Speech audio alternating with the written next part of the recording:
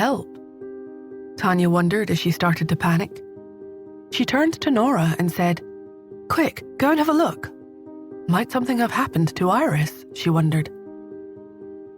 Nora had also heard what Mrs. Landis had said, and she had immediately grown concerned. As soon as she got out of the car, she turned to Mrs. Landis and said, "Lead the way." Pete, who had been hiding in the car, looked at Mrs. Landis in confusion. "Isn't she the lady that takes care of my grandmother?" he wondered. He got out of the car as well. He was about to follow them when something suddenly occurred to him. If grandmother sees me, then won't everything be exposed? He wasn't worried about his grandmother's health because she had a health checkup every year. Moreover, she had bodyguards to watch over her. They were all over the place. If something had really happened, there was no way the bodyguards would have been this quiet. Therefore, while Mrs. Landis was preoccupied and hadn't noticed him yet, he grabbed Tanya's hand and said, "Open the door for me, please. That kind of place isn't safe for me. I'll wait for you and Mummy here." Tanya looked down at the boy in surprise. Momentarily distracted by the situation, she had nearly forgotten about Pete. Nevertheless, she quickly came back to her senses, hurriedly opened the door, and let him back into the car. Only then did she go after Nora. The trouble was in the greenhouse. When Tanya arrived, she stared at Iris, who was holding the pot of flowers in her hand in confusion. Nora had only arrived a few moments before Tanya, but she was equally confused. "When you asked for help, you were talking about the pot of flowers?" Tanya asked incredulously. Iris nodded. "Yes, of course. What else could I have been talking about?" Both Tanya and Nora fell silent. When the two of them had heard Mrs. Landis's call for help, all they could think of was that something bad had happened. Now that they thought about it again, wasn't it obvious? It wasn't like Mrs. Landis knew Nora was a doctor. The corners of Tanya's lips twitched as she tried to hold back a giggle. "Then you should have been clearer about it. We ended up running all the way here." Mrs. Landis was terribly nervous. "These flowers mean more to Madam than life itself. I wasn't exaggerating when I asked for help." Tanya couldn't hold back a snort of laughter, but she said nothing. As for Nora, she looked at the pot of flowers in Iris's hand. The flowers had likely become infested with worms. But because they had used pesticides on it, the worms were now gone. However, the flowers that had been touched by the pesticide had also gotten damaged as a result. She frowned. The pesticide has already penetrated deep into the plant. The flowers can't be saved. Mrs. Landis burst into tears. "It's all my fault, Mom, it's all my fault. I saw that the young lady managed to save the flowers by spraying them with vinegar, so I thought that pesticides would also be okay. The vinegar smelled potent, and the pesticide had no odor, so I thought it would be safer. I was clearly wrong." Tanya couldn't help herself from saying dryly, "Think about what you're saying. Vinegar is edible, but are pesticides edible?" Her words made Mrs. Landis choke, and she lowered her head as she wiped away her tears. Iris had only made up her mind to use the pesticide because Mrs. Landis had convinced her to. Even though she wouldn't make the other woman compensate her for the flowers, it saddened her to see Mrs. Landis so upset. Iris looked at Nora and asked, "Why can't we save this pot of flowers, Miss Smith?" Nora studied her for a moment. Iris's brows were also knitted together, and she looked miserable. "I didn't say that this pot of flowers was going to die," replied Nora. Both Mrs. Landis and Iris were taken aback by her words, and they looked at her. Only then did Nora slowly say, "You'll have to lose the flowers. They can't be saved. But the plant itself is still salvageable, as long as you treat it with a herb bath." She wrote down a list of herbs that would be needed for the bath, and then she said, "Brew them in 3 cups of water until the solution turns dark. After that, dilute the solution and water the flowers with it afterward. This plant will be fine. New flowers will grow again after it recovers." Iris was impressed by Nora's plant knowledge. Why does her method of using herbal medicine to treat flowers resemble Orchidiance's style so much? She wondered. Orchidiance isn't even based in the United States. While Iris was wondering about it, she saw Nora yawn after she finished writing everything down. The young woman slowly started walking toward the door. Just follow the instructions and everything will be fine. We're heading back. Iris panicked. She rushed over to Nora, grabbed her hand, and asked, "It's Miss Smith, right? Can we exchange emails?" Nora looked at her in surprise. "Pardon me?" Iris smiled and then said, "Don't worry, I won't be a pest. At the most, I'll only approach you when something goes wrong with my orchids." Nora studied the other woman carefully. She wanted to refuse. After all, the owner of Villa Number 9 didn't seem like anyone simple. She didn't want to get into any trouble. But when she saw the anxious and eager look in Iris's eyes, as well as her beautiful, practically blemish-free face, she suddenly couldn't quite bring herself to say no. She blinked to clear her thoughts. She would never admit that Cherry had actually inherited her love for pretty faces from her. She took out her cell phone and they added each other's contact information. After saying goodbye, she left and went next door with Tanya. Mrs. Landis went out to buy the herbs that Nora had listed, so Iris was left alone at the villa for a while. She grabbed her phone, sat down on the wooden chair in the yard, and opened up Ms. Smith's social media page. However, she didn't know the woman's first name. A master orchid breeder like Nora would certainly share a lot of tips about cultivating orchids, right? Unfortunately, when she scanned the pages about orchids, there were no posts from a Ms. Smith. How odd, she thought. So Miss Smith has never posted anything? Is she lazy or secretive? She pursed her lips in thought. In the midst of her surprise, she heard a knock on the door. Still distracted, she got up and walked over to open the door. As soon as she opened it, she saw Tina standing there. Iris's expression instantly turned cold. "What are you doing here, Dr. York?" Tina replied, "I'm here to check up on your orchid for you, Mrs. Hunt." Iris smiled upon hearing her reply. "No, it's fine. Someone has already cured my orchid." Someone already cured it, Tina thought, surprised. How can that be? She had looked up and asked for help on various websites, and she had also approached several people who were experts on treating orchid illnesses, but all of them had said it was hopeless. Who helped her plant recover? She wondered. She was still thinking about it when Iris smiled and asked, "Is there anything else?" Tina bit her lip. She assumed that Justin must have gotten an expert to look at the orchid, only so he could stop Tina from trying to get close to Iris. She grumbled inwardly and realized she would need to find another way. The look in Tina's eyes darkened. Suddenly, she smiled and said, "Actually, I'm also here to inform you about something, Mrs. Hunt."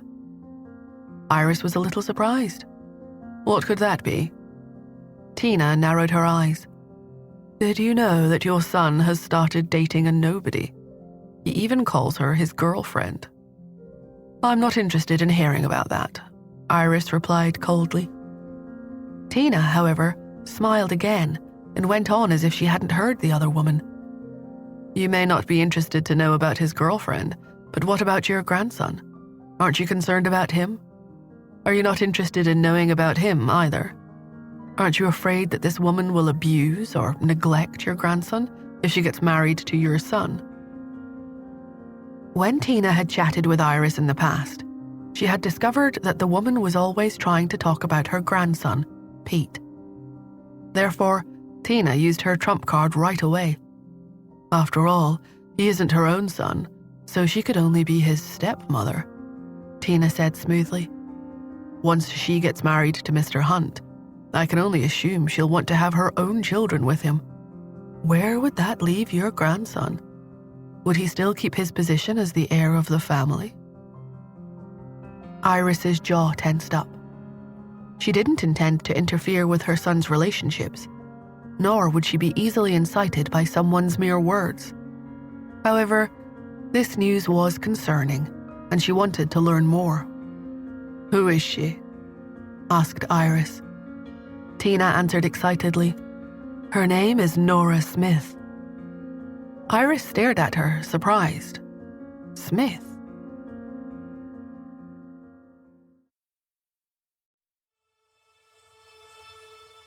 Iris was surprised at the coincidence. The girl next door, who knew how to take care of orchids, also had the last name of Smith. The girl had made a good impression on her. She lowered her eyes. "I understand. Is there anything else?" Tina was stunned by her casual tone. "You don't care?" Iris sneered. "I already said that I'm not interested in Justin's situation. If you want to get back at him by using me, you've made a wrong move. Goodbye." She did not give Tina a chance to speak again and closed the door. Tina gritted her teeth in hatred as she looked at the closed door. She clenched her fists tightly and took a deep breath before walking away. When Mrs. Landis came back from grocery shopping, she happened to see Iris sitting on the swing in the courtyard. She looked lost in thought. "Mom, what's wrong?" she asked, concerned. Iris sighed. "Justin is in love." Mrs. Landis raised her eyebrows in surprise, but her surprise quickly turned to irritation. "He's a young fool," she scolded. "Since he's in a relationship, he should have brought the woman here to meet you. Really, what is it with young people these days?" Iris lowered her eyes. "As long as he likes her, everything else is fine. I'm just worried about Pete. I don't want him to get neglected." Mrs. Landis knew that Iris was also thinking about herself. After hesitating for a moment, she walked to Iris's side and squatted down. She reached for the other woman's hand and gave it a gentle squeeze. "Mom, your son is not like that. He won't forget about Pete. He won't forget about you." Iris scoffed. "He is not. But in a family, the role of a mother is too important. Haven't you heard the saying? It's easier to be a parent than a step-parent." Mrs. Landis was silent for a while. She worried about Iris. She had always been so trusting, but after what had happened with her husband, her heart had broken and she had closed herself off and didn't trust anyone anymore. However, Mrs. Landis also knew that the head of a wealthy family was a powerful position. If Iris's son got married and his wife gave him a new son, which child would take precedence? Which child would inherit everything? Mrs. Landis sighed. "Mom, Pete is autistic. It might be a blessing if your son had another child who could inherit. Running a family could be too demanding for Pete. Wasn't your son worried about that too? I don't think he ever intended for Pete to take over the family business." Iris was stunned. She had somehow known that Pete was autistic. She had seen him once, nearly half a year ago. She had secretly gone to see him and had observed that the child was alone and not very social. She had gone up to talk to him, but he had ignored her. She sighed. "Even if that's the case, he would need to be willing to be close to me and grow up with me. Even though it might be the best thing for him, he doesn't know me." She sighed again. After a while, she looked up and said, "Give Justin a call. Ask him to bring Pete to see me." Mrs. Landis nodded, wild with joy. This was the first time Iris had taken the initiative to contact Justin since she had moved out of the Hunt's old residence. She hurriedly nodded and then said, "Okay." She ran into her room to make the call. Iris stayed outside and stared at the sky. Her thoughts were filled with swirling memories of when she was younger. When Iris had found out that her husband had cheated on her, she had been determined to get a divorce. Her husband had claimed that he and his mistress had fallen in love. Even if they did not get a divorce, their marriage would only be one of convenience. She hadn't wanted that. Even if they were to get a divorce, she had known that she couldn't take her son away. After all, Justin's grandfather was still around at that time and was the head of the family. He had helped raise Justin himself and was wild with joy at his intelligence. He had carefully nurtured him. Therefore, even though it broke her heart, she decided to file for a divorce. At the time, her mother-in-law had encouraged her to go on vacation for a few weeks to clear her head. She had agreed and had decided to file for the divorce after she returned. However, she had not expected that as soon as she left, she would have to return sooner than she had planned. While she was overseas, she got the news. Something had happened to Justin. She couldn't believe it and rushed back home.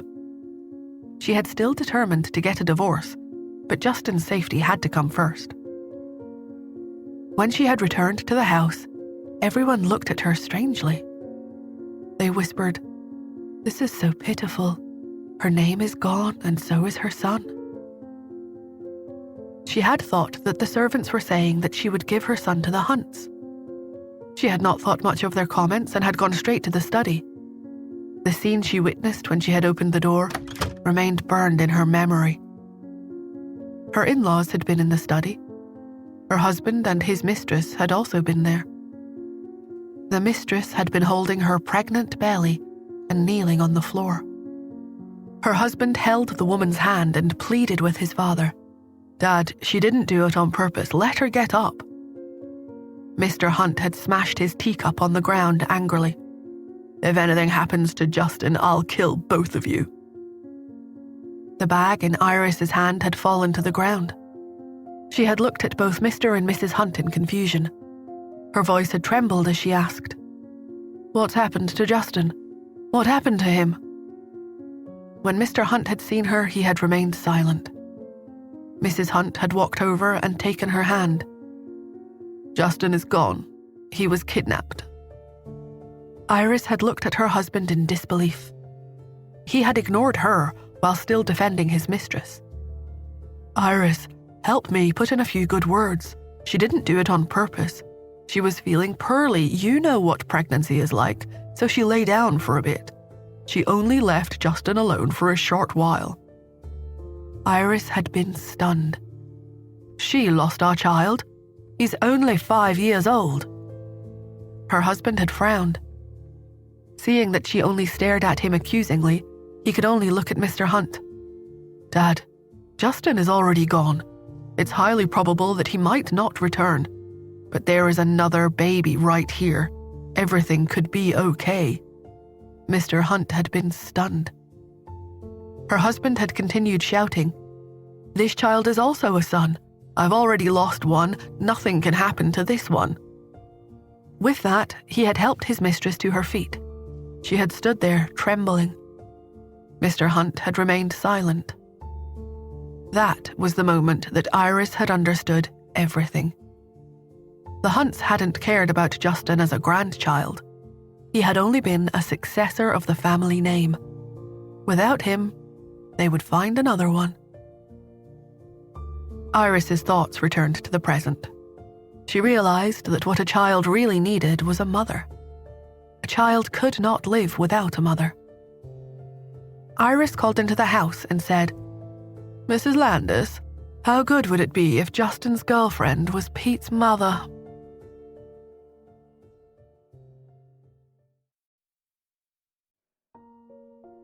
Mrs. Landis was speechless. She thought back to what had happened when Justin became a father. It had caused a commotion in the Hunt family. Iris had asked, "Who is the child's mother?" "Does it matter if the child has a mother or not?" Justin had asked coldly. Iris had been speechless. Mrs. Landis had known about the rift that had formed between Justin and his mother. Iris had not been around very much, and he had never understood why. He hadn't known that she had left because she was protecting him. His attitude toward her had always been very cold. Whenever he visited her as a child, he had kept to a strict schedule and had never stayed a minute more than he had to. Because of the rift, even though he saw her occasionally, they never had anything to say to each other, and they had never been very close. When Justin received Mrs. Landis's call, he was a little surprised. especially when he heard that Iris had requested that he bring her grandchild along for a visit. He hung up and looked at Cherry, who was pretending to be Pete. He asked, "Would you like to go see your grandmother?" Cherry looked at him with big eyes that were filled with confusion. "Do I still have a grandmother?" As soon as she had said it, she immediately covered her mouth. "Oh no, I screwed up, it's over." She had let it slip. Her brother definitely knew that there was a grandmother. As she was thinking about this, she saw her father's confused expression. He bent close to her and said, "Yes, it's normal that you don't know her. After all, you've only seen your grandmother a few times." Cherry let out a silent sigh of relief as she thought, so that's how it was. Cherry smiled at him delightedly. Okay. She liked the idea of having a grandmother. Like her great-grandmother, she guessed that her grandmother would be a very gentle old lady. She would give her lots of gifts. At the thought of this, she said excitedly, "Daddy, I'll go change my clothes." Justin nodded. He still had some work matters to settle, so he went to the study. Cherry returned to her room and changed her clothes. The moment she left her room again, she saw Roger standing at the door. He was smiling at her with his eyes narrowed. "Pete, are you going out?" Cherry nodded. "Yes, I'm going to see grandmother." Roger suddenly smiled. "Pete, I remember that you didn't like to talk much in the past. Why are you talking so much now?" Cherry tilted her head and said calmly, "Because I've recovered." Roger raised an eyebrow in surprise. Cherry took the opportunity to praise her mummy. "My daddy's girlfriend, who is also my mummy, cured my illness." Roger narrowed his eyes. "Your mummy?" "Yes, she's a great doctor," Cherry said, proud to talk about her mother. "Not only is she beautiful and kind, but she's also cool and brave. Most importantly, my father wants to marry her." Roger's eyebrows shot upward again. He had not considered Justin's relationship with the woman seriously. After all, no matter how powerful she was, hadn't she grown up in some rural California town? He regained control of his emotions and said calmly, "You're so young. Have you ever thought that having a stepmother could be bad?" Cherry cocked her head in confusion. Seeing that he had her full attention, he continued to beguile her. "You've heard of Snow White's story, right? The stepmother in that story is a witch, an evil witch. She isn't very nice to Snow White. What if you get a stepmother like Snow White's? You'll be in trouble." Cherry pursed her lips. Roger smiled inwardly as he continued, "If your stepmother gives birth to a younger brother with your father, you'll no longer be the heir. Do you understand what that means? Have you thought about the consequences?" Roger didn't want Justin to get married either. If he did, and had another heir, his own position on the board would be weaker. He had to stop Justin from getting married at any cost. Even if he could not stop him, the seed of hatred that he had planted in Pete's head would still slowly germinate in the future. If there was a conflict between Justin's wife and Pete, tensions would rise. Perhaps there would be a loophole in his control of the company, and Roger could take advantage of it. His imagination was running wild. He figured that any 5-year-old would be worried when they heard this. Indeed, the child in front of him was already deep in thought. Cherry frowned slightly. "I could have a little brother. That could be fun, right? But Mummy definitely won't want to have another child." Roger was stunned. He sensed something was amiss. "Another?" Cherry nodded. "Yes, my mummy has 2. I mean, she has a child already." She tried to correct herself and looked at Roger worriedly. Roger was even more stunned. "What? Your mummy has a child? Who did she have it with? How old is it? Is it a boy or a girl?" "She has a beautiful, cute, quick-witted, and adorable little princess," Cherry beamed at him. She's like a flower in everyone's eyes." The surprises just kept coming. It seemed like the woman had completely wrapped Pete around her little finger. Otherwise, why would he praise the little girl like that? No, Roger thought. I have to tell someone. I need to tell the family. Without even saying goodbye, Roger turned around and left. When it was time to visit her grandmother, Cherry skipped back to Justin. The two of them took a car to the villa and saw Iris. As soon as they entered, Iris's eyes landed on Cherry. Her eyes lit up. "Pete, you're here." Cherry looked at her curiously. When she realized that this grandmother was different from her great-grandmother, with no wrinkles on her face, she was instantly as excited as a little butterfly. She jumped into Iris's arms and said sweetly, "Grandmother!" Iris froze. After awkward visits in the past, Pete seemed more open this time. Iris was pleased and hugged the child back. It reminded her of how she had hugged Justin when he was little, and her heart softened. The cold expression that had always been on Justin's face subconsciously disappeared, and his lips curled into a smile. He watched them. Her smile was just like how he remembered it from when he was young. Every time he had returned home after school, she had always greeted him with that smile. But later, she had chased her father away and moved out. Justin lowered his eyes. Iris interrupted his thoughts as she said, "Tina said that you have a girlfriend and are planning to get married."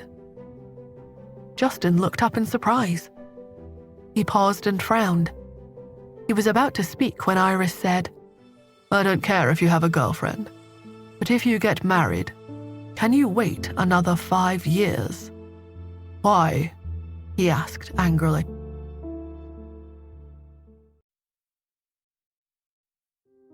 Iris looked at her son appraisingly.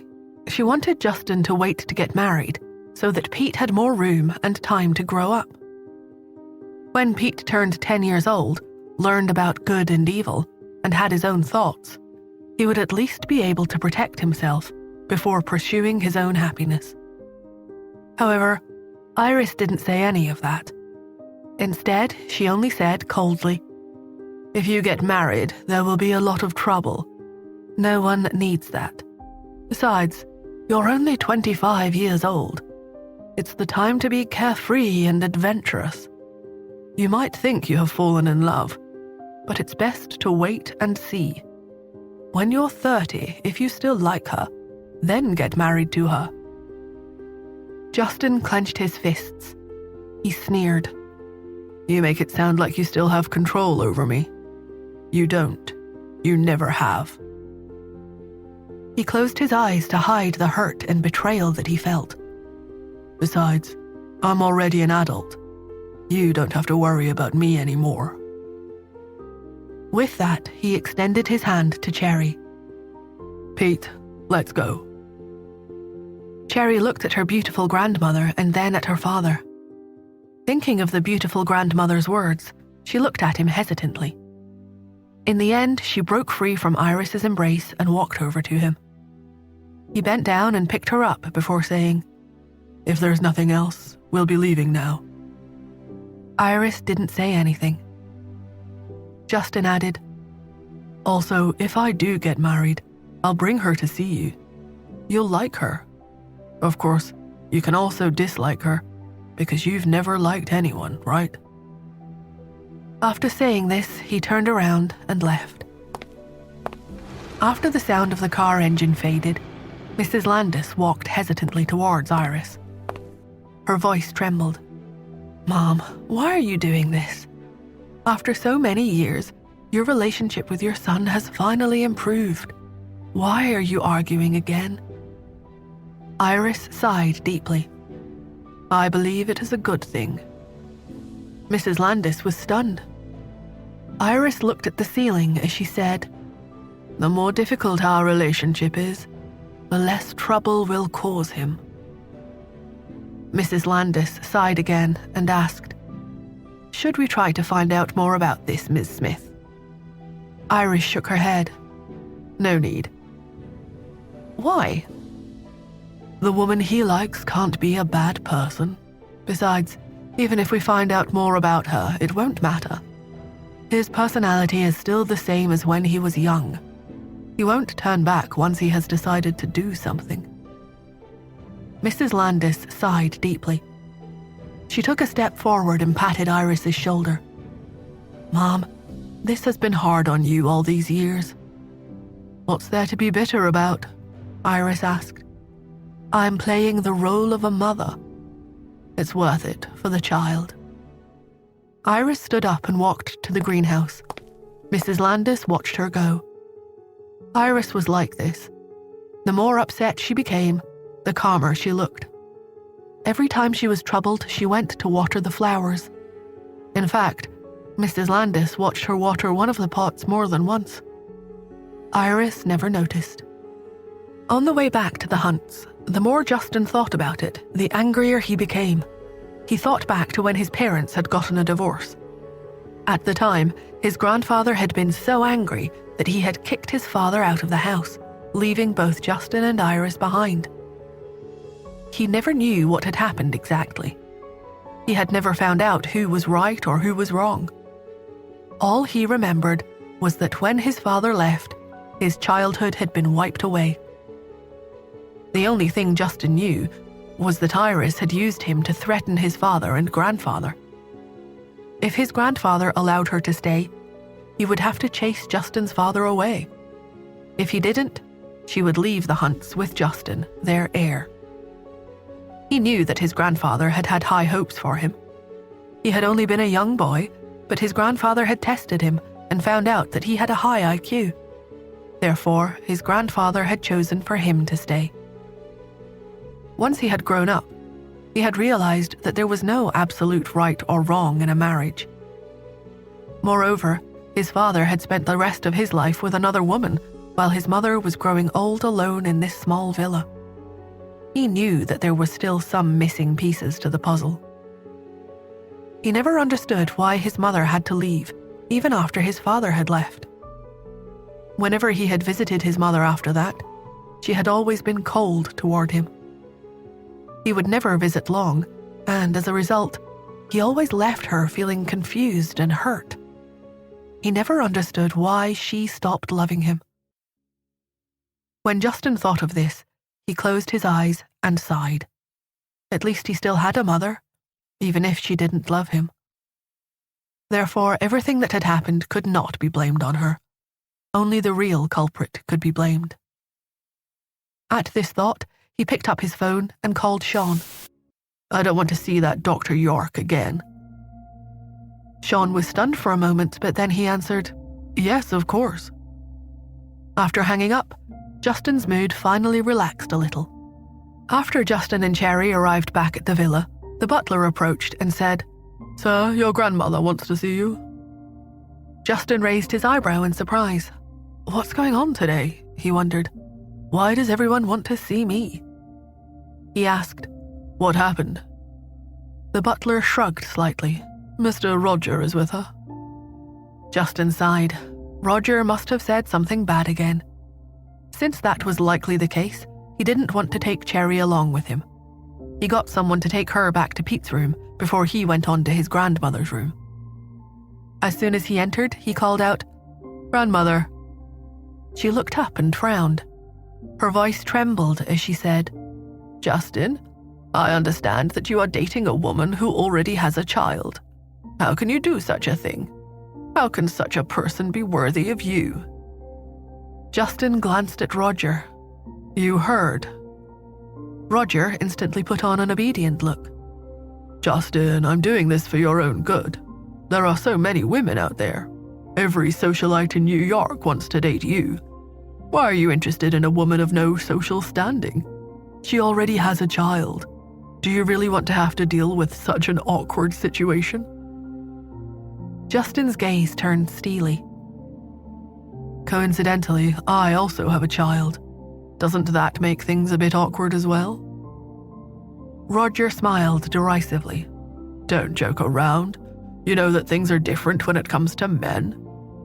If you got married to this woman, the Hunts would become a laughingstock. They'll say you took on someone else's problem. Moreover, why would you even want to raise another man's daughter? Justin scoffed. Who said we're helping her raise another man's daughter?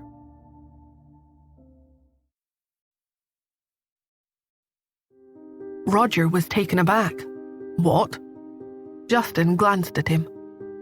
He hadn't brought Pete and Nora home with him yet, so he didn't want to let Roger know that the two children looked just like each other. Otherwise, given how intelligent he was, he would quickly realize that Cherry was a fake. He would make trouble for Nora when that happened. He would feel terrible if he accidentally hurt the two of them. The moment he thought of that, though, Justin suddenly recalled that Nora was part of the Quinn School of Martial Arts. Should Roger really send someone to interfere in Pete's life, he reckoned that he would probably be the one to end up injured instead. Regardless, all of this could lead to a lot of trouble, and Nora hated trouble. He coughed and refrained from answering. As for Roger, he seemed to come to some sort of conclusion after he took a moment to process Justin's words. Are you saying that she's not going to bring her child with her after you two get married? Are you saying the child will stay with the Andersons instead? Look, this isn't a question of a single child or of money. After all, how much money can a little girl spend? Justin, the fundamental problem here is the woman. He turned to the old woman and said, Come on, Grandma, talk to him. The elderly Mrs. Hunt frowned. She disapproved of this marriage a lot, but even so, she couldn't just embarrass Justin in front of Roger. Thus, she said, These are Justin's household affairs. Why don't you leave for now? Roger stared at her for a moment, and then he nodded and left the room. After he left, the old lady stretched out her finger and jabbed Justin in the chest. You. Are you really going to marry that woman? He heaved a sigh to calm himself. His tone softened as he said, Grandma, it's still too early to talk about marriage. Mrs. Hunt was surprised. Really? What do you mean? Is the relationship not serious? Is it casual? He shook his head. No, it's because I'm still trying to court her. The elderly Mrs. Hunt raised her eyebrow, but she said nothing, waiting for him to elaborate. He sighed.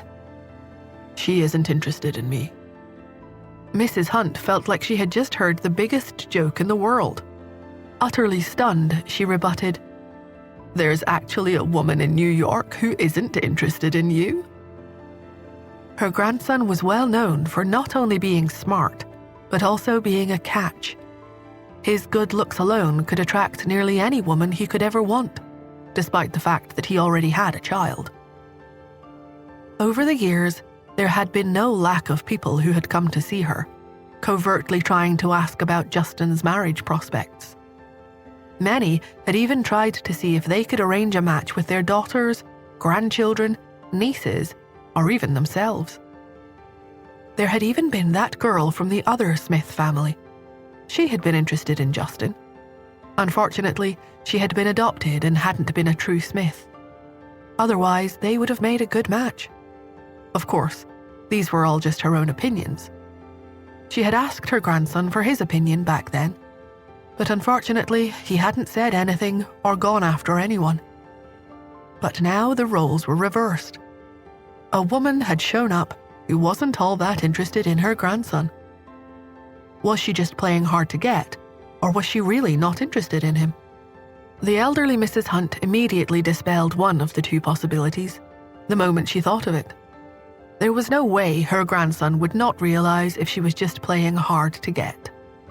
He was even better at reading people than she was these days. The situation piqued the old lady's curiosity. I'm curious about this woman. Please bring her by so that I can meet her. He nodded. No problem. After Justin left, the old lady called for her assistant and said, Get someone to look into Nora Smith. Yes, Mom. The old lady frowned. Although her grandson's happiness was important, the honor of the Hunt family was equally as important. Even if Nora Smith was a kind and amazing woman, the fact that she already had another child was a blemish on her character. The elderly Mrs. Hunt wasn't optimistic about their prospects. Therefore, she intended to look for an opportunity to meet Ms. Smith and her daughter so that she could find out more about them. Meanwhile, at the villa in the suburbs, Nora was taking a nap on the couch.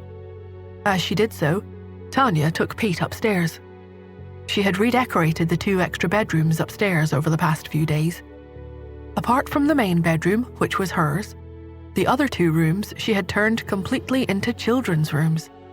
She turned one room into one for a boy and the other into one for a girl. Tanya showed Pete into the room designed for a boy, and she asked, "Do you like it?" Pete looked around for a few moments. The colors were masculine, as were the decorations, bedclothes, and toys. The boy, who had been rendered a little speechless, replied, "How childish." She frowned. "You're too precocious for your age. What is your room like at the Hunts?" "It's decorated in black, white, and grey tones, which are classier. I'll take you there someday." He paused for a moment as it occurred to him that they had already changed his room decor to suit Cherry's tastes instead. The whole room had turned pink. He asked, "Who is this room for?" Tanya's eyes looked a little lost for a moment. She answered, "It's for my son." He was surprised at her response. "Do you have a son?" She hesitated for a moment before she replied, "It may also be for a daughter, so I've also set up a girl's room. When Cherry gets back, I'll ask her if she likes it or not." Their conversation was interrupted when her cell phone rang. When she answered the call, Joel's voice came from the other end. "It's me." "Is something the matter, Mr. Smith?" "My daughter wants to learn to dance. I wonder if it would be convenient for you to—" "No, it's not," she said, interrupting his request. She hung up before he could say anything more.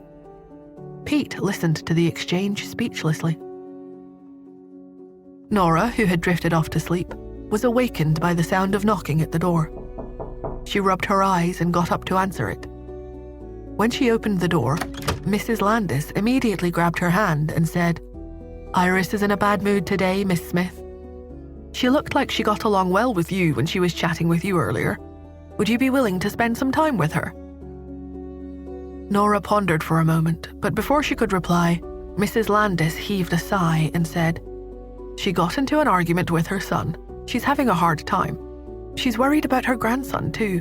However, she and her son don't get along very well, which causes him to misunderstand her all the time. After they argued today, she went out to the greenhouse and she has refused to come back inside. What should I do?" Nora stared at her in confusion. Because she didn't respond, Mrs. Landis grabbed her arm and pulled her next door. Sure enough, there was Iris, sitting quietly in the greenhouse, a melancholy look in her eyes. Since I'm already here, I might as well try to talk to her a little, Nora thought. What should I talk to her about? Nora stepped into the greenhouse. She was about to speak when Iris spotted her. A smile blossomed on her sorrowful countenance at once. "You're here, Miss Smith. It's good to see you again so soon. My, aren't you just a lovely young woman? Would you like to have a seat?" Iris indicated the seat next to her and then went on, "We're already meeting for the 3rd time, so that makes us friends, right? However, I don't even know your first name. Would you mind telling me who you are?"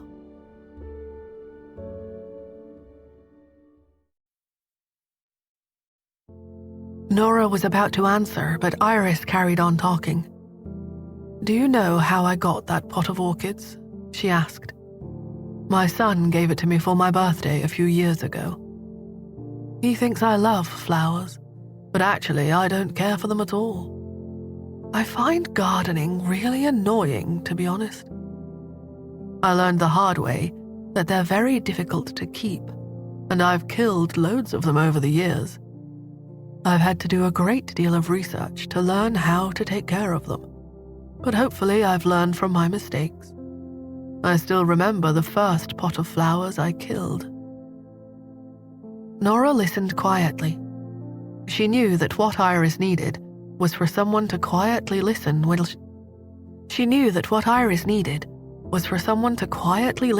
she vented. There were quite a few pent-up emotions that she needed to get out, and Nora happened to be the right person at the right time. She watched Iris intently while she spoke, and she didn't interrupt a single time, even when she rambled off the subject of flowers. Not that she minded, she simply couldn't bring herself to be annoyed when she was faced with someone so beautiful. Iris spoke mostly about her life with her son. She told her all sorts of anecdotes about their time together while he was growing up. Through her words, Nora began to understand Iris's situation. For some reason, she and her son were living separately. In addition, they weren't on very good terms with each other, and her son seldom visited her.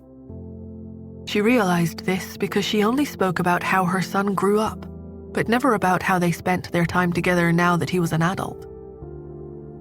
Iris talked for a whole 2 hours. It was only when her throat had become parched and Mrs. Landis had brought them some fruit tea that she stopped. She took a sip and said hoarsely, "Do you mind that I've been so long-winded? I can't remember the last time that I spoke this much." "No, I don't mind at all," replied Nora. "In fact, I've found it all quite fascinating. Don't stop, please." However, Iris did stop. Her throat was hoarse, and as she sipped her fruit tea, she studied Nora closely. Never before had she seen such a quiet and beautiful girl.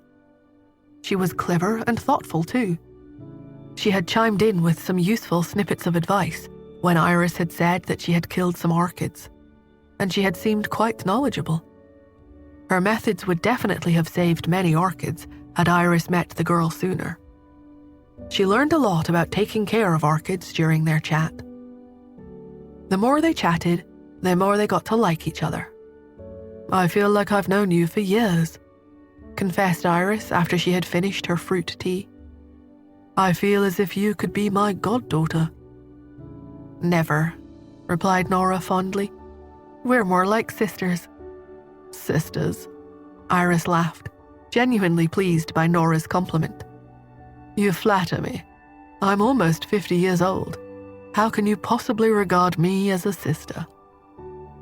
Nora was taken aback for a moment. She looked at the charming and pretty woman in front of her. The years didn't seem to have taken any toll on her face at all. "You can't possibly be almost 50. You look way too young," she said honestly. Needless to say, Iris was delighted at the compliment. She touched Nora's cheek and said, "You're also very young, aren't you? You can't be more than 20. Nora laughed. "Thank you, but my son is already 5 this year." Iris was dumbfounded. "Your son? But you're so young. You can't possibly have a 5-year-old." Nora nodded. "Where is he?" Iris asked. "Does he go to kindergarten?" Nora nodded at the house next door with her chin and answered, "No, he's at my friend's place." Iris jumped up. "Really? Can I meet him? As his new aunt, I really want to get to know him." Nora didn't answer. She had no idea what to say to a woman she had just met, no matter how nice she seemed. Their new relationship had gone from sisters to mother and daughter, and then to aunt and niece. It was all really confusing. She thought of how Pete would try and hide, and she knew right away that he might be overwhelmed by the lady in front of her. She decided that she would talk to him about the woman before she introduced them, just so that she could prepare him. She knew that he would prefer it that way. "He's shy," she said diplomatically. "Let me tell him all about you, and then I'll let you know as soon as he's ready," she suggested. Iris didn't force it. "All right," she said. "That sounds like a good idea, sister." They both laughed at her joke. "Well, it's getting late and I should be leaving," Nora said as she stood up. Iris walked her to the door. As she opened the door for her, Nora looked at her. "I know I'm being a bit forward, but may I give you some advice?" Nora asked her. A very serious expression had suddenly appeared on her face. "You may think that you're protecting your son, and I think that's great. But what if he doesn't need you to protect him anymore?" Iris froze. She was stunned. She couldn't believe that the young woman standing in front of her was so perceptive. She hadn't mentioned anything about the relationship she had with her son now that he was an adult. Yet she had guessed exactly what was going on between them. She stared at Nora blankly. Nora lowered her gaze, nodded at her, and left without saying another word. She was frightened that she had said too much, and she didn't want to alienate the older woman. Iris balled up her fists tightly as she stared at the girl's thin and frail form walking away from her. "The lady is right," said Mrs. Landis, walking up behind her. "You've already made a great deal of sacrifices for him all these years. It's time to tell him the truth. He's a grown man now, and he doesn't need you looking after him." Iris turned around and looked at her. She sighed. "Even if I tell him," she said, "do you think he would believe me?" Deep down, she knew that Mrs. Landis and Nora were right. Mrs. Landis was stunned. She wasn't expecting Iris to acknowledge this information. She had distanced herself from Justin for years, and Mrs. Landis thought that she had been quite cold with him any time they talked. Could 2 decades of estrangement possibly be explained away with just a few words? Iris sighed. She turned and went back into the front room. "I've already spent more than 20 years like this. Why bother creating trouble for him now?" Mrs. Landis stayed silent for a long time. She stared at Iris's back. "To be honest, I think you'd like it if he forgave you. We could put all this behind us," she said simply. The problem was, Iris just wasn't willing to tell him about it. In fact, she didn't know how to. She didn't even know if she was able to speak to him kindly. Mrs. Landis left her alone, afraid that if she said anything more, she might regret it. Nora put Pete into the car after she had returned to Tanya's house. "Don't go, guys," begged Tanya, reluctant to see them leave. "This place is so big that I get scared here on my own." Nora raised her eyebrows. "Why don't you come with us then?" she offered. She hated to see her friend when she wasn't happy. Tanya didn't know what to say. She had only moved in that day. She knew that if she went with them, she might not come back. So she smiled and shook her head. "No, I'd better get used to the place. And besides, what's so good about the Anderson household that you feel you need to dash off?" "The bed there is awesome," said Nora, stifling a yawn. Tanya didn't reply. She could see the tiredness in Nora's eyes and didn't want to keep her awake any longer than she needed to. After they had said their goodbyes, she waved to them as they drove off, and then she walked slowly back into the villa. "Mummy, how was your chat with the lady living next door?" asked Pete, as he watched Tanya's form recede in his rearview mirror. Nora hadn't mentioned anything about their afternoon together, and he was worried that they hadn't had a pleasant time. "Actually, we hit it off really well," Nora replied. She smiled as she remembered how they had bonded over their conversation and fruit tea. "She is my self-proclaimed new sister, and that makes her your new aunt." Pete didn't answer. It was a lot of information for such a young brain to take in. How can Grandma be my aunt? He asked himself. What happened there? Too afraid to ask any questions in case the answers confused him further, he sat quietly for the rest of the journey to the Anderson household. Nora's phone had beeped almost as soon as they pulled into the driveway. It was Iris, asking if they had arrived home safely. She completely ignored Pete in her haste to answer it. He let himself out of the car and tiptoed to the front door. "I'm home," she typed quickly into her phone. "Good," replied Iris. "It was lovely to meet you." Nora paused, thinking carefully. She made a decision. She smiled. "By the way, my name is Nora Smith," she wrote.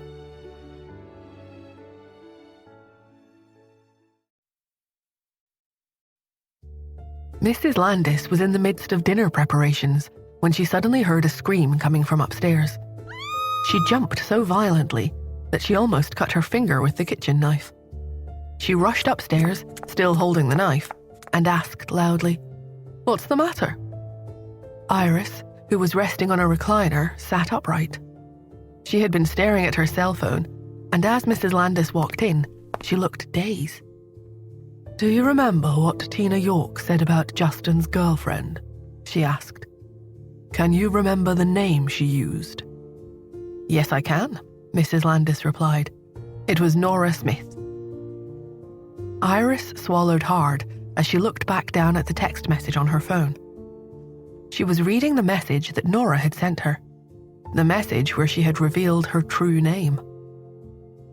She rubbed her eyes and looked at the screen incredulously. She kept reading the same 5 words over and over. As the news began to sink in, she let out another scream. "Please don't scream," said Mrs. Landis as calmly as she could. The screaming wasn't doing her nerves any good at all. "I'm too old for shocks. What's the matter?" I think I'm in trouble," said Iris faintly. "Why? What have you done?" It was a long time before Iris answered her. The suspense in the room mounted. Mrs. Landis could feel her blood pressure rising by the second. "If I told you that the girl Justin has fallen in love with, you know, the one that Tina York says has been pestering him, is the woman who was here this afternoon, would you believe me?" Mrs. Landis didn't answer. She was too surprised to form a coherent sentence. As she thought of the calm aura around the woman, she shook her head. She had met many people during her time working in Iris's household, and she had become an excellent judge of character as a result. Nora Smith was no ordinary person, and it appeared that both she and Iris had underestimated her. Most people who had heard of Iris couldn't wait to meet her. They thought that if they could be of help to her, they might gain access to her inner circle. Nora was the first person they had met who had not behaved like that. "I don't believe it," Mrs. Landis said when she eventually found her voice. Iris nodded. "I don't believe it either." "But she said she had a son," Mrs. Landis said, so deep in thought that she had started to stammer. "Yes, that's right. The Nora Smith that Tina York mentioned has a daughter, not a son. So..." It was Iris's turn to leave her sentence unfinished. "Well, the name Nora Smith is very popular," Mrs. Landis said diplomatically. "It could just be a case of mistaken identity." Iris hesitated. "Is that so?" she asked, more in hope than expectation. "I'm not sure that Nora is a common name. Do you think Tina meant Noreen?" A silence settled on the room as the two women tried to find some logic in the day's events. At last Iris spoke. "If we really want to know the truth, I think that the next time Nora comes to visit, I'll also ask Justin to come over. That way we'll know for sure, right?" Mrs. Landis nodded. "Yes, that's right. She's your new sister anyway, so it doesn't matter." Iris breathed a sigh of relief. Nora, who had absolutely no idea that her revelation had left Iris with such a huge internal struggle, went upstairs with Pete after she had returned to the Andersons' house. After a quick shower, the two of them fell happily asleep on the bed. The night passed peacefully. The next day, the sun was high in the sky before she finally woke up. She stretched and dressed herself before going downstairs leisurely. It was only when she was at the bottom of the staircase that she spotted both Mrs. Anderson and Melissa sitting solemnly on the couch in the front room. They looked at her expectantly as she opened the door. "You're finally up," exclaimed Melissa, jumping up. What's up? Nora asked. Is everything okay? Mrs. Anderson and Melissa exchanged a look before Melissa spoke again. Mrs. Hunt has invited you to her manor house. She has also requested that you bring Cherry along. Nora frowned. She was so lost in thought that she didn't answer. Nora? Melissa looked at her anxiously. Did you say Mrs. Hunt? Nora asked. She wasn't sure that she had heard them correctly. Melissa nodded. Yes, Justin's grandmother. Nora knew who she was, of course. After all, she was the one who had treated her illness. Why is she asking me to come over? Nora asked, a puzzled look on her face. Melissa looked at her, a grave expression on her face. Come here, please.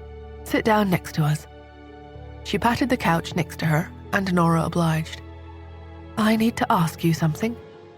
Sure, what is it? Melissa took a deep breath. You and Justin, are the two of you dating? She asked cautiously. No, we're not, Nora replied emphatically. Her cell phone rang, saving her from having to continue any awkward conversations. She looked at the screen, which said that Mr. Narcissist was calling. What can I do for you? She asked sarcastically as she answered the call. The man on the other end of the line spoke in a low and deep voice. Nothing much. I just wanted to ask you out on a date, that's all. A long pause greeted him. Nora? He asked uncertainly. The lack of response had made him think that they had been cut off. A date? She asked, completely startled. That's right. Didn't I make a promise to you the other day? We should really go out on dates more frequently, so that you don't feel the need to approach me under the pretense of visiting Pete. There was a long pause while Nora thought about it. Where and when? She asked. How about now? We could go and catch a movie, if you like, he suggested. No thanks, she said bluntly. The movies make me fall asleep. It always happens when their plots don't make sense. How about a drive out to the countryside instead? It seemed that he wasn't going to take no for an answer. So that we could admire an endless field of vegetables on a farm. Sorry, but I come from a small town. These things aren't novelties to me, she replied. What would you like to do then? He asked, running out of patience. Sleep, she answered quickly. She obviously wasn't eager to spend any time with him. He went quiet for such a long time that even Nora wondered if they had been disconnected. Just as she was about to hang up, he replied, Isn't that a little forward? I don't know what you mean, she said. We've only just started dating. It seems a little early in our relationship to be sleeping together, in my opinion. He replied, completely taken aback by her suggestion. However, if you're that keen, I suppose I could always oblige you. It hadn't occurred to her that her words could be so misconstrued. She made a note to herself to be more careful about what she said in the future. Not only had she made herself look cheap, but she had also given him a gilt-edged opportunity to brag again. Nora snapped. Are you incapable of understanding English, or perhaps you need me to operate on your brain? She shouted at him, angry that he had made her look like a fool. Her words reminded him of a message that Athena had once relayed to him through Solo. The message had made him so angry at the time that he had to control an urge to punch someone. It had taken him hours to calm down at the time, and in fact, he had even gone on to forget about it. Until now. He smiled. You've just reminded me of a message that Athena gave me a while ago. Nora didn't answer. She had no idea what he was talking about. Don't you remember the insult you hurled at me back then? He asked her. His voice was very smooth, and it unsettled her. Still, she didn't answer him. Her mind was working furiously. I hurl insults at you because you're so narcissistic, she thought. She bit her tongue, forcing herself not to say the words out loud. She knew that if she did, the consequences would be massive. It meant that she would then have to explain that she wasn't in love with him, and that she was using him as an excuse to approach Pete. She coughed, not sure what to say. "Was there anything else?" she asked. "Yes," he replied. He chuckled. "About us sleeping together." She hung up before he could continue. She put her phone into her pocket and looked up. Melissa and Mrs. Anderson were staring at her.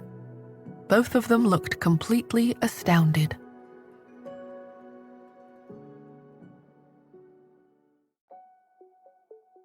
"Are you sure you two aren't in a relationship?" asked Mrs. Anderson.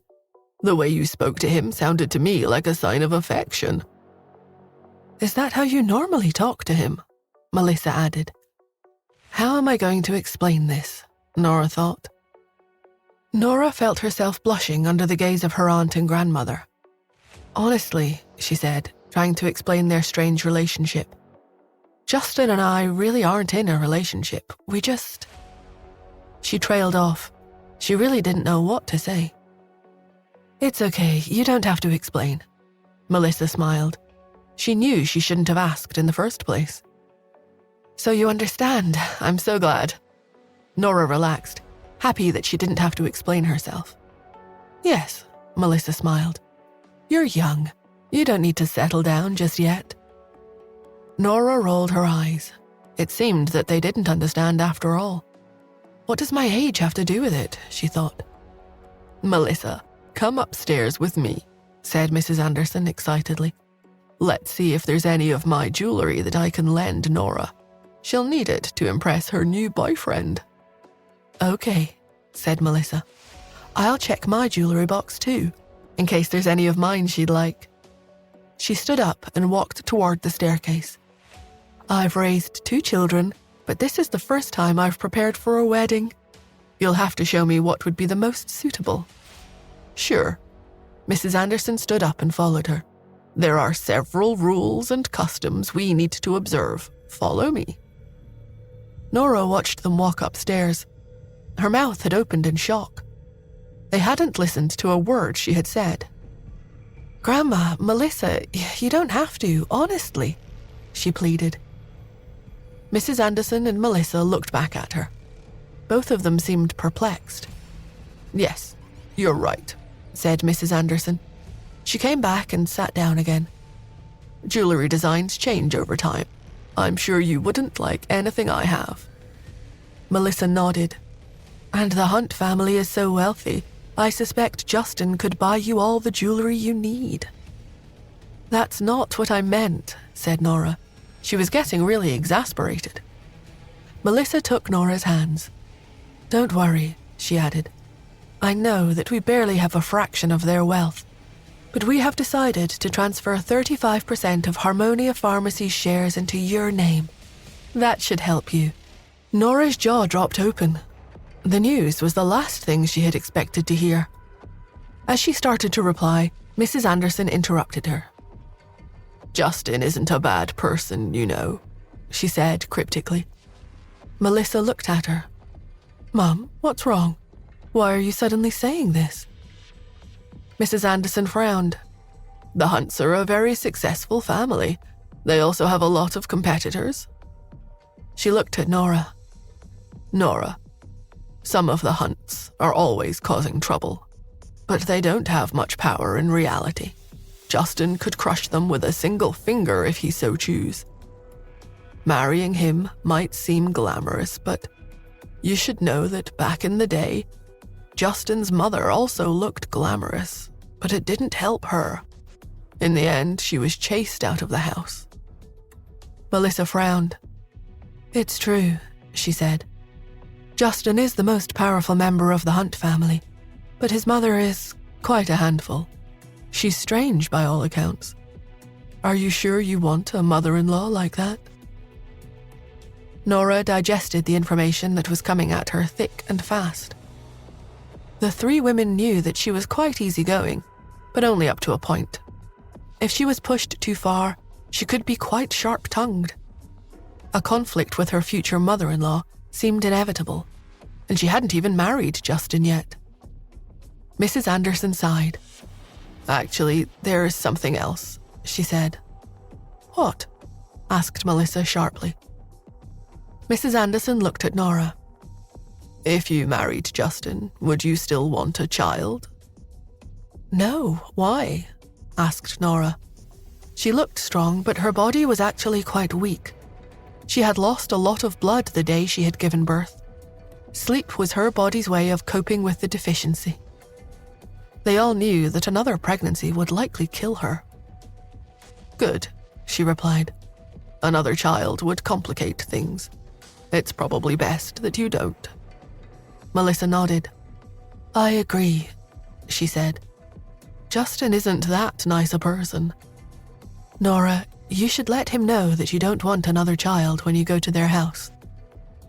She knew that if Nora gave birth to a boy, it would muddy the waters when the Hunt family tried to decide who would be the next heir to their fortune. "I don't want to go to their house. Help me think of an excuse not to go, please?" Nora was almost pleading with the two women. "I don't want to cause any trouble."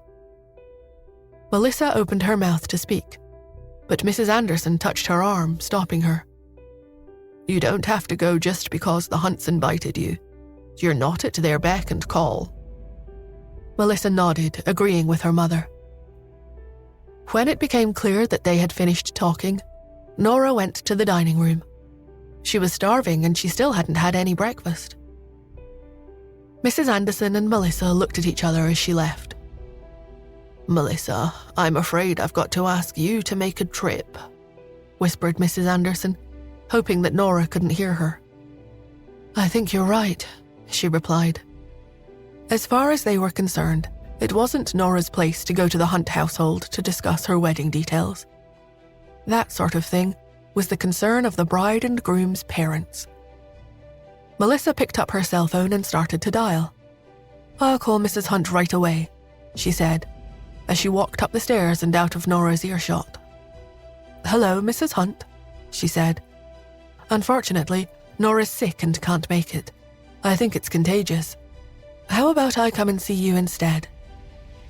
Mrs. Hunt understood what Melissa was saying perfectly. "Isn't Nora's daughter called Cherry?" she asked. "Can you bring her over? She and Pete could get to know each other better." "No problem," said Melissa.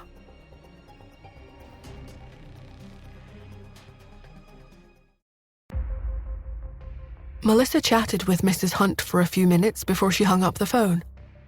She immediately went downstairs to tell Mrs. Anderson all about their conversation.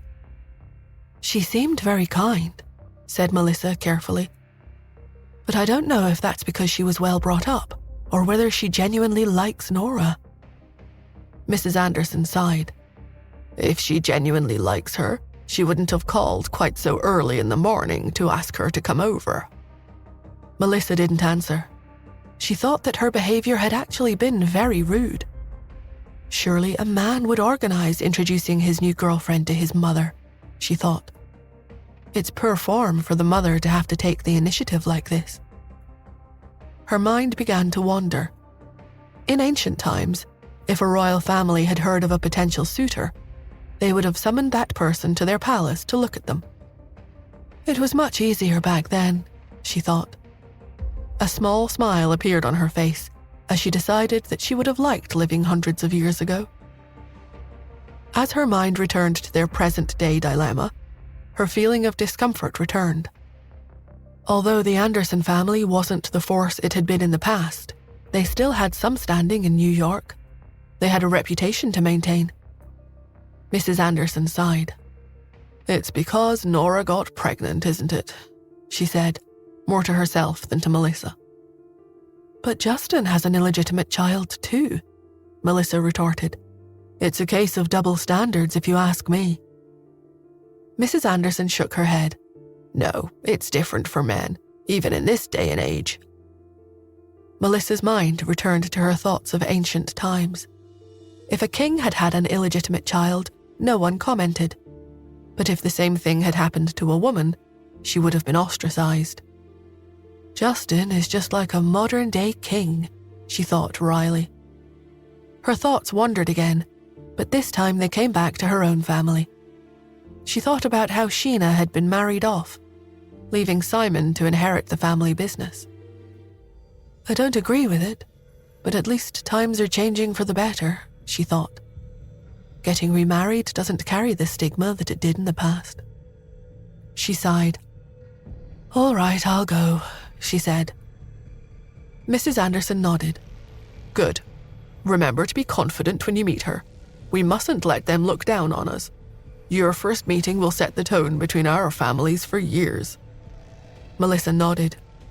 She knew that her mother was right. She stood up and walked toward her room. She wanted to pick out a sophisticated dress for their meeting later that day. As she walked past the table, she noticed that Cherry was writing studiously. She looked closer, only to find that she was immersed in complex algebra equations. She seems quieter recently, she thought. I wonder why she's not as lively as usual. Cherry, would you like to go out with me today? She asked. Pete didn't even look up. I don't want to go, he said. He didn't even lift his head up from his page. But it'll be fun, she added, trying to sound persuasive. Come on, I'm going to a friend's house. It'll be much more fun than staying at home all day. Pete looked up slowly. He really didn't want to go anywhere, but he had heard her mumbling about Cherry. She had been asking herself why Cherry had stopped pestering her to take her out and play all the time. Pete sighed. All right, he said sullenly. That's great, said Melissa happily. Come on, let's pick out a dress for you. He grimaced. I don't want to wear a dress. I like what I'm wearing, he said. Melissa looked at the child's clothes. She was wearing grey clothes, and it was hard to tell if she was male or female. Her hair was a little long, but it hadn't been cut in a while. But we should make the effort to look nice when we go to visit people, she replied cautiously, not wanting Cherry to change her mind. But I'm comfortable like this, Pete whined. Melissa sighed. You're right, we're just going to play. There's no need to be too dressed up. With that, she looked at her own clothes. I'll change into something comfortable too, she said. She smiled encouragingly at the child. 5 minutes later, Melissa walked back into the room. She was wearing casual clothing. She smiled again and reached out her hand. Come on, let's go, Cherry, she said. Okay, Pete said. He stood up and followed her downstairs. As they prepared to leave the house, they bumped into Nora, who had finished her breakfast. Hello, said Melissa. I'm just taking Cherry to a friend's house to play. Sure, said Nora. She didn't ask where. Instead, she stepped aside and let them pass. While the Andersons' chauffeur drove them, Melissa gave Pete some instructions. Cherry, you must remember to be polite and sweet when you meet this lady. Don't embarrass me, okay? She ordered. Pete nodded. Okay, he said quietly. You're cute and likable. She'll love you, she added. Pete was speechless. Being cute and likable was his sister's speciality, not his. He sighed.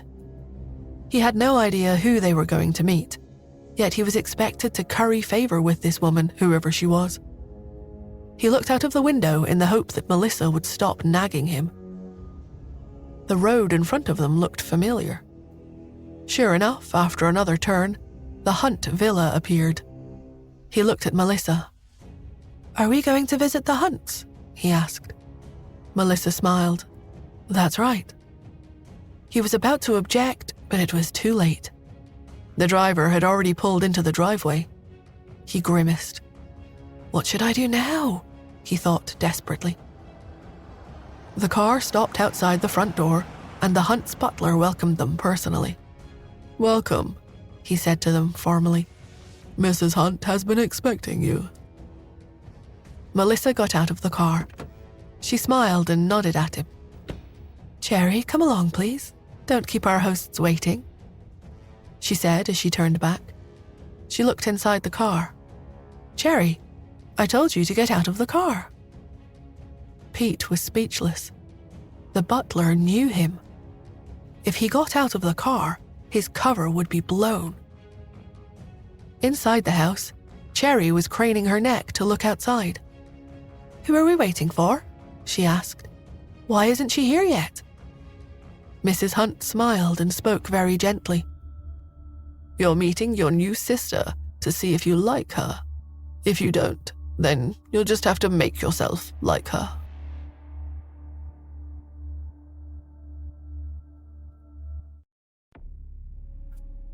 Cherry was excited.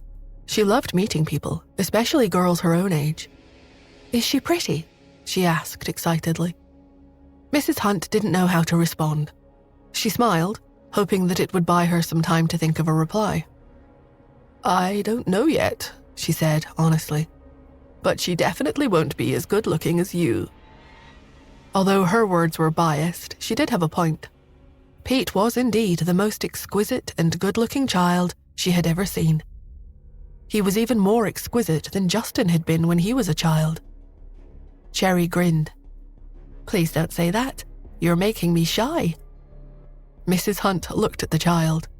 She felt that Pete had become even cuter recently. She hugged him. "But you are," she said, her heart melting. "Now, please be on your best behavior. If you are, I'll buy you a treat later." At the mention of a gift, Cherry struggled free from her hug. "In that case, since I'm meeting my new sister, I'll find a gift for her. Wait a minute." With that, she ran over to the toy room and started to look for something suitable. Ever since Mrs. Hunt had gotten to know her grandchild, she had invited him over to play on regular occasions. To make the visits more palatable for a young child, she had prepared a playroom in the house, purely for his own use. The room was mostly full of toy cars. Cherry rummaged around until she found a teddy bear, planning to give it to her new friend. As she watched the child run away, Mrs. Hunt's smile faded. "Pete is a little too kind, I think," she said to the housekeeper who had been standing behind her. Her housekeeper, Mrs. Lee, had followed her when she married into the Hunt family many years ago. Although she had gotten married and had children of her own, she had always stayed by Mrs. Hunt's side and helped her manage her domestic life. Mrs. Lee nodded. "He's very approachable these days," she said. "He's lost the arrogance he used to have."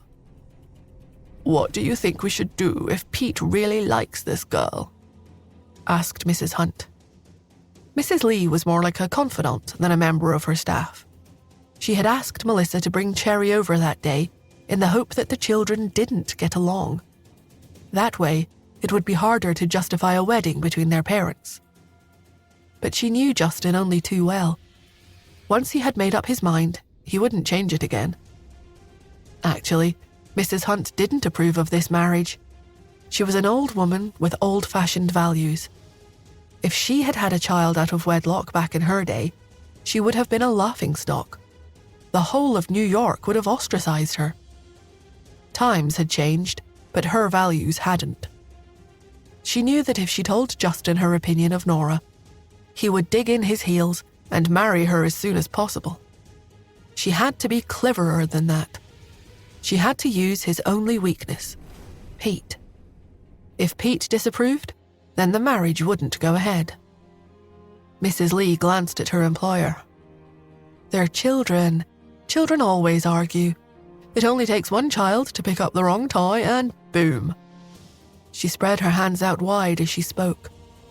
"A fight, yes, that would work." Mrs. Hunt's mind was whirring so quickly that she couldn't even talk properly. "Okay, can you arrange it?" she asked. Mrs. Lee nodded. Mrs. Hunt sighed. "This is the first time in years that I've schemed against Justin." "But you're doing it for his own good," Mrs. Lee comforted. "That woman has bewitched him, and the last thing he needs in his position is to fall for a woman with an illegitimate child."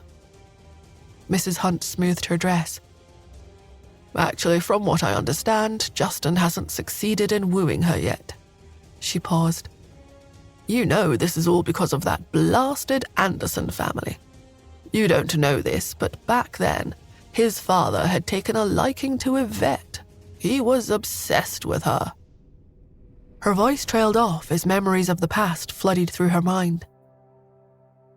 The fact that Nora was an Anderson wasn't what was troubling her.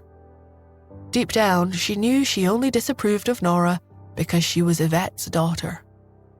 How much trouble had Yvette caused in New York back then? Even her son, Justin's father, had been infatuated with Yvette. He had even fought with Ian because of her. Mrs. Hunt continued. "Yvette chose Ian in the end, but from then on, Justin's father seemed to have become a different person. He used to be such a progressive man, but after that, he didn't seem to care about getting married anymore. I helped him choose Justin's mother. When I asked him for his opinion, he said that it was fine. If he couldn't have Yvette, he didn't care who he married. He left it up to me to find him a bride. I was too anxious back then. I wanted to get him back on his feet and choose Iris, who was equally as beautiful. Iris came from a better family than Yvette, and she was well educated. It's just that she didn't like to be in the limelight, so she wasn't as well known as Yvette. That was the only difference between them." Mrs. Hunt carried on with her story, completely engrossed in the past. "Once they were married, Iris found out that there was someone else. She couldn't bear it. But back then, it was normal for a wealthy man to have one or two mistresses, regardless of who he married. Coming from a good family didn't stop that sort of thing from carrying on." "Justin's father was lucky," interrupted Mrs. Lee. "Do you remember what happened to the Smiths?" Mrs. Hunt's mind snapped back to the present. "I heard he was dying." Mrs. Lee sighed. "I'm not sure," she said. Mrs. Hunt interrupted her. "He and Justin's father were the two most eligible bachelors in town. Although Yvette chose Ian, they remained childless. He's terminally ill, I've heard. At least Justin's father is still alive." She sighed. Her disapproval of Nora grew to a new level, just like her hatred of the Andersons. But what it all boiled down to was that, while she blamed her son for being disappointing, it was more convenient for her to vent her anger on the Andersons. Yvette had passed away many years ago, and the Andersons were gradually falling into decline. So many years had passed that Mrs. Hunt had almost forgotten about the existence of the Anderson family. But Nora's arrival into their lives had changed everything. If Nora hadn't been Yvette's daughter, then perhaps she wouldn't have disapproved of her at all. As she was thinking, she heard footsteps outside. "They're here," whispered Mrs. Lee loudly. Mrs. Hunt sat up straight and looked expectantly at the door. She refused to stand up. She wanted to take a good look at the child, and being at the same height as her would help her do that. After all, she was convinced that she was going to be a carbon copy of her mother.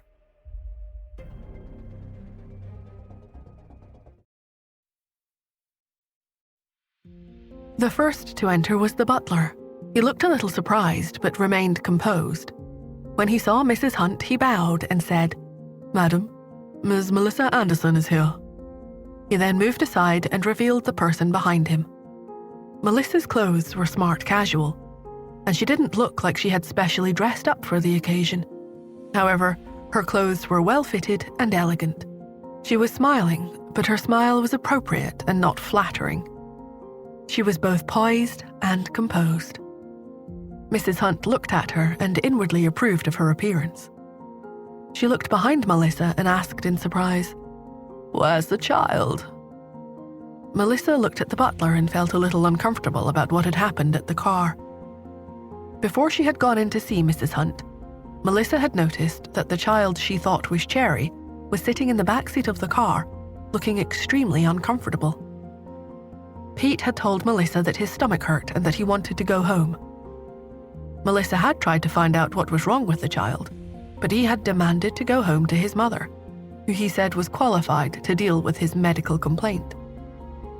Melissa had offered to take the child home, and Pete had admitted that the real reason he wanted to go home was that he didn't like the look of the butler. Melissa had tried to assure Cherry that the man was very friendly and that he would go and look for some toys. Unfortunately, however much she had tried to persuade the child, Pete had remained set on going home. He had also told her that taking him into the Hunt's house was embarrassing for him. In the end, Melissa had given in and asked the chauffeur to take the child home. In answer to Mrs. Hunt's question, Melissa explained, "She is very clingy to her mother. She was missing her mother and wanted to go home, so I got the chauffeur to take her back." She then changed the subject. "Anyway, Mrs. Hunt, how are you doing?" Mrs. Hunt ignored the question. She wanted to go home to her mother. She glanced at the butler and saw him nod. She was irritated by the revelation, and it made her look down on Nora even more. If she was brought all the way here and then taken home, she thought, then the child is obviously very willful and spoiled. She pointed to the chair beside her and said, "Have a seat." Melissa's body stiffened. The woman's condescending attitude was obvious, and even though she was clearly good at concealing her feelings, Melissa detected some impatience, and it made her feel uncomfortable. After she had sat down, Mrs. Hunt smiled and said, "You can't spoil a child too much." Melissa sighed in relief. Cherry had indeed behaved poorly that day, and though she was disappointed in her, she didn't let it show. She smiled back and said, "You're right, however, Cherry is a delicate girl, and our family has wrapped her in cotton. As with most wealthy families, the daughters in our family are cosseted, while the boys are given more freedom." Melissa wanted to let Mrs. Hunt know that Nora had also been pampered by the Andersons since she was young. Mrs. Hunt understood and smiled. "Yes, that's how wealthy families around here raise their children, but I heard that Nora grew up in California." Melissa nodded. "Yes, my elder sister got married in California and set up a company there. However, it's more difficult to raise children there." Mrs. Hunt smiled and remained silent. Mrs. Lee broke into the conversation and said, "I think you raised her too carefully. The boys in our family are raised to be tougher. Our family has only raised one child who isn't tough. That child is the boy Justin raised himself from a very young age. He fed him and changed his diapers. Any father who can do that is a good father. He's always doted on the child and hasn't left him for more than 3 days since he was very young. He even taught him to read and write. At the time, we said that the boy needed a mother, but he said that the child was still young and he was afraid that a stepmother would have a negative effect on him. He said he would consider it when the child had grown up. He even said that he would consider finding someone from a poorer family." What she was saying was that Justin cared about the child more than anything else, and even if he got married, it would only be if it were in the child's best interests. Melissa clenched her fists. After Nora marries Justin, she thought, it will be her own choice whether to have children or not. The Hunts are clearly looking down on my family by saying all this. "What do you mean by a poorer family?" Melissa asked coolly. Mrs. Hunt stepped in to stop the line of questioning. "Mrs. Lee, what nonsense are you talking about? The Andersons aren't a poor family." Mrs. Lee immediately corrected herself. "Mrs. Anderson, don't take it to heart. I didn't think before I spoke, and that's not what I meant. Of course, the Andersons are not a poor family. Your family's carefree pills are very famous, and even our family keeps a few for emergencies." Melissa clenched her fists more tightly. But she knew that even if this marriage didn't succeed, the two families couldn't fall out. After all, the Andersons couldn't compare to the Hunts. However, because she didn't want Nora to marry into such a family, she had already made up her mind to persuade her to break up with Justin. As she was thinking about it, she heard a child's voice say, "Great-Grandma, is my sister here?" Then, a small figure ran into the room.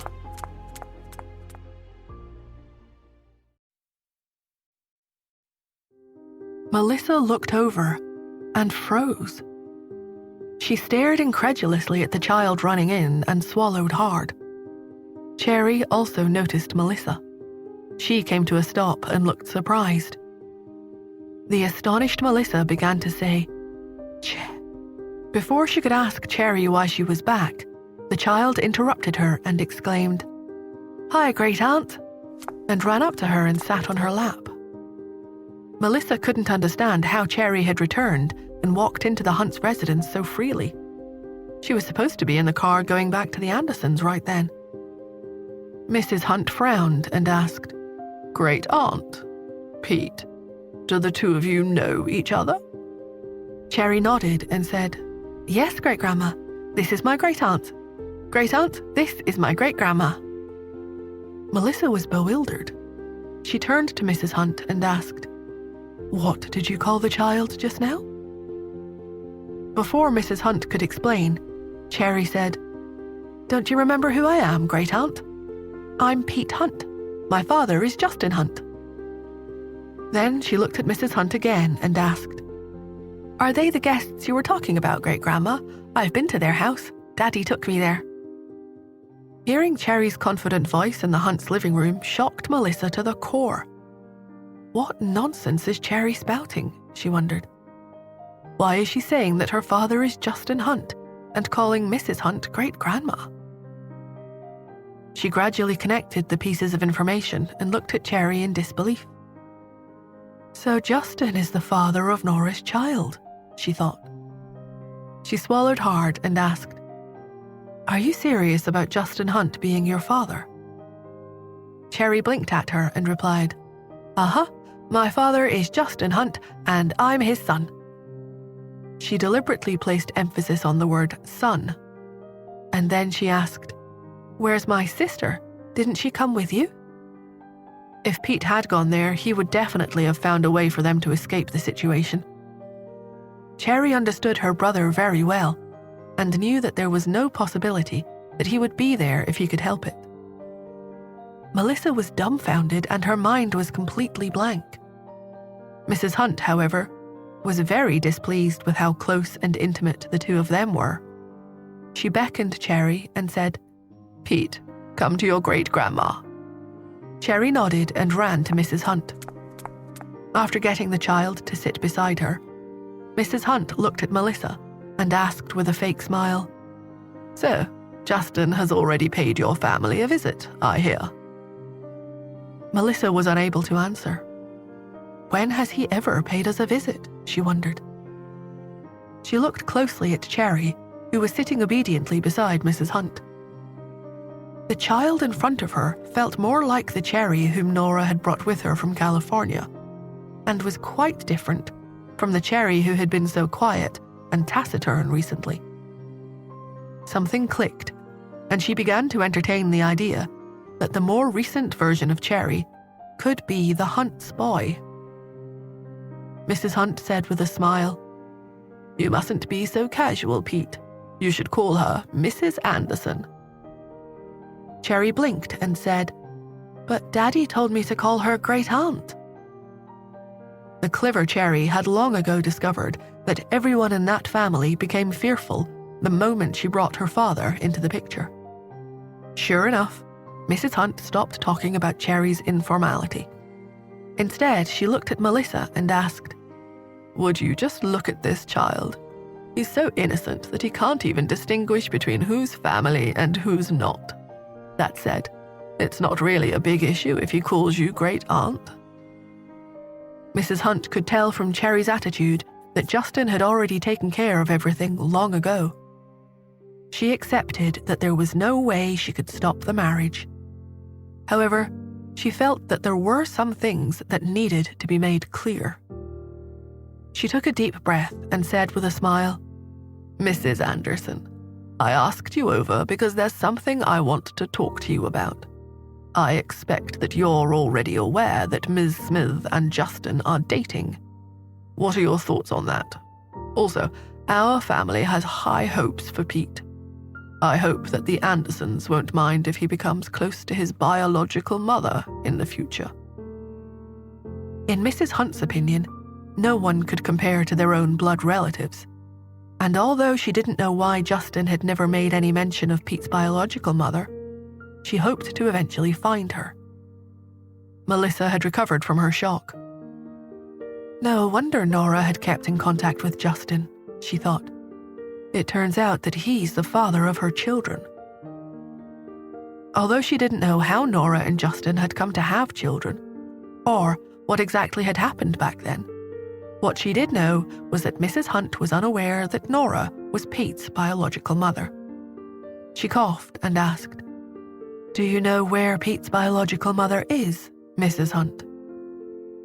Unfortunately, Mrs. Hunt misunderstood her.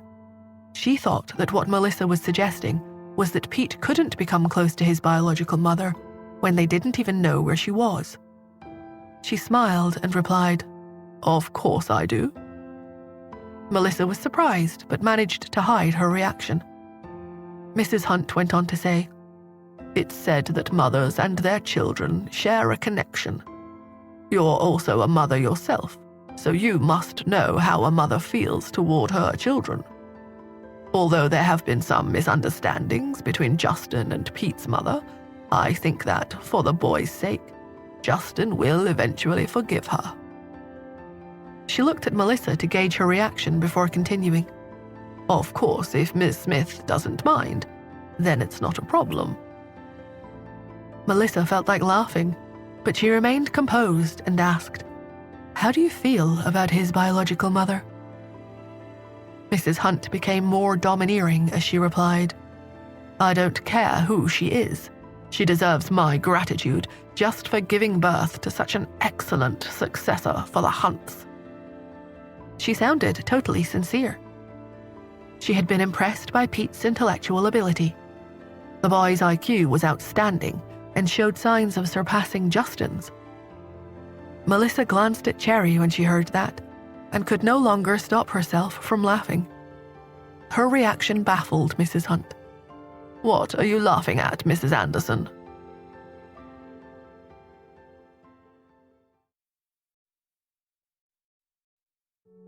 Melissa replied, "I'm sorry, I shouldn't really be asking about it because it's your family's private affair." Mrs. Hunt frowned. "Our private affair? It's not just a private affair anymore, is it? Aren't Ms. Smith and Justin in a relationship right now?" Melissa feigned surprise and asked, "Are the two of them dating? I really wouldn't know about that." She didn't know what Nora's plans were, so she didn't want to be drawn into talking about it. Mrs. Hunt was disappointed that Melissa didn't know anything about the relationship. She had wanted to discuss the matter with her and find out how serious the relationship was. However, since Melissa had already denied any knowledge of it, she couldn't go on about the topic anymore. She changed the subject tactfully and invited Melissa to stay for dinner. However, Melissa declined the invitation and hurried home. As soon as she entered the house, Melissa saw Nora staring at her. Nora looked very suspicious as she asked, "I heard from Cherry that you went to the Hunts." So the child is the Hunt's little boy, Melissa thought. The news astounded her so much that her legs became weak. She held Nora's arm for support, grabbed her hand, and asked, "Nora, are Cherry and Pete, they're twins?" Nora replied casually. Melissa swallowed hard. Even though she had already guessed the answer, she had to ask, "And is Justin there?" "He's their father." She could hear that Nora was very sure about that. Nora's certainty came from the fact that Lily had compared Justin's DNA with DNA samples taken from the twins, and had discovered that he was definitely their father. She still remembered that Lily had told her that she had also checked into Justin's records and had found his IQ results, which suggested that his IQ was almost as high as Nora's. Nora had asked about the children's IQs, and Lily had told her that Pete also had a remarkably high IQ, and that Cherry's was even higher. After she had heard the test results, Nora told Lily to destroy all the data. Melissa stared at Nora in shock. The unattainable Justin was every New York girl's dream. I can't believe that Nora has conquered that unattainable man, Melissa thought. When her daughter, Cheryl, had met him at a party when she was young, even she had come back saying that he was the most handsome boy that she'd ever seen, and that he had an air of elegance about him. At that time, Melissa had warned her not to develop feelings for him, because people like him couldn't be tamed. Cheryl had immediately understood that he was out of her league. Although Mrs. Hunt looked down on the Andersons, Melissa was sure that once Mrs. Hunt realized that Nora was Pete's biological mother, and that she could even bring an additional child to the Hunts, she would probably treat Nora as her family's most honored guest. She asked Nora, "Are the two of you really going to get married?" Nora yawned and replied, "No, we're not. I've never entertained that thought before," she added. Nora then picked up her cell phone and made a call. She put the phone in hands-free mode, and the call was answered straight away. "Hello, Miss Smith. Are you calling to tell me that you miss me?" Nora said, "Keep your family members in check." "What do you mean?" Justin asked. Nora was cold and distant as she said, "Don't harass the Andersons." He understood at once. "Was it Grandma?" he asked. "Yeah," Nora said. "She invited my aunt over to discuss marriage plans." Justin remained silent. "Mr. Hunt," Nora continued, "didn't we already reach an agreement about not getting married?" Melissa was shocked by Nora's tone. Is this how Nora usually talks to Mr. Hunt, she wondered. She seems to be treating him with disdain. She's going to make him angry. While her imagination was running wild, Justin said, "It's my fault." "I can't believe what I'm hearing," Melissa thought. Is this the same Mr. Hunt who's normally so aloof and superior to others? Why does he sound like he's trying to please Nora? Nora hadn't expected him to admit his mistake, and she raised her eyebrows a little. She wondered whether she had been a little too forceful with him. As she was thinking about it, Justin sounded aggrieved as he said, "I'll keep my family members properly in check.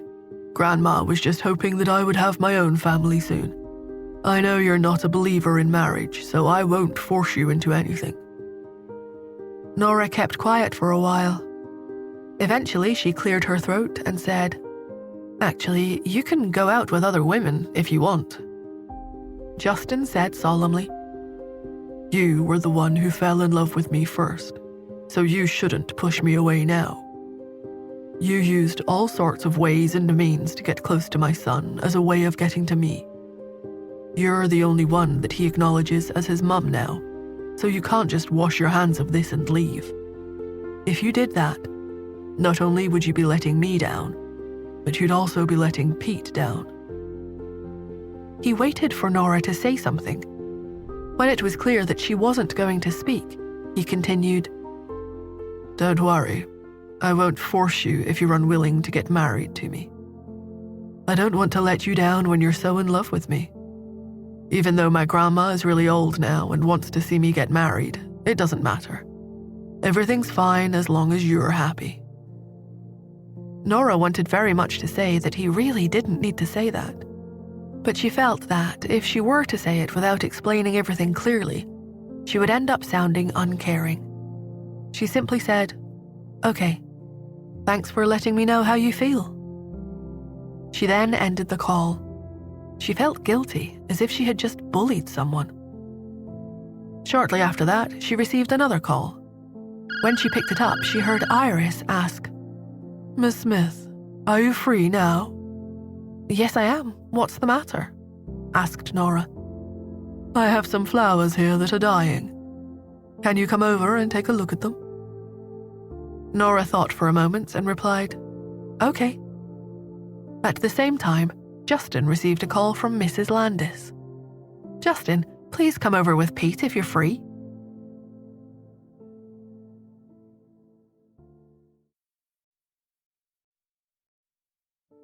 Nora was about to end the call when Iris suggested, "Why don't you bring your son along with you?" Nora thought for a moment before saying, "Okay." She went upstairs, brought Pete down, and got in the car with him. She said, "I'll take you to meet a friend of mine." Pete was very excited. "Great," he said. Even though he had known his mum for a very long time, he only knew a few of her friends. She was an enigma, and Pete wanted to know more about her and her interests. He couldn't understand how she was so rich, even though she was always sleeping.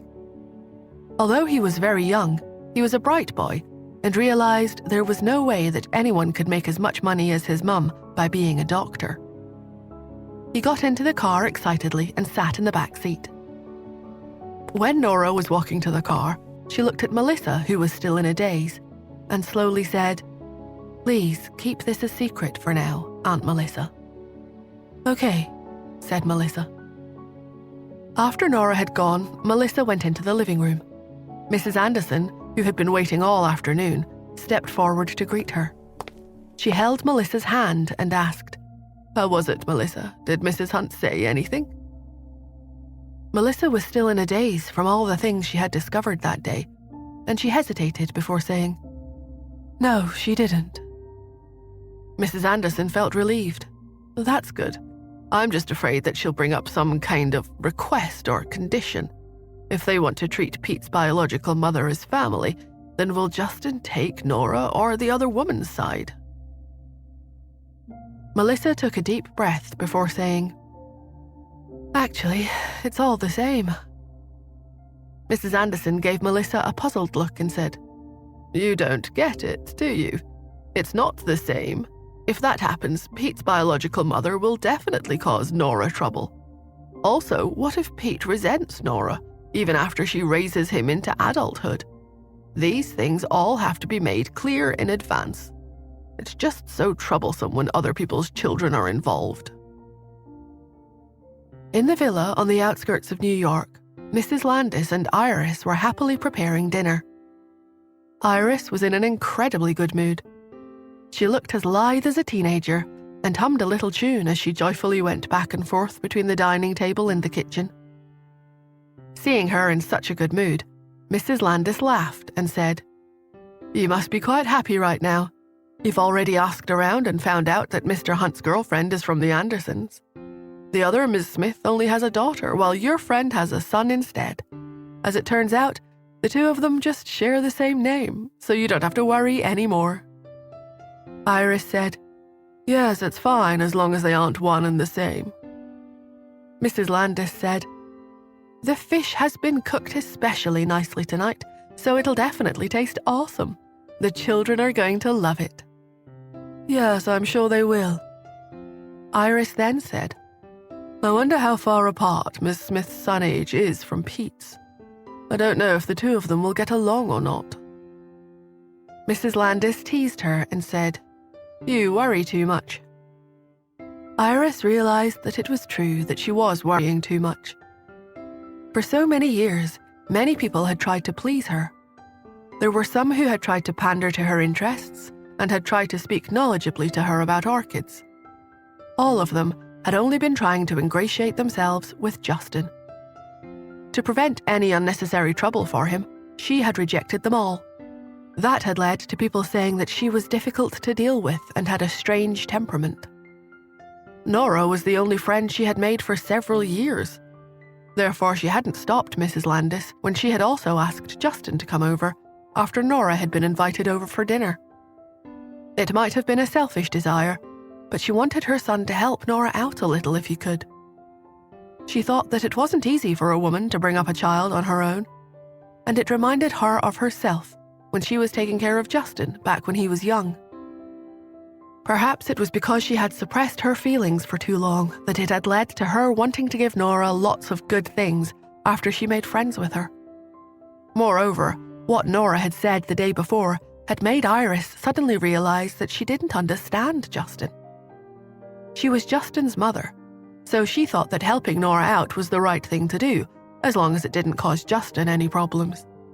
However, at the time, Iris didn't know what kind of help Nora could possibly need from her. While driving to the house in the suburbs, Nora received another call from Justin. After she said hello, he asked, "Are you free tonight? I can take you somewhere for a meal." Nora replied, "I'm not free." He asked, "Do you have an arrangement with someone? What's so important that you'd want to turn me down? It's not what I'd expect from someone who's in love with me." He was afraid that she was going on a date with Caleb. Nora couldn't be bothered to explain that she was visiting her new friend. She didn't want him to say that he was more important than any friend of hers. She simply said, "I'm tired, so I'm going home to sleep." "All right then," he said. In a rare moment, Nora asked, "What about you?" He chuckled and replied, "I'll sleep with you." Her tone turned cold as she said, "Be serious." He said, "What I meant was that I'll be sleeping too, only in my own home. Did you get the wrong idea?" "I've had enough of this," she said. "I'm hanging up." He laughed after Nora hung up in a huff. He was in the car at the time. His chauffeur was driving him to the suburbs. Cherry, who was sitting beside him, asked, "Are you planning to take Mummy to Grandma's for dinner, Daddy?" "Yes, I'd like to do that. Your grandma has some wrong ideas about her. I think she would be able to find out what your mum is like if we sat down and had a meal together. But unfortunately—" "Mummy definitely won't go," Cherry interrupted. "She wants to sleep all the time." Half an hour later, Nora arrived in the suburbs. It was already dark, so Pete didn't notice where they were when they entered the residential area. Besides, he had rarely been there. In the day, he would have been able to tell where his grandmother lived, but because it was too dark, he didn't manage to make out the surroundings until the car reached her house. It was only after Nora took him out of the car and they entered the house that he finally realized where he was. Unfortunately, it was too late. Mrs. Landis opened the door for them and led them into the living room, where Iris was waiting. Pete trailed behind his mother, trying to hide. Iris welcomed Nora excitedly. "Miss Smith, it's so lovely to see you. I thought we'd have dinner together tonight, if that's okay." Nora nodded and pushed Pete toward her. He'd been hiding behind Nora and trying to say something. Nora said, "This is my son, Pete." Then she said to him, "Say hi, Pete." After she had taken Nora and Pete into the living room, Mrs. Landis returned to the front door after hearing another car arriving. When she saw Justin walking toward the house, she smiled and said, "You're here, Mr. Hunt." Justin noticed a car in the corner. Because the area was poorly lit, he couldn't make out what kind of car it was. He asked casually, "Do you have other guests over?" "Yes, it's your mother's new friend," Mrs. Landis explained. "It's great that you're here so you can meet her."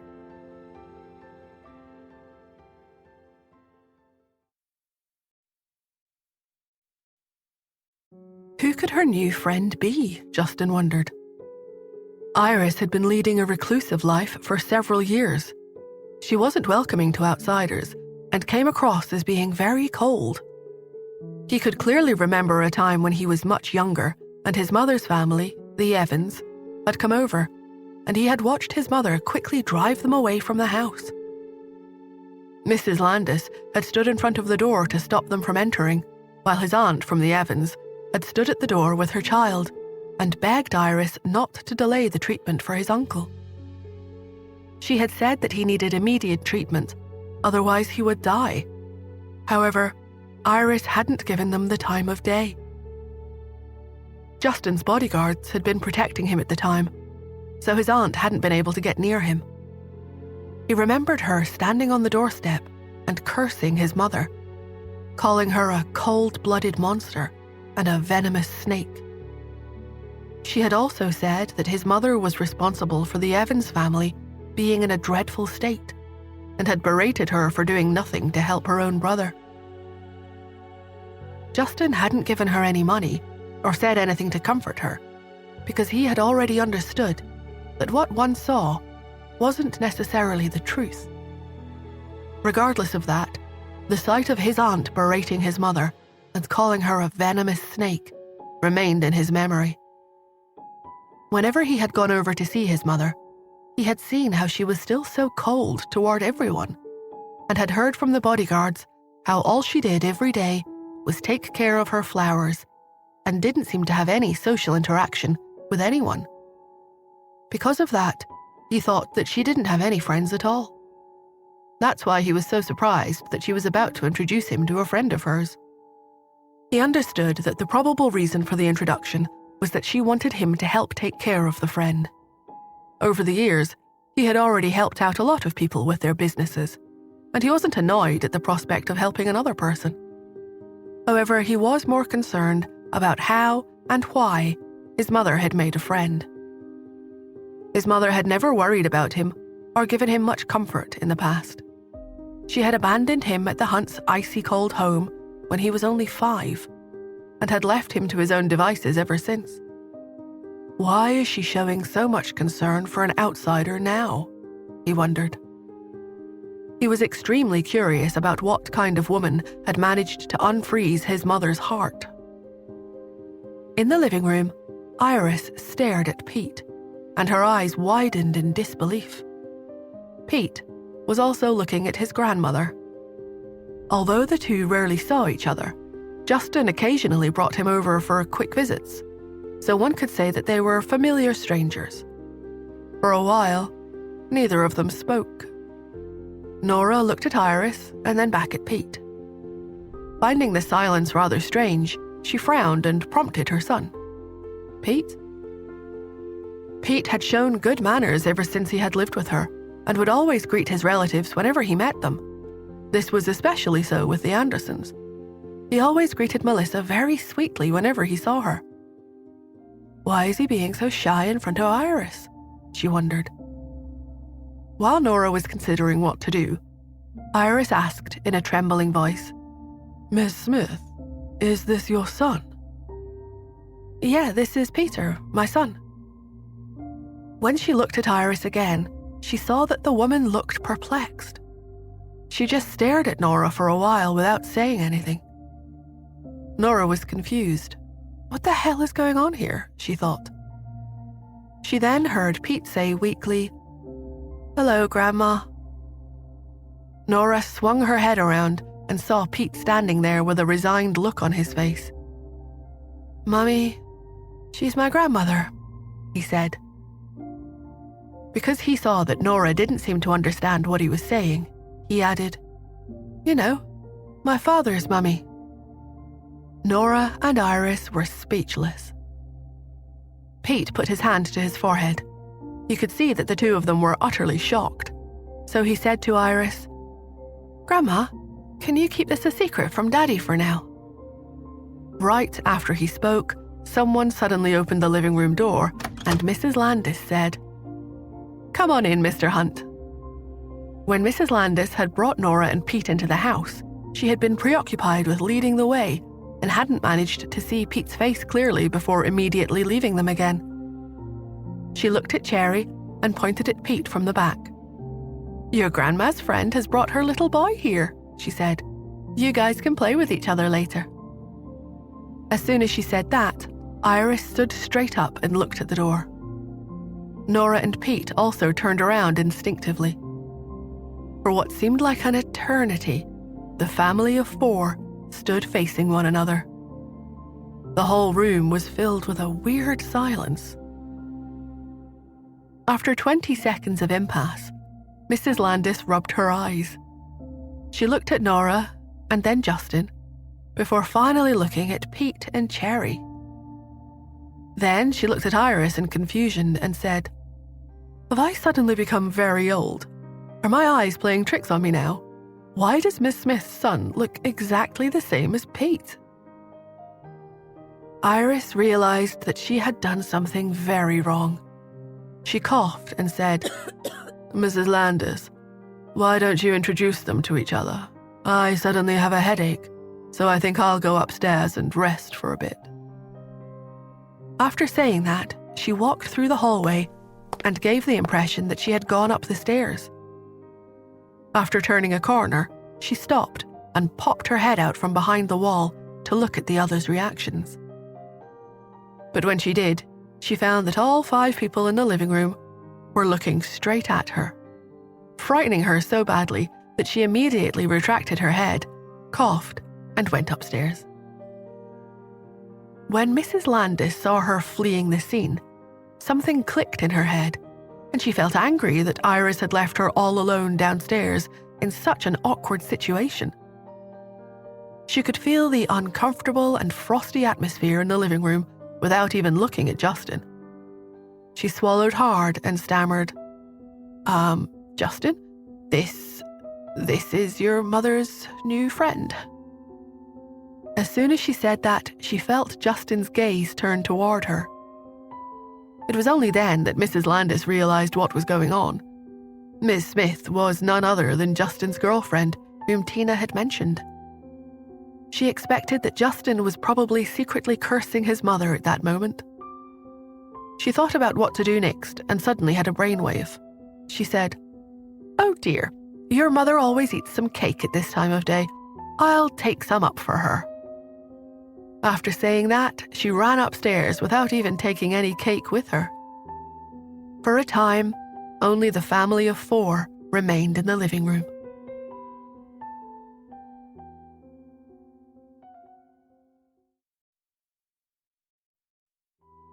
An uncomfortable silence filled the room. Minutes passed, and the 4 people sat quietly, avoiding each other. It was apparent that neither of the adults had any intention of speaking. Despite the tension, Nora felt her eyelids grow heavy. She was always short of sleep, and she had a hard time just sitting still and doing nothing. She longed to close her eyes and drift off.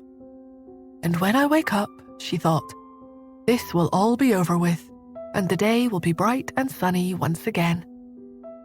She knew, however, that actually falling asleep just then would have been completely inappropriate. She had always been a straightforward person who relished a challenge. Still, she understood the impulse to dig a hole and hide from the world. Her gaze flitted irregularly from the window to the ceiling before returning to rest on Pete.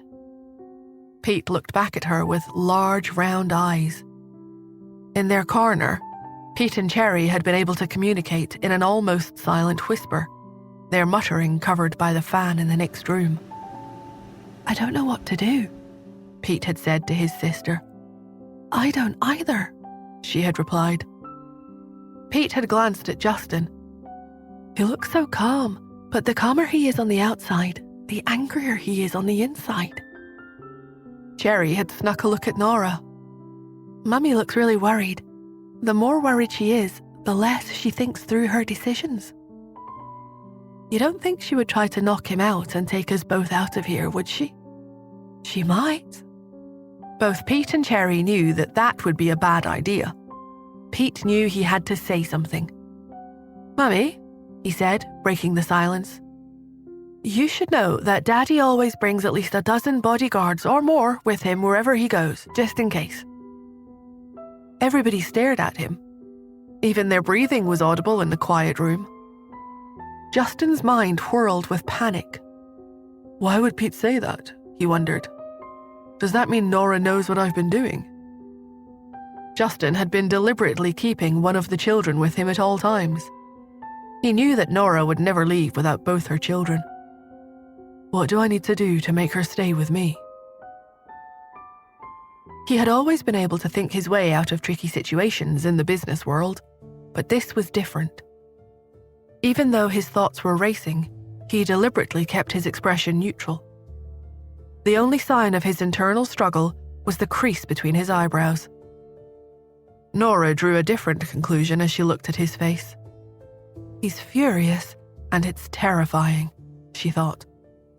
It's impressive how well he's able to control his temper. He hasn't gotten violent yet. How much angrier would he be if one of the children were taken away from him?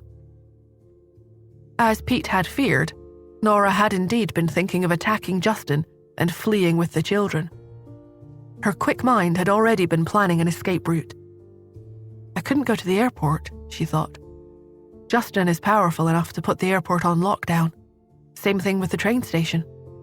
We could drive out into the suburbs and find a neighborhood with wide streets. From there, I could contact Lily and she could pick us up in the private jet. She tried to calculate distances and flight times. Lily might take too long. Solo is closer to where we are. He could come pick us up. If that won't work, I could call my aunt overseas. At the mention of at least a dozen bodyguards, though, she dismissed the idea of fighting her way out of the house. She had fought Justin's bodyguards before. She could easily handle 1 or 2, but not a dozen. Who brings 12 or more bodyguards to visit their mum anyway? She thought. What exactly is Justin afraid of? Justin finally broke the silence. You owe me an explanation, Ms. Smith. Nora breathed a sigh of relief, both at the tension in the room being broken and the fact that all of this was now out in the open. She said carefully, You've seen what I've been doing, so I can't keep it from you any longer. I've been trying to get close to you and Pete. That's not the explanation I'm asking for, Justin interrupted. I want to know why you got pregnant with my children behind my back. Nora's jaw dropped. The words she had prepared to say completely left her. Don't deny it, he continued. You conspired against me that night, and then you ran away and gave birth to my children without me even knowing about it. Questions churned in Nora's mind. What night is he talking about? She thought. Wait. Her eyes narrowed. You said that you didn't know how I became pregnant, she said. Of course I said that, he replied. I didn't know it was you at the time. How could I say that some woman had conspired to seduce me and take advantage of me? What? You think I plotted against you? Of course. Given how unattractive you were back then, do you think anyone would believe that I had feelings for you? What is he talking about? She thought. Did I lose my memory? Was I sleepwalking? I really don't remember him appearing in my dream. I mean, just look at him. I would remember that face if I dreamed about it. Please tell me just what you hope to accomplish with your schemes. What did you want with my children? Nora just stared at him, speechless. Justin's voice turned cold. Because let me tell you something. These 2 children are part of the Hunt family. There's no way I'm letting them go, let alone allowing them near a woman with sketchy ulterior motives. So, unless you explain yourself now, you can forget about ever seeing them again. He placed a hand on each of the children's shoulders and stood behind them menacingly. Not see my children, Nora thought angrily. How dare he? Forget about the bodyguards. I'm going to make him pay. She subtly centered herself into a fighting stance and prepared to attack. Cherry and Pete gasped and turned to their father. They couldn't let him keep them from their mother. Cherry shouted, Daddy, stop! Mummy doesn't have any bad intentions. Justin had seen Nora's posture shift and knew she was bracing for a confrontation. He was secretly relieved when his daughter spoke. Then what is she planning? He asked. Why did she do it? It's... Cherry stammered. She looked quickly from Nora to Justin and then turned to Pete. Tell me again what you said, Pete. Pete's eyes widened as he was put on the spot.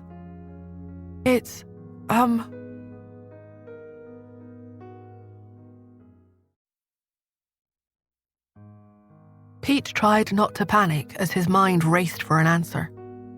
Justin and Nora stared at him, and Cherry gave him a frantic look. Suddenly, the trashy romance novels he had seen earlier popped into his head. It's because she couldn't help it, he said. She couldn't control her feelings. He started hesitantly, But the more he spoke, the stronger and more certain he became. "It's because she likes you. I remember now, that's the reason." Nora blinked in surprise, but before she could say anything, Cherry broke away from Justin, rushed over and grabbed Nora's hand.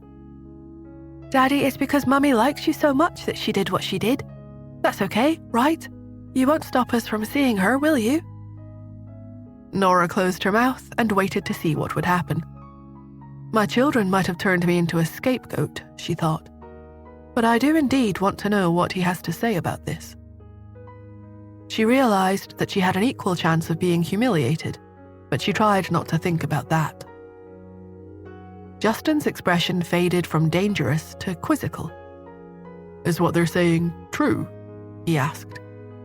I might as well tell him, she thought, since they've brought it up anyway. But before she could open her mouth, Cherry nodded enthusiastically. It's true. She really likes you, Daddy. Even before we met you, she couldn't stop talking about you. She said that you were so cool, so handsome, and so sweet. She said you were the sexiest man in the whole world." Nora looked down at her daughter in shock. When did I ever say anything like that? Justin seemed shocked as well, and a hint of a blush crept into his cheeks. "That's a little explicit to tell your kid, isn't it?" Nora kept her mouth shut. Cherry's words seemed to have diffused the situation, and she decided to grin and bear it. "Never mind," Justin said. "Just tell me this. Since you apparently like me so much, why don't you believe in marriage?" Is there no end to his questions? She wondered. How much longer is he going to interrogate me? She suppressed her annoyance. There's no correlation between liking someone and getting married, is there, Mr. Hunt? Why do you have to believe in marriage to want to date? And who would have wanted to marry me then anyway? He heard the edge of sarcasm in her tone and knew he had to give it a rest. I have to be careful not to make her really angry, he thought. If I do, the chances of us ever getting together go way down. This is the first time in years that I've actually cared about someone. I can't let her get away. "Ah," he said, feigning understanding. "I see. And since you claimed that I conspired and seduced you all those years ago, tell me this. Where did I do this seduction, Mr. Hunt?" Justin raised his eyebrows. I have to be careful here, he thought. I really don't know how she became pregnant. I just wanted to provoke her.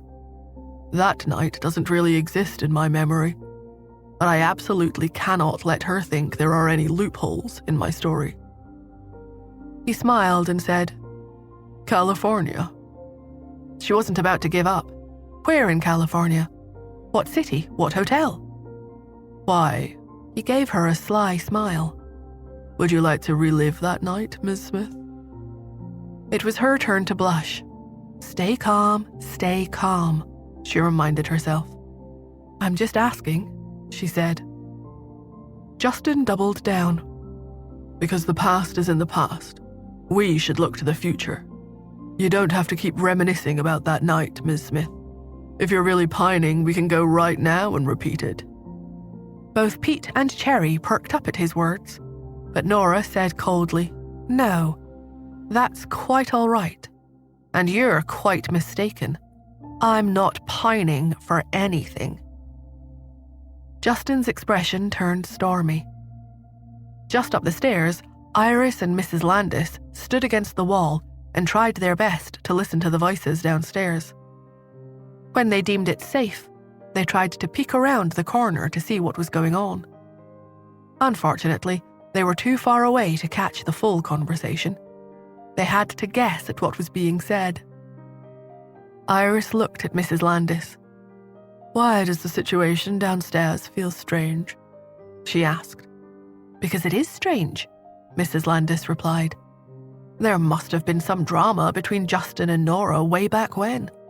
Are they reconciling now, do you think? I wonder if they had one of those intense love-hate relationships. Doesn't their situation sound like a soap opera? Imagine a pretty wife leaving her man as soon as she finds out she's pregnant. Nonsense, Iris replied. But then she grinned. This is much more exciting than a soap opera. The voices downstairs had trailed off. Sensing that the drama was done for the day, Mrs. Landis asked, "Should we go downstairs and get ready for dinner?" Iris nodded. "Yes, let's go see what's going on." When they came down the stairs, they saw Nora sitting on the couch with her arms folded. A triumphant smile lit her usually cool, collected face. Justin, on the other hand, looked livid. It was not hard to see who had won this confrontation. "Miss Smith, Mr. Hunt, children," Mrs. Landis called out. "Shall we have dinner?" Nora stood up. "Yes, please. It just so happens that I'm hungry." She turned to Iris and added, "That is, if it's okay with you, sis." At that, the atmosphere in the room became palpably tense again. Iris looked at Justin and back to Nora. "I didn't know about your relationship with Justin," she said. "Considering the situation now, perhaps we should—" "These are two separate matters," Nora said firmly. "We can be civil. That is, if Mr. Hunt doesn't mind." They both looked at Justin. "No," he said tersely. "I don't mind." They settled at the dining table in due course and began to eat. Pete and Cherry sat together and kept sneaking grins at each other. Justin and Nora were finally sitting at the same table and eating together. Their excitement did not extend to the adults at the table. The entire mealtime was awkward and largely devoid of conversation. After they had finally finished their dinner and the table had been cleared, Justin turned to Nora. "So, Pete goes with you and Cherry comes with me?" he asked her. Nora breathed a sigh of relief. At least he didn't ask for both children, she thought. I don't think I could let him take them both. That would just be a terrible end to this weird, horrible evening. I've never been this frustrated in my entire life. She didn't give voice to those thoughts, though. Instead, she simply nodded. "That works for me." She reached out for Pete's hand. At the door, she paused and turned back to Iris. "Don't tell anybody about this for now, please," she asked. Justin also paused. He had planned to say the same thing, but Nora had beat him to it. "I wish I could send bodyguards with them to protect Pete," he thought. "But that would be too conspicuous. We need to keep the children's identities secret because of that. I'm glad Nora understands this." Iris nodded.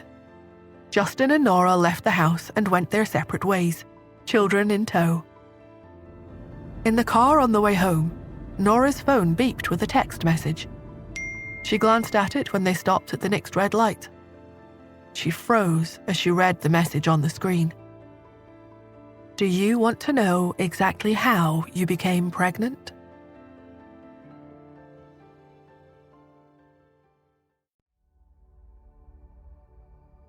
Nora's eyes narrowed as she read the anonymous text. She glanced up at the still red light, and then she opened an app to trace the sender's number. It took only a few seconds to determine that the text came from an unlisted number. Her fingers flew across the screen as she opened more apps to hack into the sender's phone and pinpoint their location. Within seconds, she had locked onto them. They were here in New York. In fact, they were very close to her car.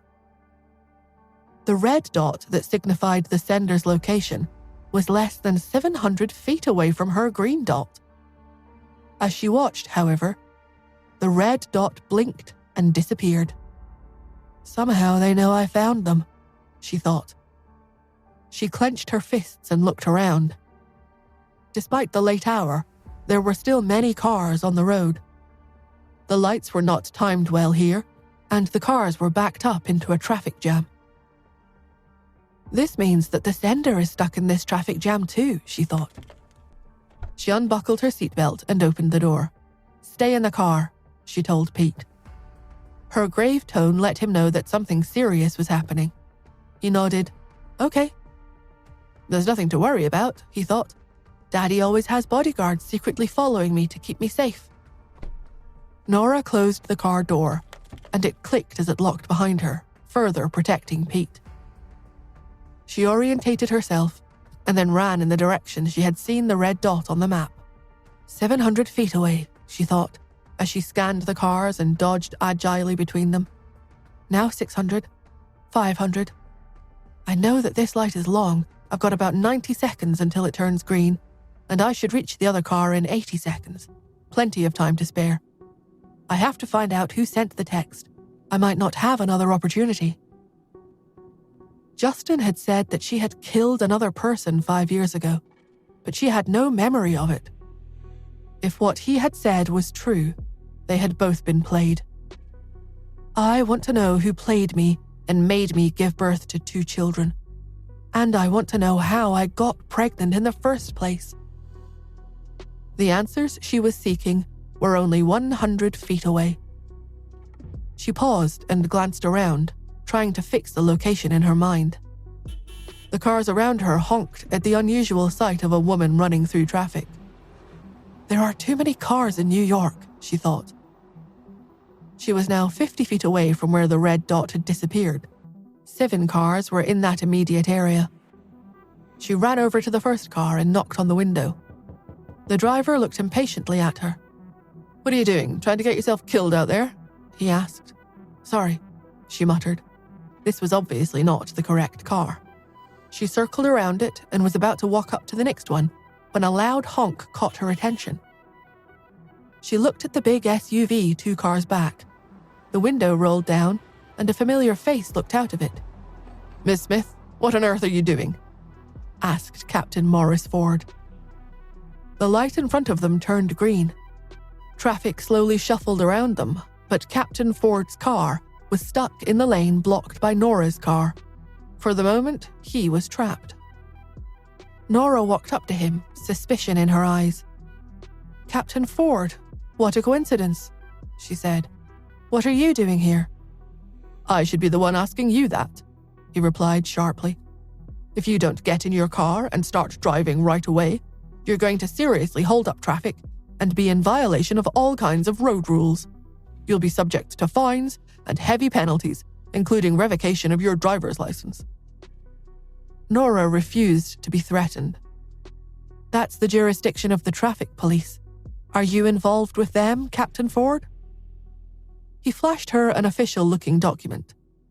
"I'm from the Special Cases Department. I have jurisdiction over all illegal matters." Multiple cars had started to honk, and several drivers had rolled down their windows and were shouting expletives at Nora. "What the heck is going on up there? Why aren't you driving? Was there an accident? Why are we stuck? Move it!"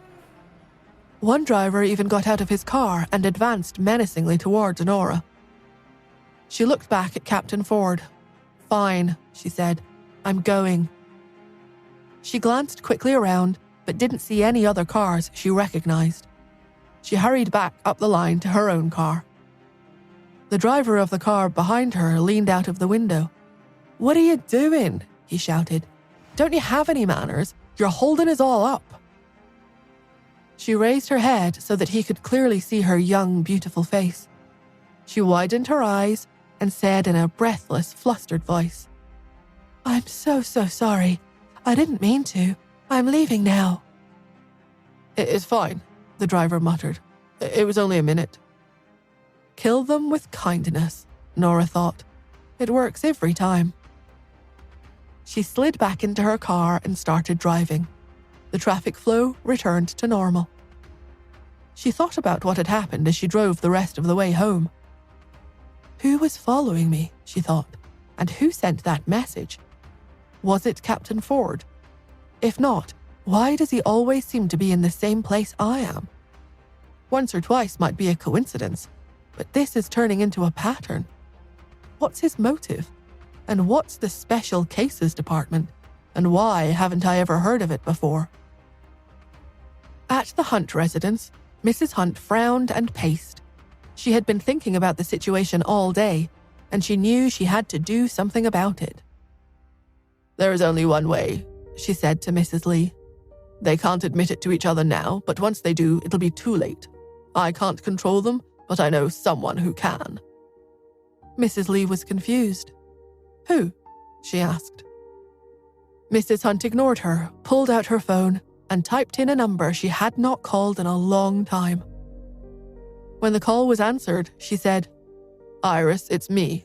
I'm calling about Justin and Pete." Iris didn't hang up, as Mrs. Hunt had expected she might, but her voice was very cold.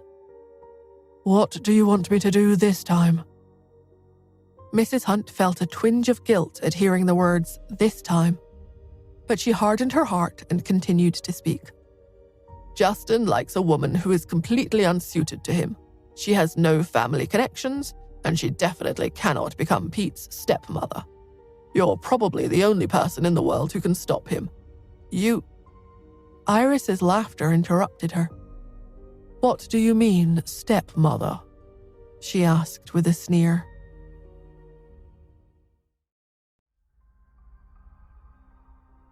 Mrs. Hunt paused, taken aback. "Yes, stepmother," she responded.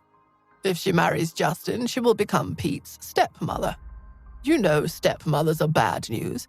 Back when—" Iris interrupted her again. "You know that not every stepmother is like that." Mrs. Hunt was becoming irritated by the constant interruptions. "But what if she and Justin have another child?" she persisted. "I think you're mistaken," Iris said coldly. Mrs. Hunt was too stunned to answer. "Being a mother and a wife are different," Iris continued. "A mother wants her son to be happy. If Justin gets married, he will have someone to take care of him and grow old with. Isn't that what you always said?" Mrs. Hunt felt her jaw clench. "Iris, are you still blaming me?" "No," Iris replied simply. "I don't blame anyone, except perhaps my bad luck." She hung up. Mrs. Hunt stared at her phone. She sighed deeply and turned to Mrs. Lee. "She still hates me," she said. Mrs. Lee looked at Mrs. Hunt and tried to think of what to say. After a brief hesitation, she replied, "It has been difficult for her all these years." Not for the first time, Mrs. Hunt wished she could have shown her son the affection he deserved while he was still around.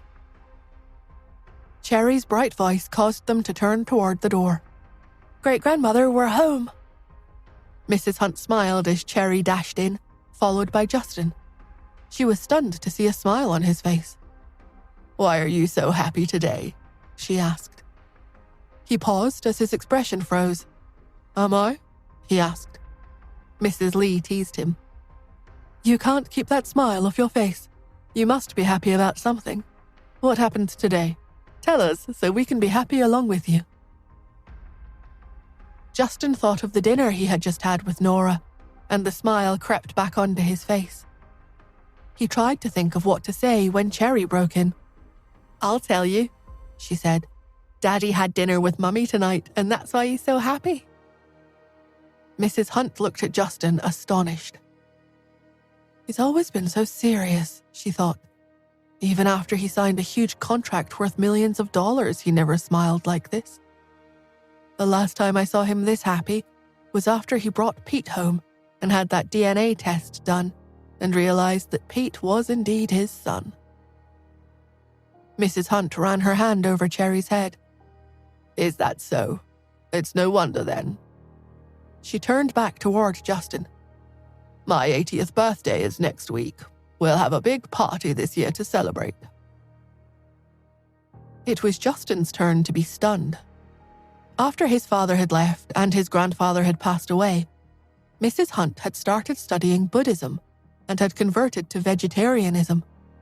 She had eschewed large social functions in favor of small family gatherings. Her most recent birthdays had featured a simple family meal. Why does she suddenly want a large party, he wondered. He didn't ask, however. Instead, he said, "That sounds great. Let Mrs. Lee and Mr. Long handle the party planning. I'll prepare a guest list." "Yes," Mrs. Hunt said, "and invite Miss Smith over as well." The party is just a cover, Justin realized. It's a way to get Nora over here. But at least if she comes, we could take our relationship public, and the outside world wouldn't have to keep guessing. Okay, he said, nodding. They discussed a few more details before Justin took Cherry off to bed. After they had gone, Mrs. Lee looked at Mrs. Hunt suspiciously. Are you using this party as an excuse to persuade Miss Smith to leave Justin alone? All the big families and influential people will be there, she thought. This might be a test to see if an ordinary person can handle high society. Mrs. Hunt seemed not to hear her. Instead, she asked thoughtfully, Mrs. Lee, how long has it been since we saw Justin so relaxed? Mrs. Lee didn't know what to say. Mrs. Hunt sighed. How good would it be if you could smile like that every day? If Miss Smith makes him this happy, maybe I should let them be together. She felt guilty at her earlier efforts to separate them. Mrs. Lee reached over and laid a hand on her shoulder. Mrs. Hunt, I know you want him to be happy, she said. But you have to remember, you're not just Justin's grandmother. You're also the head of the Hunt family. Mrs. Lee's words made Mrs. Hunt's expression darken. Yes, she thought. She's right. I've devoted my whole life to the Hunt family. For the sake of this family, I chased away my son and kept my grandson close. I'm not only a mother, I'm a matriarch. I cannot disregard this family's reputation just because my grandson has a moment's happiness. I have to think of the future, and the future matriarch of the family cannot be a low-class woman like Ms. Smith. The twinge of guilt she had felt earlier disappeared. Mrs. Lee, she said with cold resolve in her voice, remember to invite Miss Smith to my birthday banquet. Mrs. Lee nodded. I understand. The invitation arrived at the Anderson household the next morning. Melissa groaned as she read it. The Hunts are holding a special banquet in honor of Mrs. Hunt's 80th birthday, and we're invited. What are we going to bring? Our relationship with them has changed. We have to bring something valuable to show our generosity. What could we possibly give them that they don't have already? Mrs. Anderson rubbed her temples. I hate picking out gifts, especially for Mrs. Hunt. That woman has impossibly high standards. Why don't you ask Nora? She might have some ideas. When Nora finally woke up and made her way downstairs, she found Melissa waiting for her. Finally, Nora, you're awake, she said. Mrs. Hunt's birthday is in 1 week, and our entire family is invited. We've been racking our brains trying to think up a present for her. Nora thought for a moment, and then she smiled. Don't worry, I know exactly what to give her. After all, she thought, she is Pete and Cherry's great-grandmother. She deserves only the best. Melissa was surprised. What are you planning? She asked.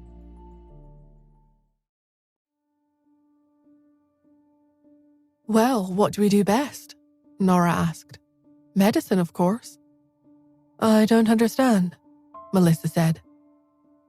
Nora yawned, not yet quite fully awake. Is there an unused lab at Harmonia that I can work in? Yes, of course, Melissa replied. We'll head over there after lunch. After they ate, they headed into the suburbs where Harmonia Pharmacy's processing facility was located. As they entered the large, clean building, Nora breathed in the familiar medicinal smells. Melissa had let Cheryl know they were coming, and she met them at the entrance. I've got an empty lab all set up and ready to go for you, she said. Good, Melissa replied. I'll head back and let you two get to work. Her thoughts were worried as she drove home. I know that Nora plans to concoct something for Mrs. Hunt, she thought. But is that going to be an adequate present? The best pharmaceutical we have on the market now is the Carefree pill. They're not cheap, but they are mass-produced and easy to obtain. Normally, giving someone 20 of those would be a big gift, worth a few $1,000s. Mrs. Hunt could easily afford that. Maybe I should look for some rare collectible items as a backup gift.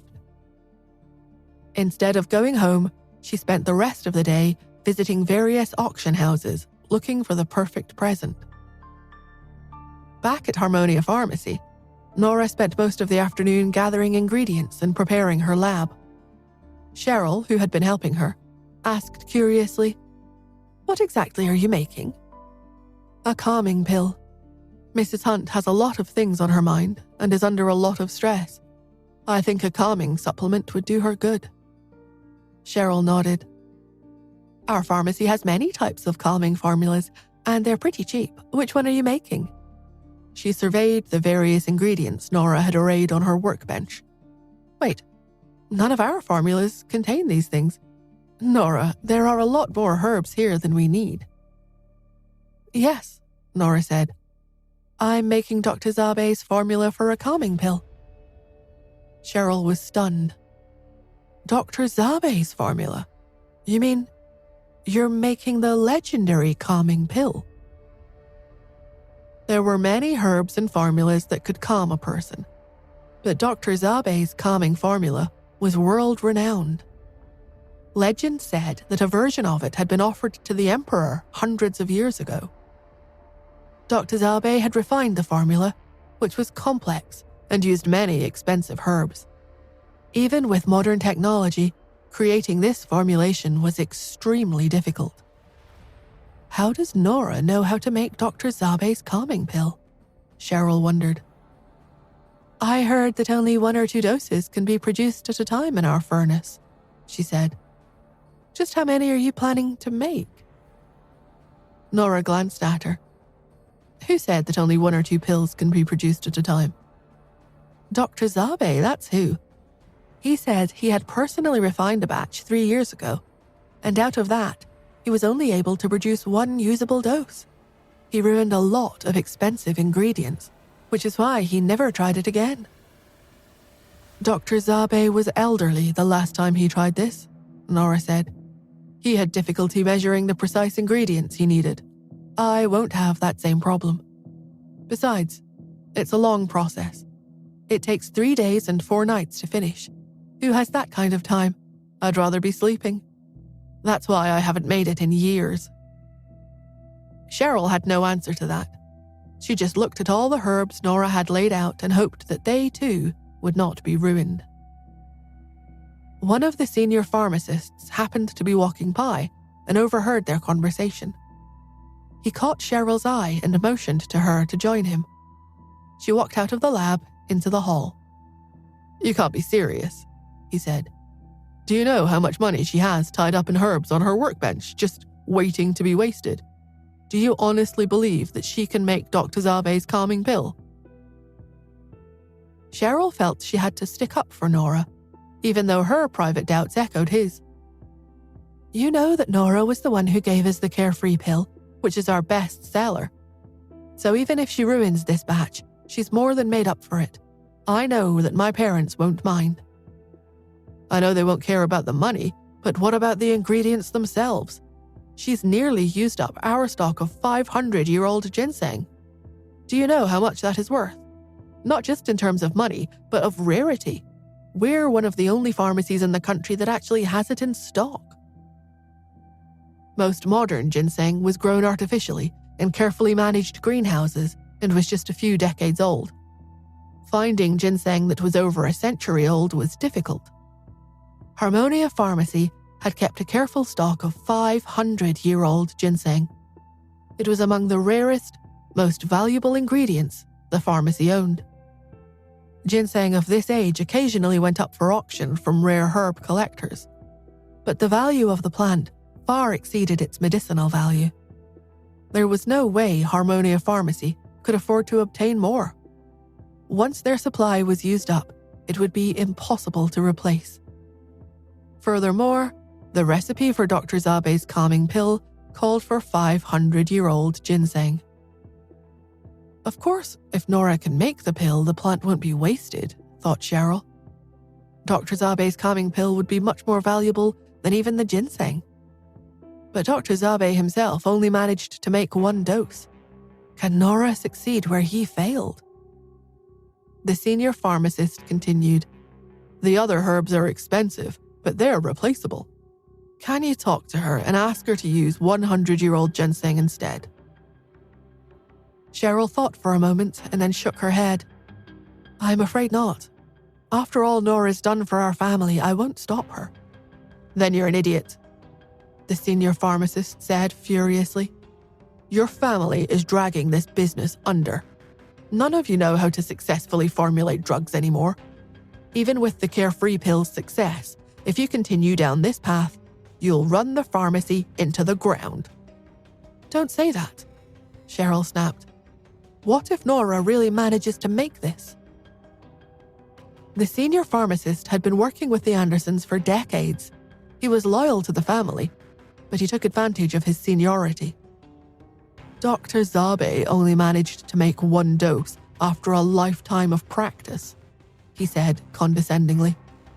How could Nora master it at her age? If she can make it, I might as well retire. But if she can't, maybe next time you'll actually pay attention to what I have to say. Cheryl felt her own anger rising. Listen, she said, you may have worked here for a long time, but you still work for my family. I'm technically your boss, and you can't speak to me like that.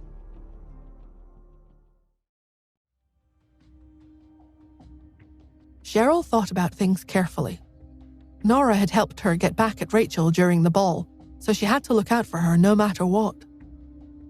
When the pharmacist heard about this, his expression darkened. How can you be so stubborn?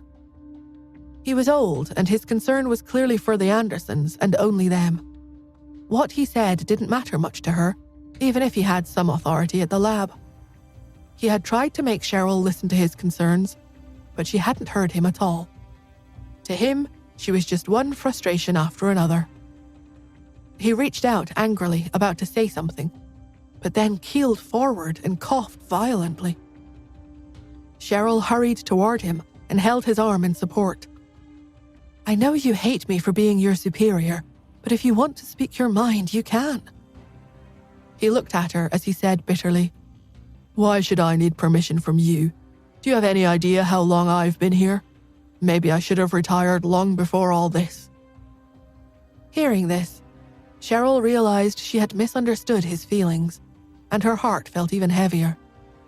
I'm sorry. The old pharmacist stood straight and puffed up his chest. Cheryl, don't be so naive. Do you really think I'm worried about only the 500-year-old ginseng? I'm worried about the Andersons' future. The factory's future will be secure if the ginseng stays here. You're wasting your energy worrying about the wrong thing, said Cheryl. The old pharmacist stomped his feet as his face flushed angrily. Cheryl's gaze darkened in anger. Look, Nora's pill has a lot of promise. Even if we use up the ginseng, we can look for more. And in the future, if we have money for it, we can always buy more at auction. When the old pharmacist saw how stubbornly she was protecting Nora, he waved his hand dismissively. Fine, I'll just sit here and see how she wastes it. Cheryl looked at his pained expression and sighed. Some things were very important, and she felt it too.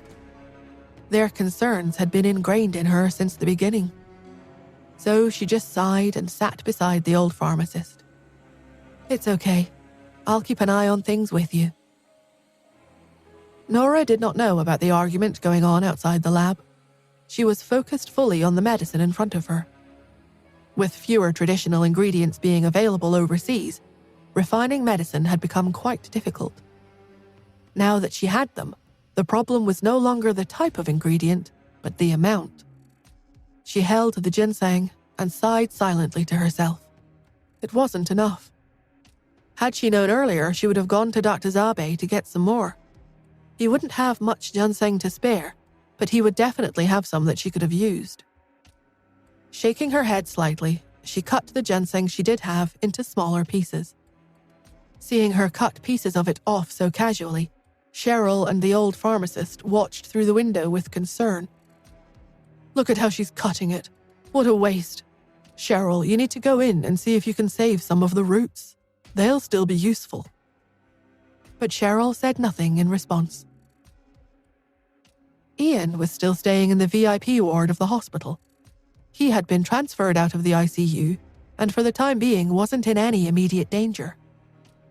At home, his adopted daughter, Yvonne, the only girl in the Smiths' current generation, was playing the violin. Once the song had ended, Rachel applauded beside her. "Your violin playing has improved so much." Ever since Rachel's family had almost gone bankrupt, her status had diminished.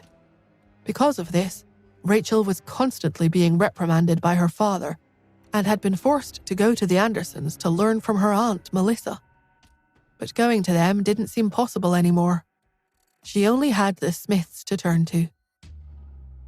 Yvonne was a well-known daughter from a wealthy New York family. She was talented, and because of her connections, Rachel's father surely would not scold her for spending time with her. Sensing that Rachel had a lot on her mind, Yvonne lowered her gaze and smiled. "Did you fight with your father again?" Rachel pursed her lips as she replied, "Yeah, he keeps criticizing me for everything, no matter what I do. Meanwhile, Cheryl is working at the Andersons' factory, not being ladylike at all, and she gets nothing but praise. I don't get it." Yvonne tidied her long hair and smiled. "Fathers always favor their daughters in the end. Can't you just play that up a bit?" Rachel pursed her lips. "Honestly, I'm beginning to wonder if he's actually my biological father at this point. He picks on me so much that I don't think I can be his." The word biological pierced Yvonne's heart like a needle. She looked down at her lap to hide the displeasure in her face, not looking up till her smile was back. A light flashed across her eyes as she said, "Oh, stop it. I'm sure you're overthinking things. Let's talk about something else. I heard that the last dance didn't go so well." At the mention of the dance, Rachel instantly felt fury rise within her. "Don't get me started on that. I didn't expect that country bumpkin to dance so well. Unfortunately for her, she hasn't had anyone propose to her yet, but she's drawn a lot of attention. Why would anyone like a girl like her? You know, I heard her mother fooled around when she was younger and got pregnant before she was even married." She was about to go into more detail when the butler walked in. "Miss Smith, Mrs. Lee is here." Mrs. Lee? Rachel thought as she frowned, half her mind somewhere else. Meanwhile, Yvonne had already stood up with a smile. "Please, show them in." The butler bowed and gestured into the hall. A few moments later, a middle-aged woman in her 40s walked in. She looked ordinary enough. Her slightly round face was fair and tender. When she smiled, she seemed immediately likable. Rachel asked, "Who is this?" "This is Mrs. Hunt's current housekeeper, Mrs. Lee," Yvonne explained. Aside from Justin and a few members of the main family, the household staff were among the most well-known people in the Hunt estate. They were raised within the family from a young age and were famously loyal and reliable. The latest news was that Mrs. Lee's family was working for a subsidiary in the wider Hunt Corporation, and they were being treated very well. Still, that didn't explain why Mrs. Lee had also brought her daughter-in-law, Mrs. Lewis, as everyone called her, to the Smiths' residence. While Rachel was still in a daze, Mrs. Lewis had already walked over and started speaking. "Miss Smith, please excuse the intrusion. I just came here today to have a word with you." Yvonne sat up straight and placed her hands casually on her lap. It was clear that Mrs. Lewis was discreetly sizing her up, and she needed to look the part. Thankfully, she looked just as the daughter in a wealthy household should, and Mrs. Lewis noted her efforts with approval. She then said, in a lighter tone, "Incidentally, I don't suppose you have heard the amusing story that my mother-in-law told me recently. Apparently, Mr. Hunt may have found himself a girlfriend." Yvonne's heart froze at those words, though her expression remained unmoved. Rachel was visibly stunned, though, and couldn't hold back. "What? Who is it?" "Is there really a woman in New York that caught Justin's eye, she wondered. Could I know her?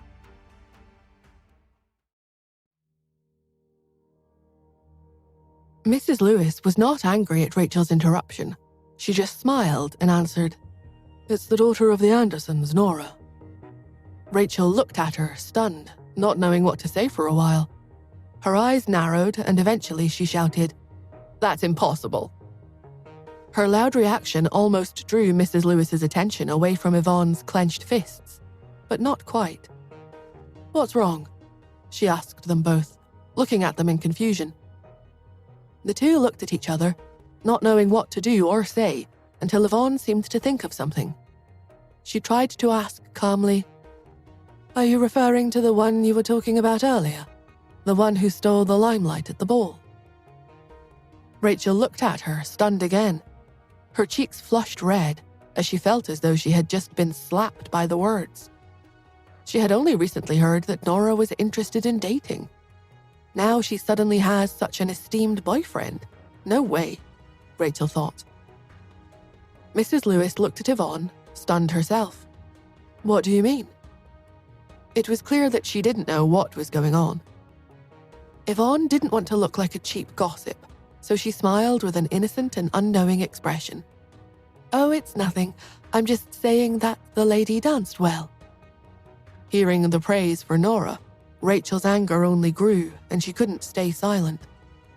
"Miss Smith, even if you don't want to be a gossip, you mustn't give the Hunts the wrong idea. Nora is playing some sick game. She snuck her way into the ball just to stir things up.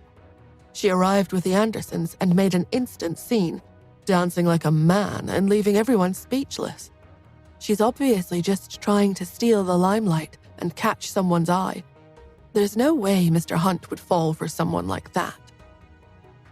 Mrs. Lewis was obviously surprised, and she immediately said with some excitement, "Is that so? Well then, Miss Wood, hurry up and tell me all the details." Rachel held nothing back, adding as much fuel to the fire as possible, while omitting her own coercion and Cheryl's grievances, of course. Her words painted an image of a shameless show-off that anyone would naturally dislike. Hearing Rachel's version, Yvonne slowly picked up her coffee cup and drank, smiling inwardly. She waited until Rachel had almost finished her story before raising a hand and saying, "Now, Miss Wood, don't talk about others behind their backs." Rachel looked at her and pouted, even as Mrs. Lewis seemed deep in thought. The story had come as quite a surprise. She had heard that Mr. Hunt had yet to win over Nora and that she had no interest in him. After hearing Rachel's account, it seemed those rumors were fake, and Nora was playing hard to get. It made Mr. Hunt's interest in Nora all the more baffling. Mrs. Lewis started to feel a little anxious. She had to hurry back and tell the news to her mother-in-law before word got to Mrs. Hunt. No matter how anxious she was, though, she had not forgot her mission for the day. After smiling gratefully at Rachel for the story, she looked at Yvonne and said, "Miss Smith, my mother-in-law asked me to tell you that with the birthday banquet coming up soon, there is an opportunity you should relish taking." Her words made Yvonne blush. She lowered her head and said awkwardly, "But didn't you say earlier that Mr. Hunt already has a girlfriend?" It was known that the Hunts and the Smiths were both interested in a marriage alliance. They had been rivals in the past, but recently, cooperation had become more beneficial for them both. This was also one of the main reasons why Ian had adopted Yvonne. When Mrs. Lewis heard Yvonne's concern, she patted her hand. "Their relationship isn't confirmed yet. Almost no one in New York knows about it. And besides, even if it's true, she's just his girlfriend. You stand to become much more than that. The event is a rare opportunity for you to try and catch his eye." There was a ball every year in New York, but it had always been for the younger members of the family. This time, Mrs. Hunt was holding a big birthday party, and everyone was invited. There hadn't been anything like it in a long time. If Yvonne could shine at the banquet, she would make a dazzling impression. Yvonne lowered her head, her ears turning red. In the end, she nodded. After Mrs. Lewis left, Rachel leaned over to Yvonne. "Miss Smith, do you think this is the Hunt's doing?" Yvonne smiled without saying anything. Rachel immediately shook her arm. "If it is, you have to get ready. You mustn't let Nora become the future Mrs. Hunt. She comes from nothing. How can she compare to you? You're the eldest daughter of the Smiths." Yvonne sighed. "Like I said, I'm probably not even a real... Who cares?" Rachel's tone was suddenly very aggressive. "Who would dare say that you're not a real Smith? No one in the family would dare to slight you either." Yvonne's long eyelashes concealed the coldness in her eyes. She thought that if she didn't need to put up with insults, she wouldn't have to be around people like Rachel. She didn't say it, though.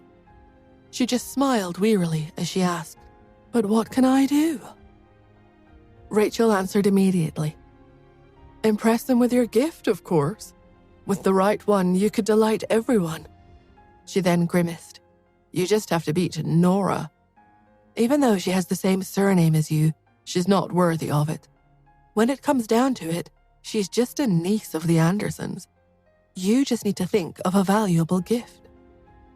"I need to find medicine," Yvonne thought, and her eyes flashed. "It doesn't matter if it's valuable or not. I just want to help Mr. Hunt. He recently had that operation on his head. I just need my brother to help me find some good medicine." The only thing the Andersons could offer was medicine. If the Smiths, with their recent success, could provide something better, their superiority would be obvious. Cheryl and the pharmacist had kept an eye on Nora for nearly 2 days. In all that time, Nora hadn't slept, even for a minute.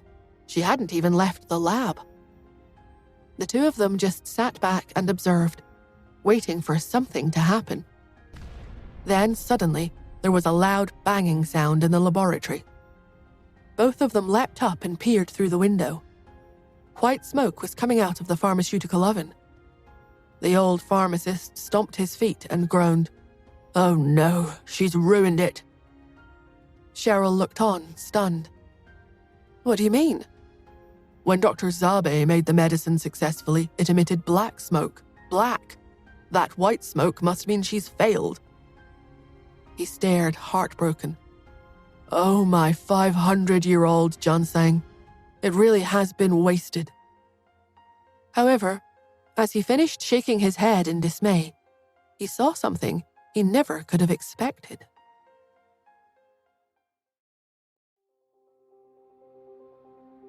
In the laboratory, Nora carefully opened the pharmaceutical oven.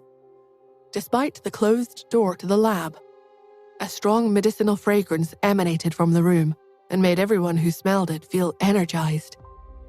This fragrance, the old pharmacist thought, trying to clear his mind and sweep away the fatigue that had been weighing on him for the last few days.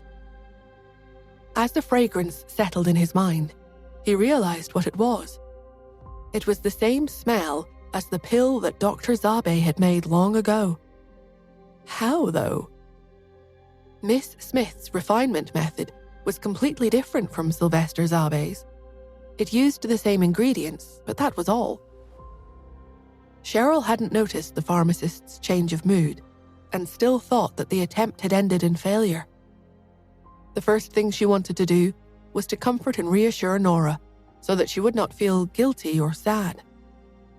She was preparing what to say when the pharmacist suddenly pushed open the door and rushed into the lab. Cheryl was shocked and hurriedly followed behind, trying to grab him. "What are you doing?" she asked. His face seemed agitated, and it looked like he was barely containing himself. Cheryl feared that if he was going in to chastise Nora, she wouldn't be able to bear it. "Please calm down," she called after him. "Calm down?" The old pharmacist's lips trembled. "Do you have any idea what's just happened?" He couldn't miss what was going on in the lab. He wanted to witness it more than anything. Cheryl stood her ground, Fearing that he might even get violent with Nora, she couldn't let that happen. Some failures are only to be expected. Please be patient. Nora might succeed next time. There won't be a next time. Okay, maybe we don't have any more of that ginseng for the time being, but please don't. What are you talking about? He asked desperately. Hurry up before we miss this. She just succeeded. Cheryl was so convinced that he was about to blow up at Nora that she didn't realize what he had said. Just put the blame on... Wait, what? She turned, stunned. She succeeded. How many did she make? The old pharmacist pushed past her and rushed over to Nora. The two of them peered inside the oven together. When Dr. Zabe had succeeded, there had been one pill to show for it. Compared to that, the fragrance of Nora's attempt seemed much stronger. He looked into the oven and froze, and his eyes widened as he muttered in disbelief. How? How can this be? Cheryl also rushed over. What's wrong? How many did she make? No, I don't believe it. The old pharmacist's lips trembled as he stared, his eyes almost foggy with disbelief. The pills in the oven were piled so high that he couldn't begin to count them. As he tried to get a vague idea, he heard Nora's clear voice give the total. I believe there are 256. Nobody said anything for a long time, until Cheryl asked with a trembling voice, You made 256 pills? The old pharmacist and Cheryl looked at Nora in a daze, who looked back and raised her eyebrows in amusement. Looks like it. She reached in and took the refined medicine out of the furnace, placing them in the box that she had ready on the table. She had only packed a few before she heard the old pharmacist roar, Stop that! Nora looked at the man, confused. His fingers trembled as he pointed disapprovingly at the plain paper box she was using. You're using that to store such special medicine? Nora raised her eyebrows. What else would I use? The old pharmacist was furious when he saw her nonchalant look. Evidently, she had no idea what she had just created. Just wait there. He ran out and quickly returned with two far more suitable and expensive-looking boxes. However, when he looked into the furnace, only half the pills were still there. Nora hugged two full paper boxes against her chest. I'll just take these. The other half is for Harmonia Pharmacy. With that, she waved at Cheryl and the old pharmacist and ran out of the door. The old pharmacist just stared after her, flabbergasted. Couldn't she at least find a nicer box? Around the time Nora was leaving the lab, Yvonne had just arrived at Dr. Sylvester Zabe's residence. Sylvester Zabe was already quite old and couldn't easily get out of bed. To receive her, he forced himself into a wheelchair. Ms. Smith, how may I help you? Yvonne smiled at him. I'm here to buy some of your medicine. Sylvester had deep wrinkles that made it almost impossible to imagine what he had once looked like, and his voice was raspy and worn. What medicine exactly? He asked. The Zabe Corporation's famous calming pill, Yvonne said with a smile. I heard that you managed to refine one 3 years ago. Hearing that, Sylvester lowered his eyes. Oh, I'm afraid I've already used it. Yvonne looked at him, shocked. Sylvester's son, standing by his side, hurried to explain the situation. I'm sorry, miss. My father had a stroke 2 years ago. While he was in a coma, we gave it to him. Hearing this, Yvonne sized up Sylvester. He was already very old, probably in his late 80s, and she had seen what a stroke could do to someone around that age. Most looked far more affected than he did. Aside from being unable to move due to his old age, he did not show any physical signs of having had a stroke. Because of this, she concluded that the corporation's famous pills must have been incredibly powerful and effective. It made her even more determined to give the medicine to Mr. Hunt. No matter how good the Andersons' products were, they weren't at the level of Zabe's. She imagined the scene at the coming banquet, Nora giving out the family's pills as gifts. Then she, the eldest daughter of the Smiths, would stun everyone with something even better. There was no way Nora would be able to compete with that. So, she smiled at Sylvester and said, "I'll pay $1 million for it." Sylvester shook his head. "I don't have any pills left."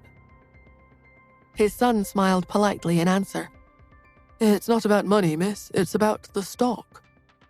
Yvonne kept smiling. $2 million. The father and son were silent. The only sound was the son's involuntary gulp. The idea of someone paying $2 million for a single dose of medicine was absurd. He looked at Sylvester and said, "Father, maybe we should." But Sylvester just closed his eyes. "There's no point asking. I can barely get out of bed these days. No matter how much money you give us, I wouldn't be able to make them any more." Sylvester's son sighed. The family had been struggling financially, and this was their best chance to remedy it. He begged his father to do something, with real desperation in his voice.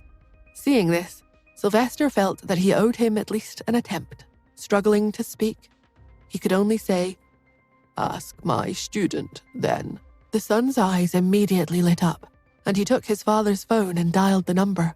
"Please bear with us," he said to Yvonne. "We might be able to help you after all."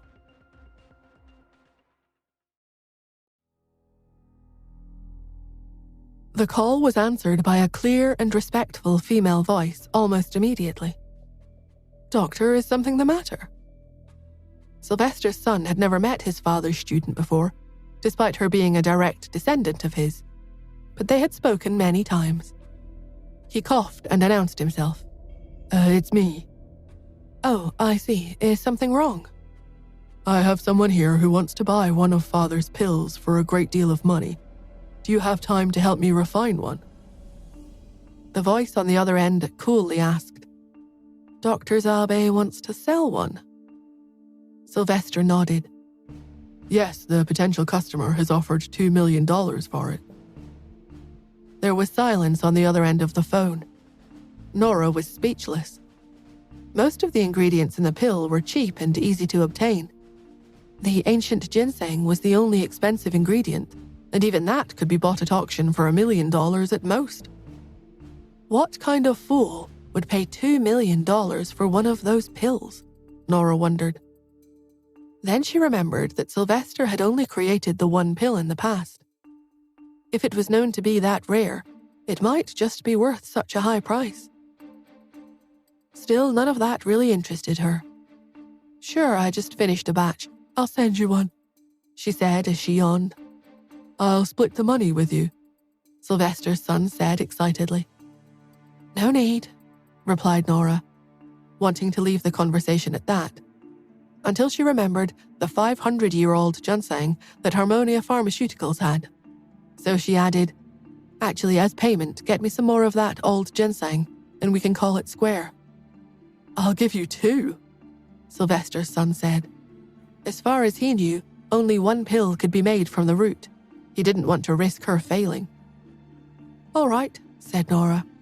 "I'll get someone to send you the pill later." "Perfect." With that, Nora hung up and called Cheryl with the news, telling her about the order for one pill and the reward that awaited them upon delivery. Hearing that, Cheryl asked the pharmacist to deliver the medicine immediately. He hadn't heard the price himself, so he was still mumbling nervously as he packaged the pill. "I really hope this works. That ginseng was incredibly precious." Cheryl smiled at the pharmacist and said, "You'll see that everything will be fine when you get there." An hour later, the old pharmacist arrived at Sylvester's house with the pill wrapped in foil and packaged in an exquisite box. He wasn't immediately recognized, having worked for the Andersons behind the scenes. Yvonne mistook him for Dr. Zabe's student who had just been on the phone with the doctor's son. The son took the pill and handed the old pharmacist a parcel in return. "As agreed," he said with a nod. After leaving Sylvester's house, the old pharmacist checked inside the parcel, wondering just how much they had received for such precious medicine. Then he saw not one, but 2 ancient ginsengs lying inconspicuously in the box, and the pharmacist was speechless. One looked even better than the root Nora had used. His hands trembled as he carefully hugged the box. "My God, I've struck gold this time. I'd never have dreamed of such treasure." After happily obtaining the medicine, Yvonne returned to the Smiths. There were 16 people at dinner that evening, with Ian being the notable absence, as he was still hospitalized. At the table was Quentin, a relatively unknown figure among the Smiths. Very few people in the family even knew about him, and he hadn't participated in such family gatherings before. Joel hugged Mia and put more food on her plate, waiting patiently for her to eat. When Yvonne saw this, she smiled. "That's good, Joel. Mia really needs to eat more." "I know how to eat," she retorted. She was very small and thin, but she ate like the rest of them. Joel liked to see that and patted her on the head as she did. The dinner was mostly uneventful. Brandon caused some trouble, as he always did during dinner. He sat beside Mia and kicked beneath the table. When he accidentally kicked the table and knocked over a cup, he got shouted at immediately by his father, Warren, and he ate in silence after that. Aside from that, everything was uneventful, at least until Warren asked, "Why is Mrs. Hunt hosting such a grand banquet all of a sudden?" After hearing this, everyone at the table looked at Joel, who said calmly, "I haven't heard anything unusual about it. It's just a party." Everyone was relieved to hear that, and Warren smiled at the news. "Then let's attend," he said. "Which reminds me, Yvonne, have you prepared a gift?" Yvonne smiled. "Yes, I have." "Good. I think this banquet might have been arranged just to let you and Justin meet again. A match between you two has been long in the making, hasn't it?" Yvonne lowered her head at that, her face red. "Warren, we're eating. Please stop talking about such things." Warren laughed. "Still shy, are we? You shouldn't be so concerned about it, Yvonne. Even if you're not a Smith by blood, you are in name, which makes you the equal of any Hunt. You should stop feeling so inferior to everyone." Yvonne was speechless at that. To say such a thing in public was doing little more than rubbing salt into the wound, and it was certainly not an appropriate thing to say over dinner. She didn't dare to lose her temper, though, so she just smiled and nodded. "Yes, as you say." "Now then, about this gift you've prepared," Warren pursued. "What is it exactly? Must be suitable for the occasion, of course. We can't afford to be subpar with this." Yvonne nodded. "I have a calming pill." Warren frowned. "That sounds rather common. You're planning on giving medicine as a gift."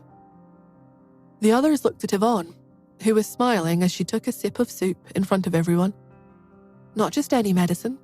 It's from Dr. Zabe." Warren sat back, stunned by her words. "My God, you mean the calming pill? Talk about making an impression. It's perfect. Thinking of such a gift only proves how worthy you are to be counted among us. Money can't buy such sharp thinking." Yvonne smiled and did not speak. She just looked over at Joel, who was the only one still frowning at her. For reasons she couldn't quite discern, her heart skipped a beat at this. "Is my gift not appropriate, Joel?" she asked him cautiously. "It's okay," he replied nonchalantly. Yvonne sighed in relief, but then he said, "It seems like Justin already has his affections elsewhere, though." Warren's expression darkened as he heard this. "You mean he has a girlfriend? How? Didn't we already agree on a political marriage with them?" Joel smiled and said, "Apparently, we're not the only ones."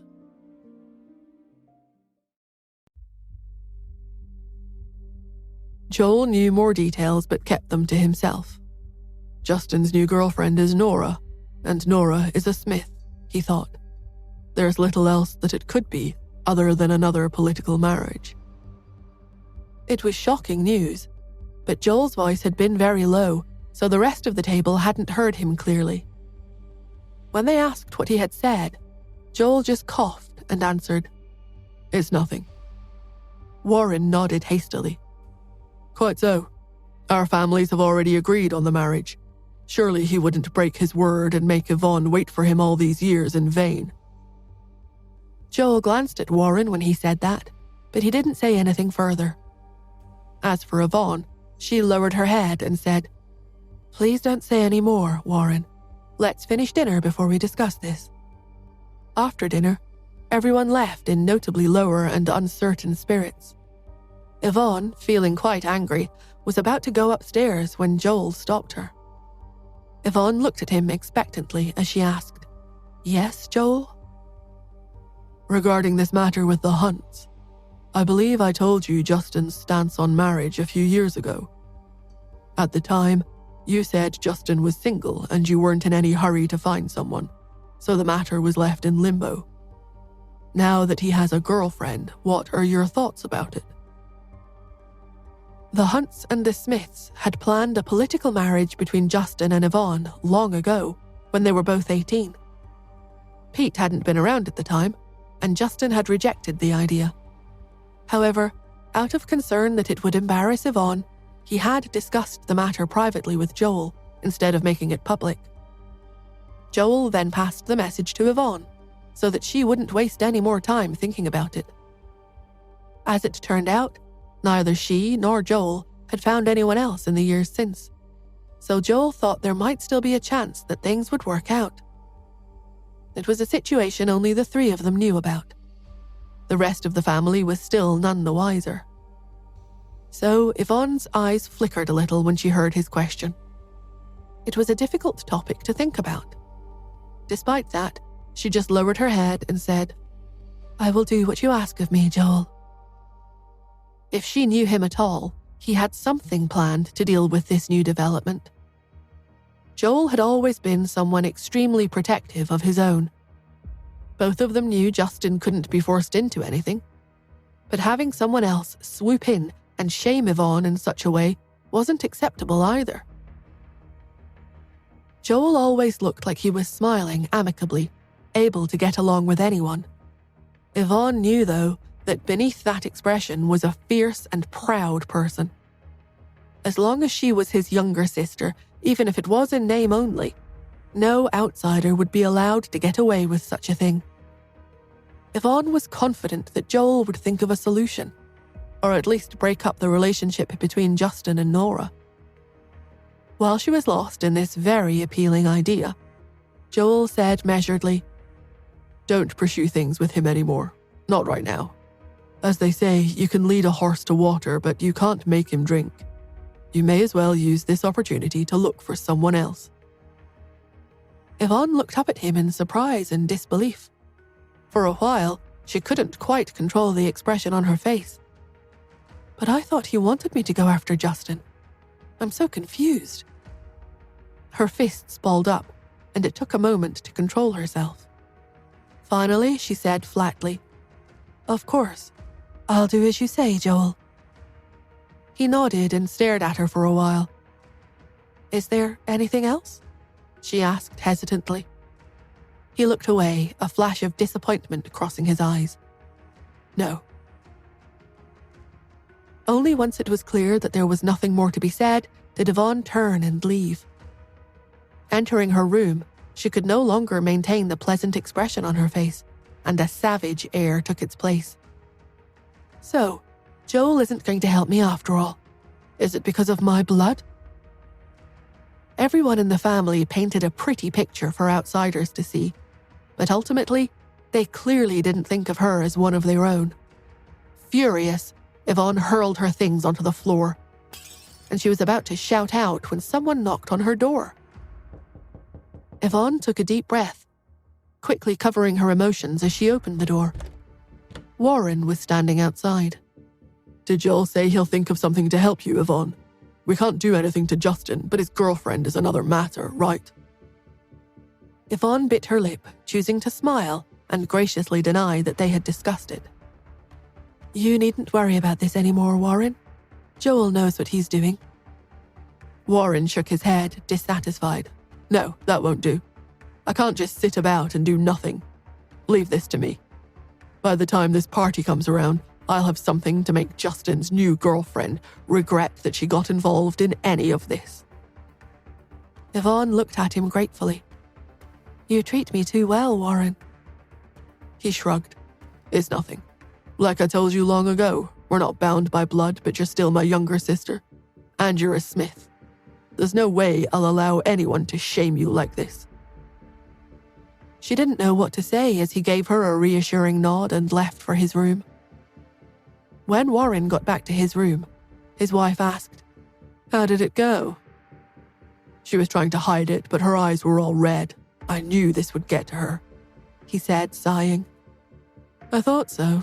You really should help your little sister out then. Warren's wife knew that he had always wanted a little sister to look out for. Since his uncles had no daughters of their own, Yvonne, being adopted by Ian, was the closest thing to a sister he would ever have. Warren sighed, thinking how his father and uncles had been such big failures. We need to do better, bring more women into this family, he said to his wife. Let's work hard and have a daughter, dear. I'm so jealous when I see Joel caring for Mia like that. His wife said nothing, and they went to bed. At the hospital, Joel informed Quentin about the day's affairs. Quentin fell silent listening to all the details, sighing wearily when Joel got to the end. So, this all comes back to how she isn't Ian's real daughter. To think she's actually planning to give such medicine to someone else when Ian could really use it. Joel nodded. That had been another reason why he was displeased with Yvonne. Her adopted father was currently hospitalized, but Yvonne wanted to use the medicine to show off at a social gathering. It seemed very callous and petty. His gaze grew impassive as he said, Forget about her. Let's just marry her off and send her away. Quentin nodded. The Smiths and the Hunts are about to work together on a big project, but it'd be best if the two families could solidify their relationship first. Should we acknowledge our little sister at the party? Bring her back into the family? What little sister are you talking about? Joel asked, baffled. Without Ian's say-so, we don't have a sister. Quentin curled his lips disdainfully. I'd have thought you had more enthusiasm for this idea. Perhaps I misjudged you. Joel said nothing. A sound then came from the bed, as Ian stirred at hearing their loud voices next to him. They were a little taken aback when Ian sat up and said, The birthday party. I'll attend as well. Joel and Quentin looked at each other. Both could guess what Ian had planned. If they were right, he was intending to use the gathering as an opportunity to acknowledge their lost sister and bring her back officially into the Smith family.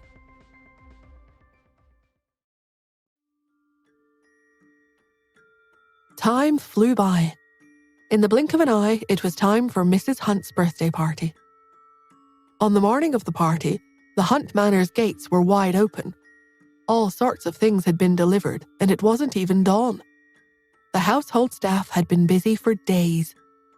It had been ages since the Hunts had last held such a big party, and everyone had been working very hard. Even Chester, the online gamer, had been dragged back home to help. He had been assigned to oversee the kitchen work. As he stood and directed the kitchen staff in their work, he turned to see Justin walking out with Cherry. He went after them at once and asked, "Where are you going, Justin?" Justin glanced at him coldly. Do I have to report my itinerary to you? Chester shrank back. Of course not. He looked at Cherry curiously. Where are you guys going? To Mummy's. Cherry replied. Chester then looked at the 2 boxes in Justin's hands. What are you guys delivering? A dress, of course, Justin replied. Had the Andersons become so poor that they couldn't even afford a dress for Nora? Yvonne looked at herself in the mirror. Her blue gown set off her porcelain-like skin. She looked beautiful. When she walked down the stairs, Warren complimented her. You look great today, Yvonne. Yvonne smiled at him but said nothing. He went over to her and asked, I was wondering what you might be wearing. I've already asked around for you. Justin is wearing blue today, so you two can wear matching outfits now. At the mention of blue attire, Yvonne paused for a moment before she said, I heard that the newest trend in clothing is blue. I saw a haute couture handmade gown called the Blue Enchantress. It's a finished product made by a famous designer. That gown is simply marvelous. Warren waved and said, I already tried to borrow that gown for you, but they refused to lend it to me. A gown like that is the brand's signature item and a treasure. There's no way they'll lend it to anyone. The blue gown you're wearing is also very famous. It looks beautiful on you. Yvonne uttered, Oh. She had a hard time hiding her disappointment. Warren's status must not be high enough for the designer to lend it to him. What a shame. I bet if Joel had been the one to ask, they would have lent it to him. Where's Joel? She asked. Warren shook his head. I don't know. He only told us he was going out. Seems like he's visiting Uncle Ian before he goes over. When Warren mentioned Ian, Yvonne realized that it had been a few days since she had been to the hospital to visit him. She had been distracted by the party. She didn't even know how her father was doing. Warren was clueless and didn't notice Yvonne's displeasure. They stopped talking when they reached the cars and entered their respective vehicles. As soon as he got in the car, his wife Maureen remarked, Why do I feel like Yvonne isn't pleased that you didn't manage to borrow the Blue Enchantress dress for her? Warren waved his hand in annoyance. Surely not. I didn't think she would be like that either. You can't even bear to let me wear that dress she's wearing. So what does she have to be dissatisfied with when you've already given it to her? There isn't any woman in New York who has more prestige than her right now, Maureen said with displeasure. Warren laughed. Are you jealous? Why shouldn't I be? Your entire family is so protective of her that I can't say anything, she thought in frustration. She smiled but said nothing. Her eyes flickered a little. She had actually asked about the Blue Enchantress. However, it had already been loaned out to someone else. She didn't need to tell her husband that, though. Yvonne doesn't know her boundaries and always tries to get one up on me. Well, I'm not a person to be messed with, Maureen thought crossly. How about this? Cheryl asked as she showed Nora a haute couture gown that she had never worn before. The party had been arranged quickly. It took at least a month for a brand to make a haute couture gown, so Nora hadn't ordered one and instead had bought an off-the-peg formal dress. However, when Cheryl saw the dress that she had picked out, she insisted that it undermined Nora's status. So she took out her own gown and offered it to Nora. But Nora waved her hand at it. No, it's fine, I really don't mind. Just then, Melissa's voice could be heard from downstairs. Mr. Hunt, it's good to see you. Nora raised her brow. She walked down the stairs to see Justin placing 2 small boxes on the sofa. He said, I'm here to deliver a gown, he said. Justin was wearing a black suit and a beautiful blue tie, making him look dashing, even more than usual. Melissa nodded once. Is the gown for Nora? Quick, Nora, go upstairs and try it. Nora didn't pick up the gown. Instead, she asked, Is the gown a gift? It's not like you know my measurements. Why wouldn't I? Justin smiled. I know all of your measurements. After all, we're lovers, aren't we? No, definitely not, Nora exclaimed. What on earth made him say that? She thought irately. Melissa raised her hand to cover her smile. She pretended not to hear them and instead urged, "Hurry up, go upstairs and try it on." Nora was about to refuse when Cherry jumped out and said, "Mummy, I'm going to wear a dress today. We have matching outfits. Where's Pete? Let him go back with Daddy. I want to be with Mummy." Matching outfits? How can I say no? Nora thought after hearing Cherry's words. She nodded. "Okay, I'll try the gown on for size." Nora gently took hold of Cherry's hand and went upstairs. Pete had already gone downstairs and left with Justin. In the living room, Simon stared blankly at the two children as they left. He looked at Melissa and asked, "Justin is Cherry's father. I still can't believe it. This feels like a dream." Nora had told the Andersons the truth the day before to prevent them from being shocked when they saw the Hunt's children at the party. Melissa smiled and said, "Are you still in shock? I was so stunned when I saw Cherry at the Huntses that day. I knew something was up. I always wondered why would Cherry's personality fluctuate every once in a while. I even thought at one point that she had schizophrenia." Simon didn't reply. After they had changed into their new dresses, Nora and Cherry went back downstairs. Melissa was startled when she saw the blue gown on Nora. She murmured, "That gown, it's..." She trailed off. "What's wrong?" asked Simon. Melissa shook her head. "Nothing, it just looks a little familiar." As Yvonne arrived at the party and got out of the car, she heard compliments coming from all around her. "Wow, the gown she's wearing today is so gorgeous. I didn't think someone could make blue look so pure and innocent." "You don't get it, do you? Her gown was designed by a famous designer. It's worth over $100,000. "I'm so envious of her. She's the only daughter of the Smiths. They care for her much more than the Hunts care for their daughters." An elegant smile formed on her face as she heard all the compliments.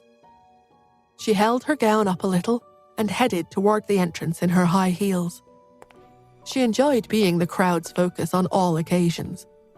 That was what she had learned from past experience. As she was about to reach the entrance, a big black SUV slowly drove into the Manor car park.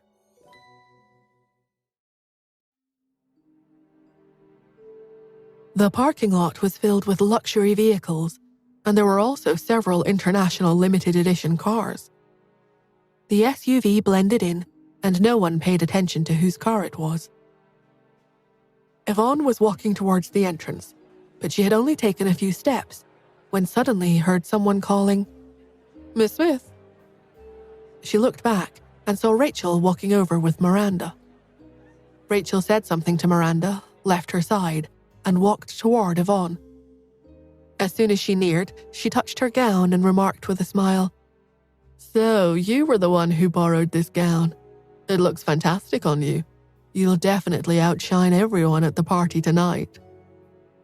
Her voice was rather loud, causing everyone around them to look over. Yvonne was annoyed. The Smiths were particular in keeping talk of wealth and luxury low-key, and they disliked such flamboyant behavior in public. Rachel had overstepped the mark by speaking so loudly to her. "Thank you. It was a last-minute choice to wear it. Your gown is also lovely, Ms. Wood." Rachel knew what Yvonne was like and made nothing of the comment. She said, "You don't have to be so modest. All the guests are talking about your gown. It's very well known in the circle. Except for the Blue Enchantress, there's probably no other gown that can compare to it." Yvonne lowered her gaze. She smiled and said, "Let's go in." "Let's not." Rachel grabbed her arm. Smiling, she said, "I just saw the Andersons' car pull in. If you wait here for a while, they'll definitely come over. When the two of you stand together, anyone who isn't blind will be able to see who's the most elegant. You can also let Mr. Hunt see he's picked the wrong person." Yvonne was a little taken aback at her words. Is Nora not attractive? Rachel hesitated. Nora's small heart-shaped face and large, beautiful eyes, which seemed even more beautiful than a celebrity's, appeared in her mind. She coughed and replied guiltily, "She's passable, I guess, but the way she carries herself makes her look cheap. She usually wears jeans and t-shirts that don't flatter her either. When she walks, she shuffles along and doesn't lift her feet. You'd think she was wearing slippers, not shoes. My mum always taught me that I mustn't drag my feet when I walk." The more Rachel said, the more she believed in what she was saying. She continued, "Have you ever seen people from small towns that come to cities to study? She carries herself exactly like those hillbillies. She doesn't have an elegant poise or strong quality about her at all. So what if she's a little attractive? Do members of families like ours only care about their attractiveness?" A few people standing nearby walked toward the pair while Rachel was talking. Upon hearing what she had said, someone asked in surprise, "Who are you talking about?" Rachel smiled and replied, "Nora Smith. You know, the one from the Andersons. The live stream about her caused quite an uproar. Did you guys see it? To think they talked about their household affairs in public. It seemed like they don't care about embarrassing themselves at all." "Oh, are you talking about the same Nora Smith whose father turned out to be a fake after kicking up all that fuss?" said one of the crowd. "Yeah, speaking of that, my family doesn't really understand either," said another. "You can get rid of people like that by giving them money. Why make such a fuss in public with them?" Even though they explained everything, in the end, wasn't it all embarrassing for the Andersons? Her adoptive father is problematic and greedy, and her mother fell pregnant before she got married. I heard her mother was a famous socialite in New York. She was gorgeous and skilled at seducing men. She was involved with almost every young man from wealthy families. She was the public enemy of all the wealthy ladies in New York back then. They hated her." Rachel felt very smug at hearing the comments, which were becoming increasingly ridiculous. She finally replied, "Yes, she's the one." The gossiping crowd continued to murmur in amazement. "Is she also here at the party? Did she get an invitation from the Andersons? That family is already down and out, yet she still came. She must think very highly of herself. Hey, let's ignore her later, okay? I don't want to talk to someone like that." The wealthy young ladies spared no effort to insult and gossip about the other women at the party. The group noisily chatted as they stood by the door. After talking about Nora, they shifted the topic back to Yvonne's gown and paid her a lot of compliments. Yvonne's lips slowly curved into a smile as she listened to them. Who cares if her mother was a socialite? In the end, she married someone from a small town. How could she possibly compare to the Hunts or the Smiths? Just look at how gorgeous and expensive Ms. Smith's gown is, and she's wearing it just to attend a party. No matter how impressive Nora's mother was, could she have found a better gown? I hardly think so. Exactly. No matter how amazing Nora's mother was, it's not like she passed it down to her, right? Otherwise, she would have found a boyfriend like Mr. Hunt. You and Mr. Hunt are a match made in heaven, someone told Yvonne. When are the two of you getting engaged, Ms. Smith? Everyone in the wealthy circle had heard the rumors that the Smiths and the Hunts were planning a political marriage. They had initially thought that the two of them would get engaged when they were 18. Surprisingly, nothing had been arranged yet, even after all this time. Although Justin had an illegitimate child, he hadn't married, and there was no information about the child's biological mother. Yvonne hadn't married, so everyone thought they were still waiting for a suitable opportunity.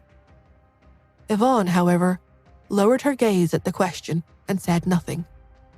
They were gossipy and starting to irritate her. Rachel had noticed Yvonne's annoyance and interrupted them. Smiling, she said, "The Hunts and the Smiths' affairs aren't something you guys should be asking about. After all, that's private between the families. Let's not talk about this anymore. I just saw the Andersons' car arrive. My cousin and Nora will be over in a while. I'll point her out to you all later." "Yeah, okay. I just want to see how beautiful the daughter of the public enemy of all the wealthy wives of New York can be. Even now, my mother still gets angry whenever she talks about Yvette. She says that my father had a crush on Yvette years ago and that she was his unattainable dream." While the young ladies noisily chatted away, Rachel looked into the distance and said, "They're coming." Everyone followed her gaze and looked over. The woman walking in the forefront was wearing a pink dress. Her shoulder-length bob made her look very youthful and peppy. Just behind her walked a middle-aged woman wearing a gown that oozed class and charm. Cheryl, who was wearing the pink dress, was obsessed with her work at the laboratory, so she rarely attended parties and no one recognized her. One of the women looked at her and asked, "Is Nora the one in the pink dress? Although she looks pretty cute, she doesn't look that amazing. Besides, her dress is so, well, boring." When Cheryl saw that they were talking about her, she suddenly turned around, revealing the woman behind her.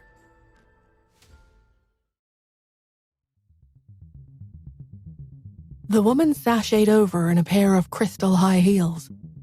The blue gown set off her slender waist, while her straight hair casually hung down her back and rippled in the breeze. Beside her, a little girl wearing a small mask and a similar blue princess dress skipped along while holding the woman's hand. They were an exquisite sight. The people waiting at the door were stunned. They watched in disbelief. One of the young ladies, who had been gossiping just a moment before, exclaimed, "That dress! It's the Blue Enchantress. Oh my, who is she? Doesn't she walk so elegantly? She twists and turns her hips like a catwalk model. She's truly gorgeous. Which family is she from? Why is the little girl wearing a silver mask? Oh, she's so cute. Is she her younger sister?" Rachel was taken aback by everyone singing Nora's praises. She stared at Nora in disbelief, feeling that her eyes were playing tricks on her. Was this the same woman from a small town who always wore jeans and white t-shirts and walked as though she was still half asleep? She looked so graceful as she walked toward them. Even Rachel found it challenging to say Nora didn't look amazing. The eyes of every man were fixed on Nora. She was definitely the center of attention. When had such a beautiful woman arrived in New York? Yvonne knew Cheryl and hadn't mistaken her for someone else, but she looked at Nora in astonishment. She had only heard her name. Was this the purported small-town girl that Rachel had talked about? There was no competition. Even viewed from a distance, there was no contest. At least, that was the case in terms of what they were wearing. Yvonne bit her lip and glared angrily at Rachel. She couldn't hold herself back for once and said, "So, that's the Nora Smith you were talking about?" After hearing Yvonne, the same thought formed in everyone's mind. In unison, they looked at Nora. If she looked anything like her mother, then it was no wonder that her mother had been regarded as public enemy number one of all the wealthy wives of New York. She swayed as she walked, yet her posture still looked natural. Given her beauty, what man could resist her? Yvonne complained, "She's wiggling her hips on purpose, and what kind of shoes are those? They look slippery to me." Cherry supported her mother carefully to prevent her from tripping and falling down in front of all the guests, which would have been very embarrassing. She piped up with a sweet voice, "Beauty comes at a price, Mummy." The crystal heels perfectly matched the blue gown, but they were a little more slippery than ordinary heels. Nora couldn't walk very well in them. As a result, she could only twist and turn her hips from side to side as she walked, to avoid slipping and falling down. Nora tried to put up with the shoes, but in the end, She bent over, intending to take them off and carry them instead. She vowed to herself never to wear them again. But as soon as she bent over, Cheryl grabbed her hand. "There are so many eyes on you right now, Nora. You'd better not do anything unsightly, otherwise it'll be really embarrassing." Nora silently endured the heels for a while longer. Finally, she gritted her teeth as she said to Cherry, "Ask Daddy to find a normal pair of heels for me. Otherwise, I'm going to go around barefooted later." Cherry took out her cell phone at once. "Okay, Mummy, I'll call Daddy right away." Like that, they walked through the crowd and came to the entrance. After registering, they were about to enter the party hall when they suddenly heard a shrill voice. "Nora Smith." Nora and Cheryl looked over to see Rachel staring at them. She looked at Nora, eyeing her gown up and down, and then demanded, "Where did you get that dress?" Nora glanced at her coldly. She had no intention of replying. Rachel scoffed and continued to stare at her. Cheryl didn't want anyone to know that Justin had borrowed the gown for her aunt. Should the Hunts hear of it, they would surely disapprove of Nora. So she said, "Oh, so you've been invited to the party too, Rachel? Shall we go in together?" Rachel completely ignored Cheryl and stared at Nora. "Tell me, how did you manage to borrow that gown? With the Andersons' reputation, there's no way you could have borrowed it." She then pointed to Yvonne, sneered at Nora, and in a sarcastic tone said, "She only managed to borrow that dress, so how were you able to borrow the blue enchantress?" Nora raised her brow. "I went to the store, I guess." Rachel seethed inwardly. Of course, she knew Nora had borrowed it from the store. That wasn't the question she had asked. Before she could say anything else, Melissa, who had registered at the gift reception table, walked over and said, "All right, let's go in. Rachel, are you coming with us or will you continue playing here? Or would you like me to ask your father to come over and escort you?" Rachel kicking up a fuss like that in public was an utter embarrassment, and her father would be very annoyed. Rachel swallowed. "You guys can go in first, Aunt Melissa. I'm having fun here with Ms. Smith." Melissa nodded. Nora glanced at the Ms. Smith Rachel had mentioned. Yvonne was wearing a blue gown similar to Nora's. Although they were both elegant dresses, the blue enchantress's design was clearly more high-end. Yvonne looked relatively bright and charming, and she carried herself gracefully. She stood there quietly with a gentle smile. Nora leaned toward Cheryl and asked curiously, "Is she Ian Smith's daughter?" She had once heard that although Ian had been single his entire life, he had adopted a daughter. Cheryl leaned toward her and replied softly, "Yes, her name is Yvonne Smith." So, she was Ian's adopted daughter, Yvonne Smith. Nora suddenly felt awkward when she heard the name. Cheryl added, "Ian is a devoted father." While the two conversed, they had entered the hall, and Yvonne had overheard them. She bit her lip hard and held back for a moment. She had a sense of trepidation. She took a step forward, went to the gift registration room, and looked around. Sure enough, she saw that the Andersons had given pills as a gift. As for what kind of pills they were, it wasn't specific on the container. Surely, it couldn't be as good as the Zabe Corporation's calming pill she was giving. She had lost in terms of gowns. She mustn't lose in terms of gifts. With that in mind, she looked at the person in charge of the gift registration counter and asked, "What kind of medicine did the Andersons give?"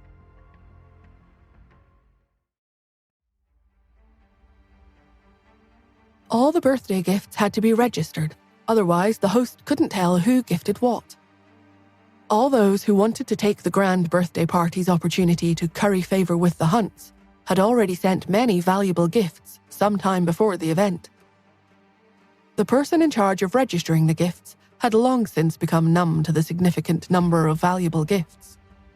He glanced at the registry and then replied casually, "A box of pills?" A box of pills? Yvonne let out a low laugh. After all, even a single pill was hard to come by, yet they had given a whole box of them.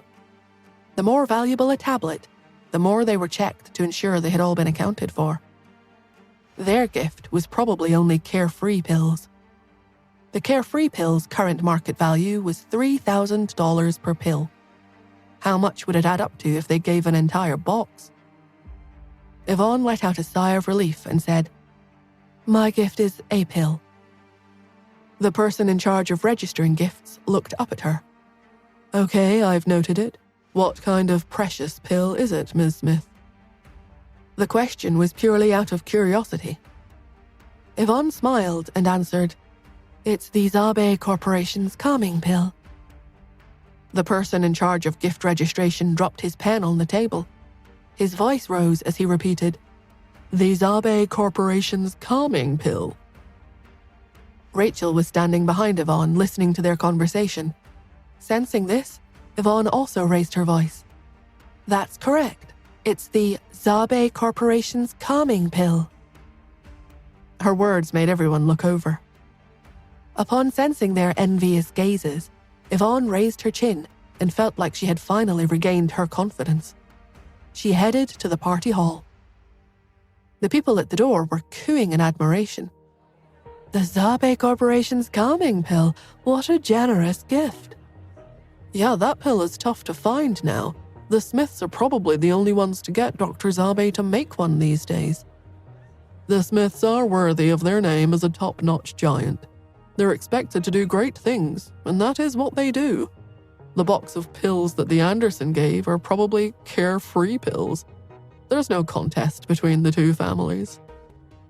Yvonne was delighted by their comments. The Andersons' Carefree pills had made an impact. Indeed, a box of the pills was considered a presentable gift. But compared with the Zabe Corporation's calming pill, they were far inferior. Yvonne felt happier, unaware that some friends behind her were in quiet conversation. How did the Smiths fail to borrow the Blue Enchantress? They're so powerful.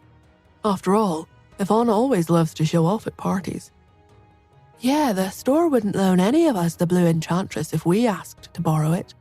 But they definitely wouldn't dare to offend families like the Hunts and Smiths if they were to ask.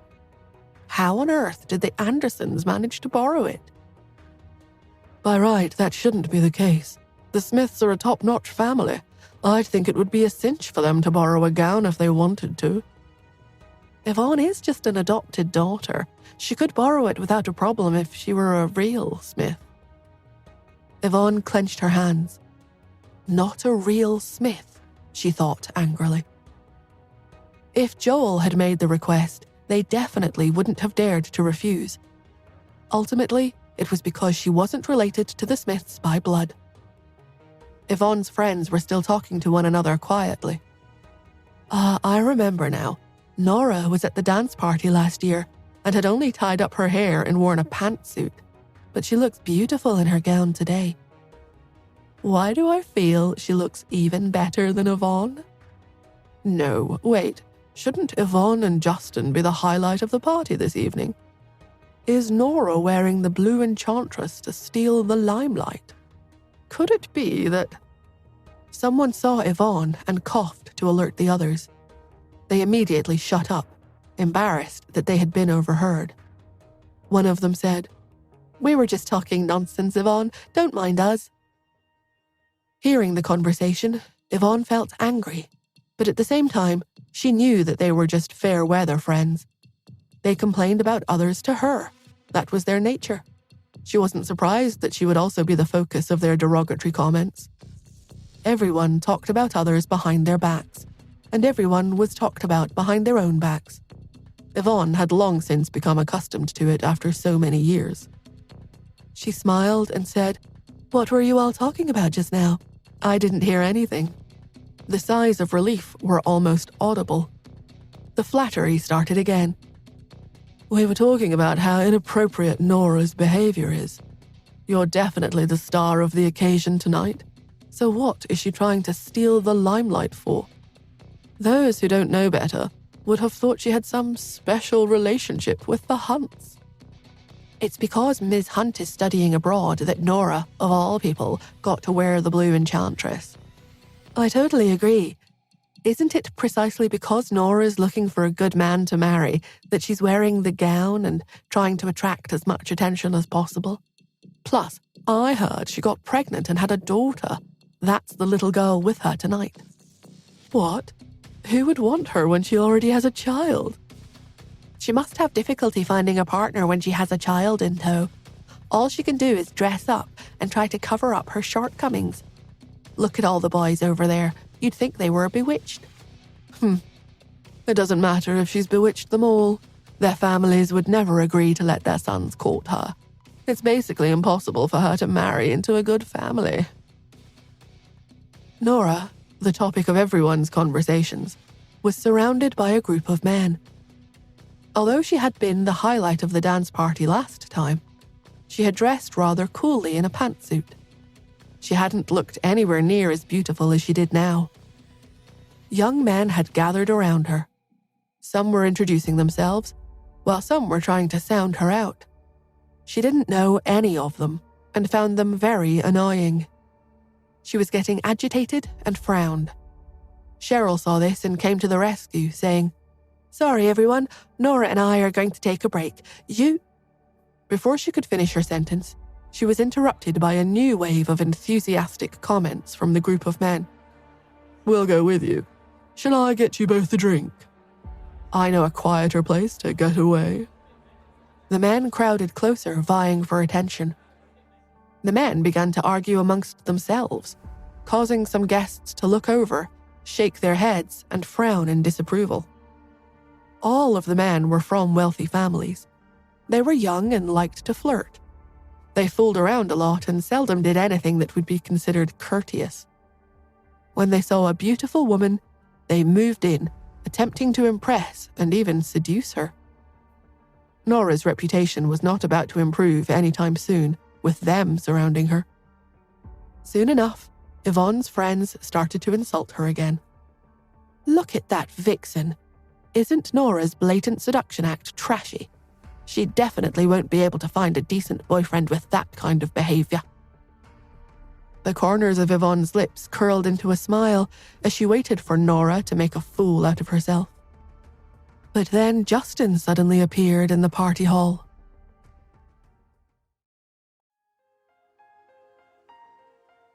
Justin knew how to make an entrance. His appearance had come out of the blue and had attracted everyone's attention. Yvonne's eyes lit up the moment her gaze landed on him. Justin was undoubtedly the most attractive man in New York. He was also the goal she had set for herself, even as a child. She had never had a boyfriend, keeping herself for him alone all these years. She had used the time to find out what he looked for in a woman. When news of him having a child reached the Smiths, she had hidden away in her bedroom. She had cried herself to sleep for days. Eventually, she had managed to forgive him. She had also thought of how the child would be raised after she married Justin. An illegitimate child wouldn't be able to inherit the Hunt fortune, that was certain. But she was determined to treat the child as one of her own, and he would want for nothing, even when she had children with Justin. When he was 18, Justin had said he wouldn't marry her and had remained single, but she had held out hope.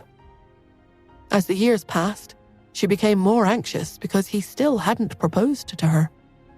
She was now 25. The engagement and marriage plans would take at least 2 years to arrange. Too much time was passing, and she was getting old. The child's mother had never made an appearance. It was said that Justin disliked her so much that he never once mentioned her. Yvonne believed that he was waiting for the child to grow up first. Is he worried that I would reject his child? She wondered. I wouldn't do that. It was only at these annual parties that she had the opportunity to catch a glimpse of him now and then. Even when she went over to say hi, he always seemed uninterested, and his eyes would stray from her. Although she considered herself one of the most eligible women in New York, if Justin didn't want her, she wouldn't give herself to any other man. Her friends beside her began chattering once again. "Look, Yvonne, it's Justin. Oh my goodness, is his sudden appearance because of you?" "Isn't that obvious? Of course it's because of her. Do you think he'd show up because of anyone else? Look, he's coming over." "He's so handsome. Quick, go to him, Yvonne." Yvonne didn't speak, but her eyes sparkled. She took a step forward and gazed at Justin. The crowd watched as he walked past her and headed straight toward Nora, standing a short distance behind her. Yvonne's expression froze instantly, and she clenched her hands into tight fists. Her friends were even more shocked. "Where is he going?" "But Yvonne is right here. Could it be that he isn't?" Someone gave the woman speaking a push. She just realized that she had said the wrong thing and hastily shut up. Another voice said, "Justin must have something he needs to do. There are a lot of guests here, so maybe he has some instructions he needs to give, or perhaps he saw a business partner and is going over to say hi." "That's right. Situations like this aren't appropriate for romance anyway. After all, business takes top priority." Their words made Yvonne bite her lip. Her heart sank when she saw Justin getting nearer and nearer to Nora. Rachel knew that Nora was Justin's girlfriend, but didn't think their relationship would last long. She leaned toward Yvonne and whispered, "I'm sure Justin is just fooling around with Nora. Ignore them." Yvonne was still clenching her fists, but managed to look calm. "Well, it has nothing to do with me," she lied. "How can you say that?" Rachel attempted to provoke Yvonne. She said, "Considering Nora's background and the fact she's an unmarried mother, there's absolutely no way Justin would publicly admit they're dating. It would be too embarrassing. They definitely won't get married. Just turn a blind eye for the moment. The title of Mrs. Hunt will be yours sooner or later. Trust me." So not only did she have to tolerate him having a child, but she also had to put up with him having a lover. Yvonne's expression turned sour. Warren was standing nearby. He walked over to her and said cryptically, "You're here, Yvonne. Come with me." He ushered a surprised Yvonne to join him at the side of the room. Warren lowered his voice and asked, "Why do you look so unhappy?" His words made her instinctively glance over at Nora. She lowered her head and asked, "How did Nora manage to borrow the Blue Enchantress, Warren?" Warren was chagrined at her question. He replied, "Justin must have arranged it. That's the only way she could have borrowed the gown. If I had known, I would have asked Joel to deal with the matter instead." Yvonne bit her lip again as her eyes reddened. He immediately asked, "What's the matter?" Without raising her head, she replied, "We ran into each other at the hall entrance just now. She said that I'm not a real Smith." Warren didn't know that Yvonne was lying. He asked incredulously, "She mocked you just because of a dress? What makes her think she can do that? You're far better than her. The Andersons fell into decline a long time ago. Besides, she isn't even an Anderson. Her last name is Smith.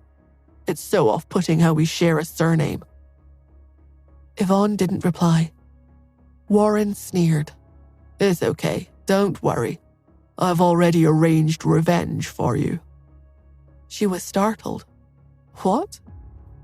Smiling, he said, "Why do you think so many rich young men blatantly dared to hit on her at a party like this?" Yvonne was dumbfounded. She turned, looked over, and saw a few more people gathering around Nora.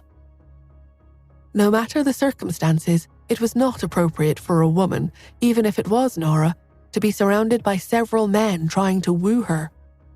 Their behavior was totally unacceptable, and everyone knew that. She asked in surprise, "You're the one behind it?" Warren raised his chin triumphantly. "Well, not really. The group of men was attracted the moment they saw her. They were planning to ask about her discreetly, but I told them that she's a socialite, and they didn't need to worry about discretion. No wonder those men dared to rush over so rudely, she thought, almost feeling sorry for Nora. Warren sneered. They don't know that she's Justin's girlfriend, and he can't reveal the relationship at an occasion like this.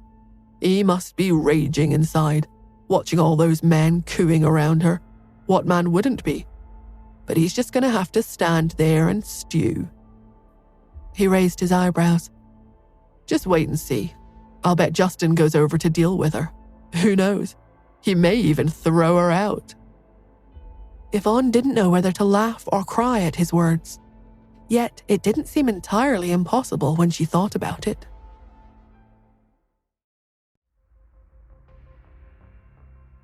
Miss Smith, what is Mr. Hunt doing? I can't see anyone over there he would want to talk to. While Yvonne was watching, someone else asked curiously, Those people are all rich, young, good-for-nothings. They're nothing like Mr. Hunt. Why would he go talk to them?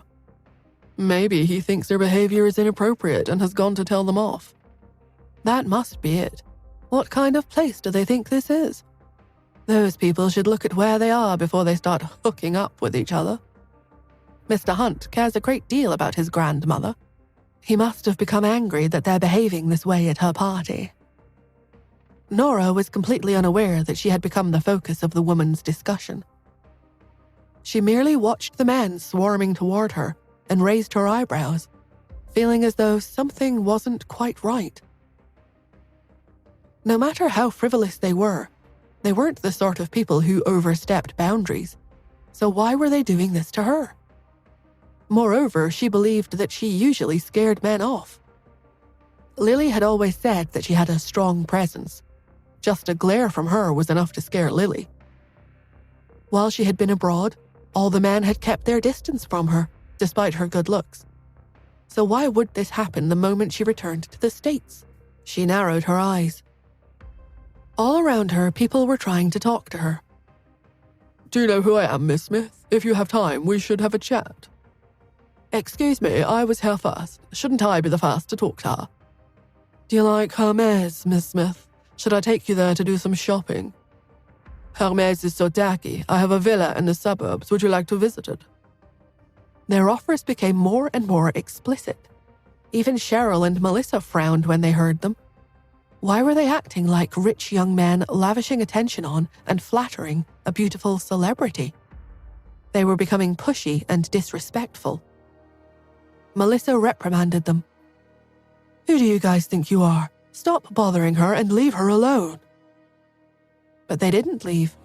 Instead, they laughed, and one said playfully, I'm not fooling around. I meant what I said. You're the Andersons, right? How about you and Miss Smith have dinner with me so we can discuss a partnership between our hospitals and ideally in pharmaceuticals? Another said, I'm not bothering Miss Smith. She seems unwell. I'm just trying to help. Cheryl was so mad that her cheeks had turned red. Stop. You're all too much. Nora doesn't need your help, and she's not interested in any of you, so please step aside. We're getting out of here. How do you know she's not interested? You don't get to decide how she spends her time. That's right. Don't be jealous that she's getting all the attention. Miss Smith, I don't mind that you've got a child. You're still young, and I like women with experience. Nora's expression turned frosty, and anger roiled in her cat-like eyes.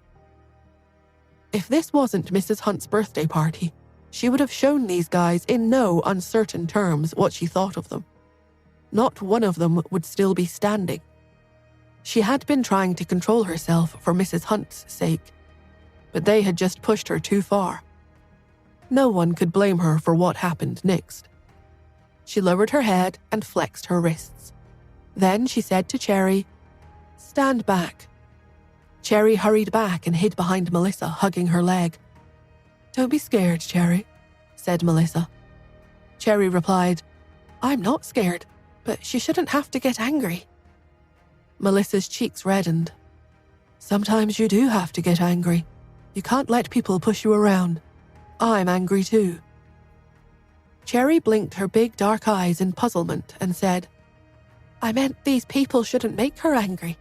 She makes people pay when she's angry."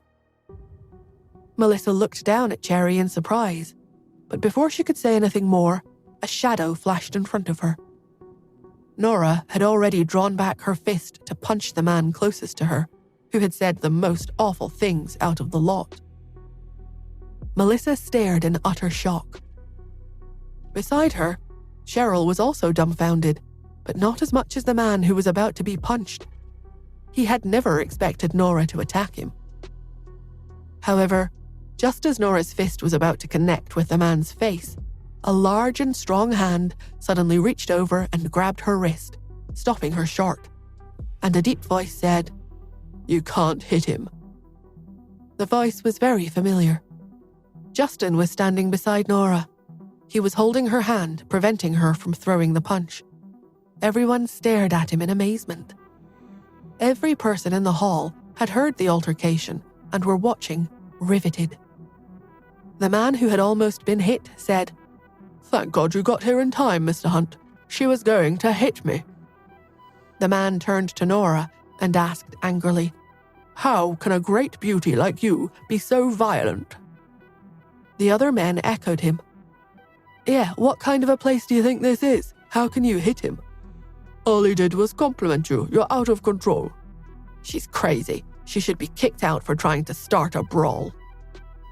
In the distance, Yvonne breathed a sigh of relief at the sight. As expected, Justin was angry. Nora had been incredibly stupid. They were in public, surrounded by witnesses.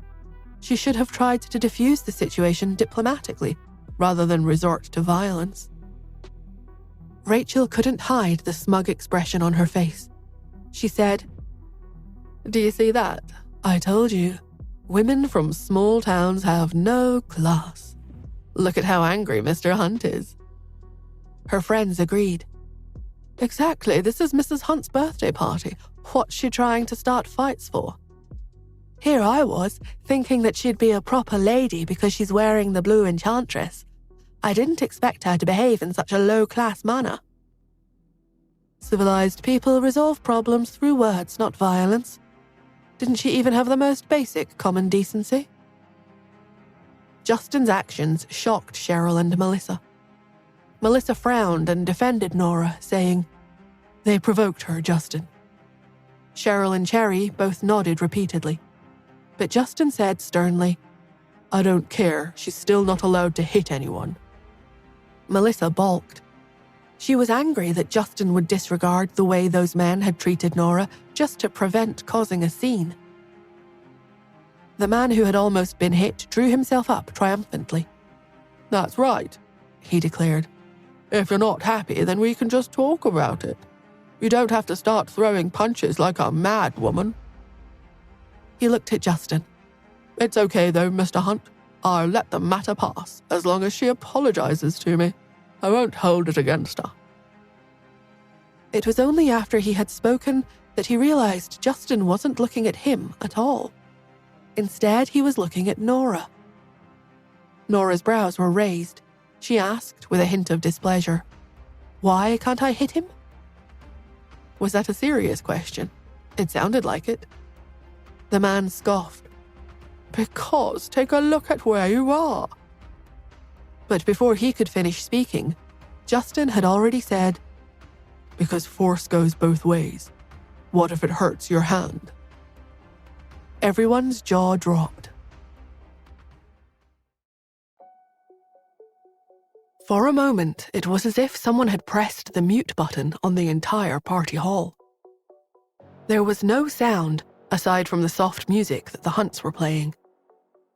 Yvonne's friends, the rich young men, the guests of high status and influence, even newcomers, all of them were looking at Justin in disbelief. His voice had been neither too loud nor too soft, but because everyone was watching him to see how he would react, his words had reached everyone's ears as clearly as if he was standing right next to them. Then, they turned their incredulous mass gaze onto Nora. All of them were wondering the same thing. What's going on here? Why did the tension between Mr. Hunt and Nora feel so strange? And why was Mr. Hunt still holding her hand, even though she was no longer trying to punch anyone? Yvonne's friends started to speculate again, in whispers.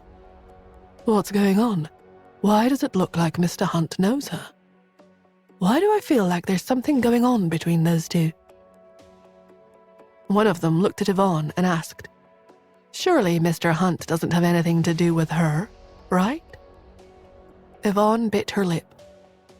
She lowered her head and said slowly, I don't know what kind of relationship they have, but even if they're strangers, a host won't stand idly by and watch as someone bullies one of their guests, will they? After all, those men went too far. Rachel was so jealous that she was almost out of her mind. She said, Yeah, what kind of relationship could Nora and Mr. Hunt possibly have? They have nothing to do with each other. Mr. Hunt must have decided that those guys were being rude. It's just a shame he doesn't know what that woman is like. The girls exchanged looks with one another, all of them sensing that something was amiss. Why did Yvonne look so unhappy? It seemed like that woman's presence was really bothering her. They hadn't noticed that in the beginning, but now things seemed different. Could it be that Nora's good looks had caught Mr. Hunt's attention? Just as everyone was speculating, Nora, the subject of the drama, shook Justin's hand away in disdain. Her voice was low and impatient as she asked, If I can't hit him, then what should I do? Her shoes were too uncomfortable. She wanted to deal with these people as soon as possible so that she could get out of them. Justin's icy voice rang out. Where's the butler? The butler in charge of the Hunt's external affairs had noticed Justin the instant he had appeared. Upon hearing these words, he hurried over. Sir? Justin pointed casually at the men. These people here. Politely see them out. The meaning behind his deliberate emphasis was obvious. There would be nothing polite about the men's ejection. The butler nodded immediately. Yes, sir. With a wave, a few security guards rushed over. They grasped the young men by their arms, secured their hands behind their backs, and dragged them out of the hall. The men couldn't believe what was happening. One even shouted, Mr. Hunt, what are you doing? All we did was talk to her. Do you know who she is, Mr. Hunt? She's a climber. We were just chatting. We didn't force her into anything. Climber. The word made Justin's gaze darken. Stop, he said. The security guard stopped and let go of the man who had called out. He wasn't from an influential family. He had come to the party by tagging along with someone else so that he could network. Thus, when Warren had encouraged them to go over, he had done so accordingly. He wasn't willing to be driven out just like that, and he had the guts to speak up. He said, Are you doing this because you don't know who she is? Don't let her beauty fool you. I heard that. Who did you hear that from? Justin asked, interrupting him. The man subconsciously glanced at the crowd, and Warren nervously shrank back and hid behind Yvonne, who turned to stare at him. The man didn't see Warren, but he didn't dare drag the Smiths into this, so he said, I just overheard some people. So you think it's sensible to go around publicly spouting things that you hear through the grapevine? Justin turned to the butler and said, Find Miss Smith a lawyer and sue this man for slander. Yes, sir, said the butler. There's no need for that, said Nora. She lowered her voice and added, I don't care about all this. I just want to get out of here and change my shoes. Justin fell silent for a moment. Then he looked at the butler and said, Never mind then. Don't sue him. His voice was deep and tinged with displeasure. The butler inwardly said a prayer for the man. If they sued him, all he would have to do was pay damages for harming Nora's reputation. But they weren't going to sue him. The man would probably have to pay an even higher price to appease Mr. Hunt. The butler wasn't the only one who understood that. The man understood it even better. He panicked at once. I was wrong, Mr. Hunt. Please, let me off. Unfortunately, Justin was no longer paying attention to him. What more did he have to say to the man when his girlfriend's feet were uncomfortable? He waved casually, and the security guards resumed dragging the men towards the door. Once they were outside, the man would really have to pay the price for his actions. He was so terrified that he yelled, "Isn't she just a woman who looks a little better than most, Mr. Hunt? Who is she to you? Why would you protect her like that?" You could have heard a pin drop. Everyone looked at Justin curiously. Yvonne balled her hands nervously into fists. Justin wouldn't admit it, would he? After all, Nora's status was too low. She wasn't worthy of him at all. If he admitted it on an occasion like this, everyone would hear of it. Having a girlfriend in private and showing her off to everyone were two completely different things. Nora raised her eyebrows. Unhurriedly, she said, "We don't have anything." Before she could finish, a warm arm suddenly snaked around her waist, and her feet left the floor. Justin had picked her up and was carrying her in his arms. She stared up at his face. With his gaze lowered, he carried her to the nearby couch. When they reached it, he gently put her down. It was only then that everyone noticed that he had been holding an exquisite bag all this time. He opened the bag, took out the shoes inside, and slowly squatted down. He took off the shoes that Nora was wearing, and then he changed her shoes for her. His actions came so suddenly that even Nora herself was dumbfounded. She would never have imagined that this lofty man would actually get down on the floor and change her shoes for her. Then, he stood up straight as if he hadn't just been crouching at her feet. He looked out imperiously over the crowd and said, "Let me introduce you. This is my girlfriend, Miss Nora Smith."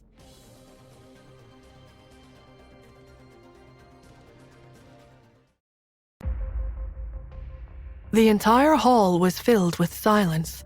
Everyone looked at them in disbelief. Melissa and Cheryl were shocked that Justin would disregard everything and reveal his relationship with Nora on an occasion like this. To be honest, the Andersons were no longer as powerful as the Hunts had been 30 years ago. Yvette had been able to make everyone take notice of her because she was simply that outstanding. So much so that the Hunts and the Smiths considered it an honor to have her marry into the family. But the Andersons were just a down-and-out family these days. Cheryl leaned toward Melissa and whispered, "Mom, Mr. Hunt is serious about Nora." Melissa believed her. She knew her daughter and she trusted her insights. However, she asked, "Why does Nora look a little unhappy to me, though?" Cheryl followed her gaze and saw that Nora was frowning. She was indeed unhappy. She had kept a low profile ever since she had been a child and had never wanted anyone to pay any attention to her. Once she officially became Justin's girlfriend, or even the future Mrs. Hunt, people would definitely pay attention to her. Of course, this had also been the reason she had kept pushing Justin away and forbidden herself from developing feelings from him. Yet he had just announced their relationship in public. Had he asked her for permission? Had she agreed to it? But there was no use crying over spilled milk. She frowned and started thinking of a way to get out of the situation unscathed. Seemingly having sensed her displeasure, Justin lowered his head sheepishly and tried to justify himself. He said, "I'm sorry. I couldn't listen to them talking about you like that. I couldn't help myself." Nora regarded him in disbelief. He couldn't help himself, she thought. Does he really think that I would believe such nonsense? She knew him. If he had said that he had almost done something and had to hold himself back, she would have believed him. But he had never been impulsive. He was the head of the Hunt family and the leader of the biggest conglomerate in the States. His self-control was infallible. The corners of Nora's lips spasmed. She saw that his usually deep and fathomless eyes looked a little tentative and nervous, as though he really was sincerely apologizing. He even exuded a vague sulkiness, as though he had suffered an injustice, dissuading her from pursuing the matter. She considered her response carefully, turning her words over a few times in her head before she voiced them with resignation. "Never mind," she whispered. Justin nodded. "Okay. Although we're not going to get married, you're still the children's mother, so it's okay to let outsiders know about our relationship. Right, Nora?" It was only then that Nora noticed that at some point, the man had started addressing her by her first name. However, it did sound pretty nice when he uttered her name with his deep and slightly raspy voice. She lowered her gaze to the new pair of shoes. Although they were also high heels, their soles weren't so slippery, so she could manage them. Meanwhile, just outside the hall doors, the man that the security guards were holding onto was stunned. He stared at Nora in disbelief, and then he looked toward the crowd, trying to find Warren. Hadn't Warren said that she was a social climber? But there was no way Mr. Hunt would publicly acknowledge such a nobody as his girlfriend. He had been tricked. By the time he reacted, the butler had already given another wave, and the security guards were dragging him away from the door. He was utterly despondent. What could he do? He had finally realized just what kind of mistake he had made. Further away, Yvonne and Rachel were speechless. The two of them had been ready for a good show when Nora was surrounded by that group of men and when sly rumors of her being a cheap social climber had started spreading. Once a rumor like that made the rounds, Nora should have been pretty much finished. Little did they expect that Mr. Hunt would openly admit their relationship. With that, Nora definitely wasn't a climber anymore. Everyone trusted his testimony and his taste in women. Their friends nearby were initially startled by the news. Then, gloating looks appeared on their faces. They couldn't even keep their voices low anymore. Nora's actually Mr. Hunt's girlfriend. What a revelation. She's beautiful enough, though. I just thought of something. If she's with Mr. Hunt, she's not going to mess around with other people's husbands, and they wouldn't dare mess around with her. Oh my God, what a relief. My husband was practically dazzled by her. But there's nothing he can do about it now. Who would be crazy enough to lay a hand on Mr. Hunt's girlfriend? Someone glanced at Yvonne and said, "I knew something was up. I couldn't work out why it felt like Yvonne had been competing with Nora the whole day. Now we know." So Yvonne had been painstakingly waiting for Mr. Hunt for over 20 years, but in the end, he didn't want her at all. It's a little sad. Nora has stolen all the limelight today. But this means that Mr. Hunt must have been the one who borrowed the gown for her. Nora has totally eclipsed Yvonne. Shh, keep your voice down, she'll hear you. So what if she hears me? She's just the Smith's adopted daughter? Does she really think she's a real young lady of the Smith household? The gossips gradually walked away. Yvonne clenched her fists tightly and tried her best to suppress her anger. She could not make a faux pas under such circumstances. She would make up for this embarrassment later. Rachel had also heard the women's conversation. She looked at Yvonne and saw that she looked calm and was still smiling gently. She couldn't help but sigh in admiration. Yvonne sure had outstanding mental resilience. Just as everyone was entertaining their own thoughts, Mrs. Hunt, the elderly birthday girl, finally made her appearance. She sat at the main table and looked at everyone with a kindly expression. One by one, Everyone started to present her with gifts and pay her compliments. The Hunts went first, starting with Raymond. People went forward to offer her their well wishes. After the Hunts were done, it was the guests' turn. By rights, the Smiths should have been the first. But because of Justin's announcement, the Andersons' status had just risen. In fact, Justin even personally led Melissa, Nora, and the others forward. Everyone's gaze instantly fell on them. Rachel, standing next to Yvonne, sneered at the sight. She said, "It doesn't matter how much Mr. Hunt favors them. We'll just see if they can present a decent birthday gift."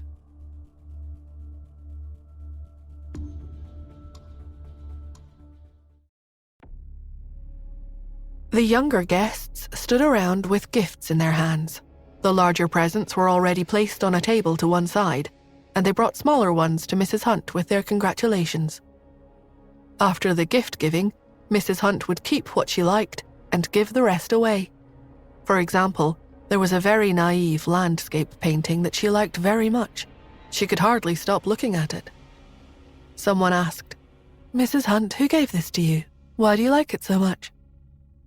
Mrs. Hunt smiled and glanced at Nora. While she was upstairs earlier, she had witnessed everything that had gone on downstairs. She had seen Justin expose his relationship with Nora to protect her. Mrs. Hunt had not been happy. At that moment, she lowered her eyes and said very seriously, "My great-grandson Peter painted it." Peter. This was the first time this name had been mentioned in public. At first, no one was quite sure who she meant, but Mrs. Hunt clarified, "He's Justin's son." A murmur went through the crowd. So Justin's child was a son. Over the last 5 years, the child had been a secret that Justin had guarded closely. No one had even known whether the child was a boy or a girl. Finally, Mrs. Hunt had put that mystery to rest. What was more, she was demonstrating her love and approval of the boy. She wanted everyone to know that her great-grandson's status would not change just because Mr. Hunt had a girlfriend. Of course, no one had seen him yet, but at least his name would be known among high society. When everyone heard this, they all looked at Justin and Nora. Mrs. Hunt's intentions were all too obvious. Everyone understood. At first, they thought that Nora would look antagonized, but she and Mr. Hunt seemed perfectly indifferent. It didn't affect Justin's reputation at all. After all, the boy was his son. But just when Nora had looked very important and of high status within the family, suddenly, she didn't seem to matter so much. She was only a girlfriend. She wasn't blood. Rachel smiled and said to Yvonne, "Mrs. Hunt is warning Nora to behave." Yvonne lowered her eyes and didn't speak. However, Rachel became smug. "So what if she's with Mr. Hunt? She's not the boss of anyone. It's not like her opinion matters." As she spoke, Justin led Melissa to Mrs. Hunt. Rachel instantly became even more excited. The Andersons are in dire straits now. Their family can't afford a decent gift.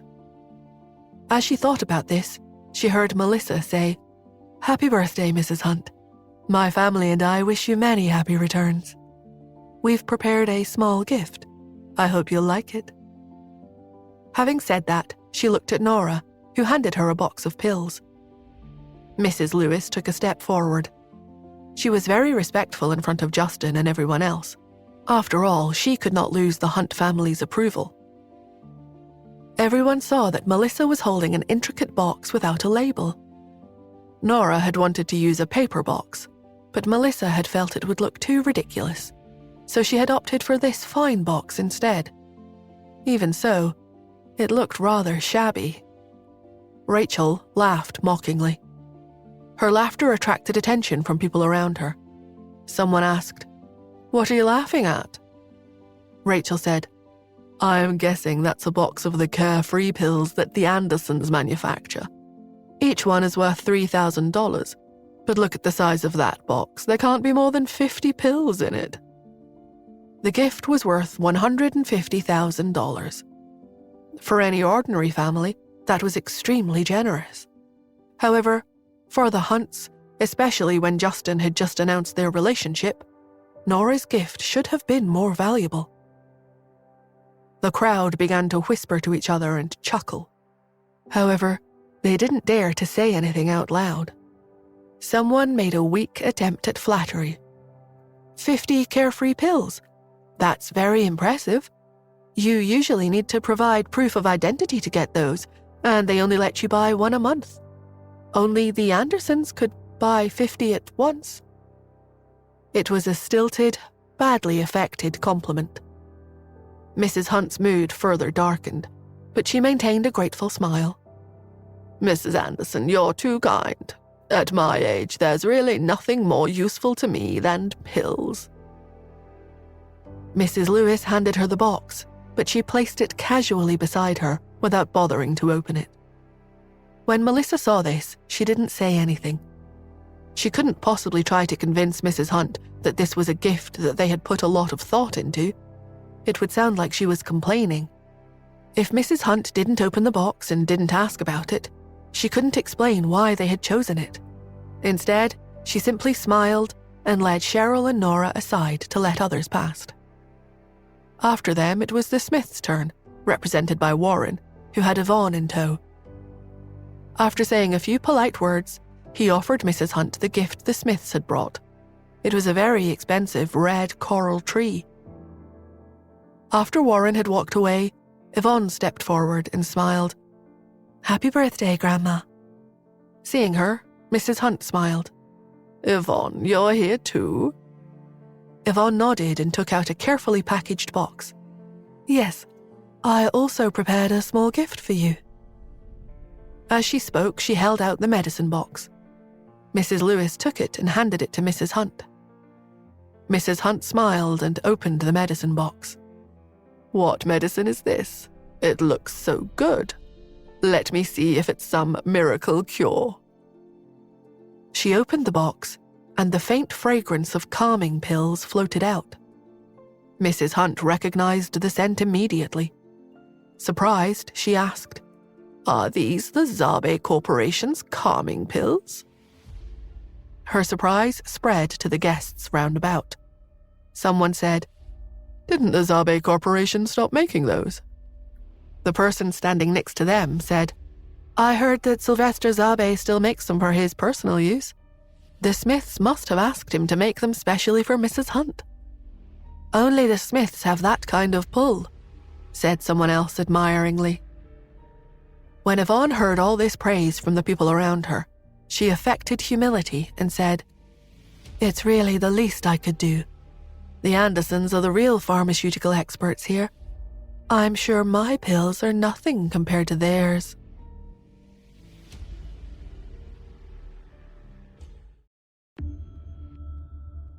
Although Yvonne was doing her best to sound self-effacing, it was clear that she was drawing attention to the superior quality of her pills over those of the Andersons and Nora.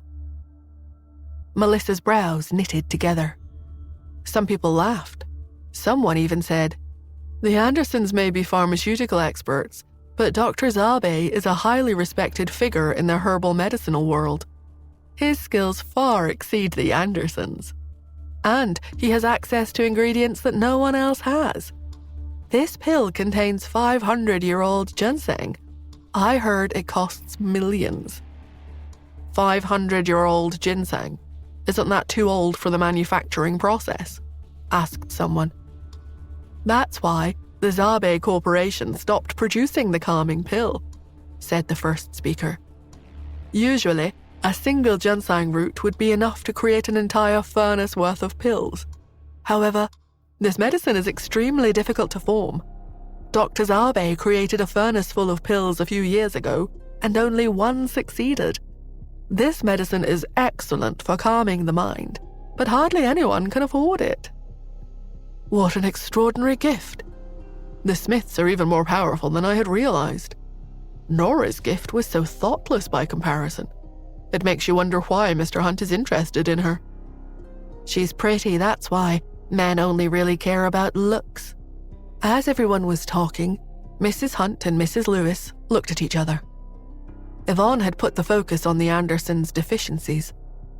Although Mrs. Hunt didn't like Nora, she couldn't be overt about it in public. Instead, she smiled and said, "Thank you so much, Yvonne. That's extremely generous. I'm very touched." She hadn't thanked the Andersons. It was obvious that she wasn't impressed with their offering. Yvonne's eyes glittered as she smiled. She didn't speak again. As she turned to leave, Rachel saw that Yvonne had missed a good opportunity. She called out, "Mrs. Hunt, show us the pills the Andersons gave you. Are they the carefree pills?" Everyone looked at Mrs. Hunt. Her expression soured. She glanced at Nora and saw that the girl looked entirely indifferent, as though she couldn't have cared less what Mrs. Hunt thought of their gift. Her insolence made Mrs. Hunt even angrier. She looked at Melissa again. The moment their eyes met, Melissa understood her silent inquiry. After some thought, Melissa subtly shook her head. Internally, Mrs. Hunt scoffed. However, she smiled and said, "It's my medicine. I'll open it when I feel like it. Mrs. Lewis, take these medicines to my room." Hearing this, Mrs. Lewis nodded. She took Nora and Yvonne's medicine boxes and turned to go upstairs. In the crowd, Cheryl looked at Melissa in confusion and asked, "Mum, why didn't you let Mrs. Hunt open the pills we gave her? That would have shown everyone." Melissa smiled and said gently, "First of all, Nora might not want anyone to know that she can create those pills. It could cause a lot of trouble. Secondly, we have no enmity with the Smiths. There's no need to make things difficult for Yvonne." She continued, "Sometimes unnecessary comparisons only make people more and more concerned about other people's opinions. We don't live for other people's opinions. We live for ourselves." Cheryl was stunned, but her mother had always been a proud and self-reliant woman. She had never cared about others' opinions. Cheryl couldn't say the same for herself. Just as she was thinking about this, she heard Nora say, "She's right." Cheryl suddenly felt very immature by comparison. Even Nora feels this way, she wondered. Nora said, "It'll be too much trouble if someone finds out." Nora had foregone sleep for 2 days to make those pills. If people found out that she could make such medicine, they might start to demand it from her. The gift-giving continued, but Nora was a little hungry, so she took Cherry to the dessert table by the far wall. When she got there, she picked up a cake slice and was about to claim a piece of cake when another hand reached over. Their silverware met in the air. Nora looked up and saw a woman in her 30s looking at her. Nora abandoned the cake she had been reaching for and took a piece closer to her. Just as she was about to leave, the woman asked, "You're Cherry's mother, right?" Nora frowned, perplexed. The woman smiled. "I'm Brandon's mother. Brandon always talks about Cherry. It's a pleasure to meet you." "Oh, hello." Brandon's mother, Maureen, who was also Warren's wife, was a straightforward woman. She told Nora quite openly that she didn't approve of her husband doting so much on his little sister, but there was little she could do about it. One cause of friction within the family was that Yvonne always wanted the best of everything. In particular, she demanded the most exquisite food, no matter how much trouble it put others to. Maureen could tell that Yvonne's demands were a way of asserting her dominance because she wasn't Ian's biological daughter. It made her feel insecure, as though people would think it made her less important in the family. However, Maureen felt that they shouldn't constantly indulge her. Yvonne had been pampered since she was young. It wasn't good for her to get her own way all the time. Over the years, the two women had come into conflict many times, and a huge grudge had formed. She hadn't expected to bump into Nora at the dessert table. When their forks had clashed, she had decided that she had better choose another piece of cake. After all, Nora was Justin's girlfriend. She would do well not to offend her. But Nora had given way first. This humble gesture had made a good impression on Maureen. She was about to say something more to Nora when she received a text message. She checked her phone and said, "I have to go, Nora. I have to meet up with my brother and uncle, but we should talk again sometime." With that, she left, leaving Nora confused. At the door, Joel pushed Ian into the hall in a wheelchair. Ian's body was weak, and he could no longer walk very far. As they entered, Ian looked up, his eyes searching eagerly for someone in particular.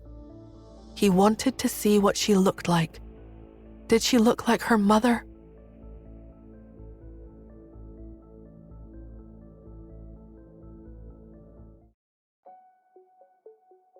Although Ian had seen her appearance on camera during the live broadcast, there was a big difference between seeing someone on the internet and seeing them in reality.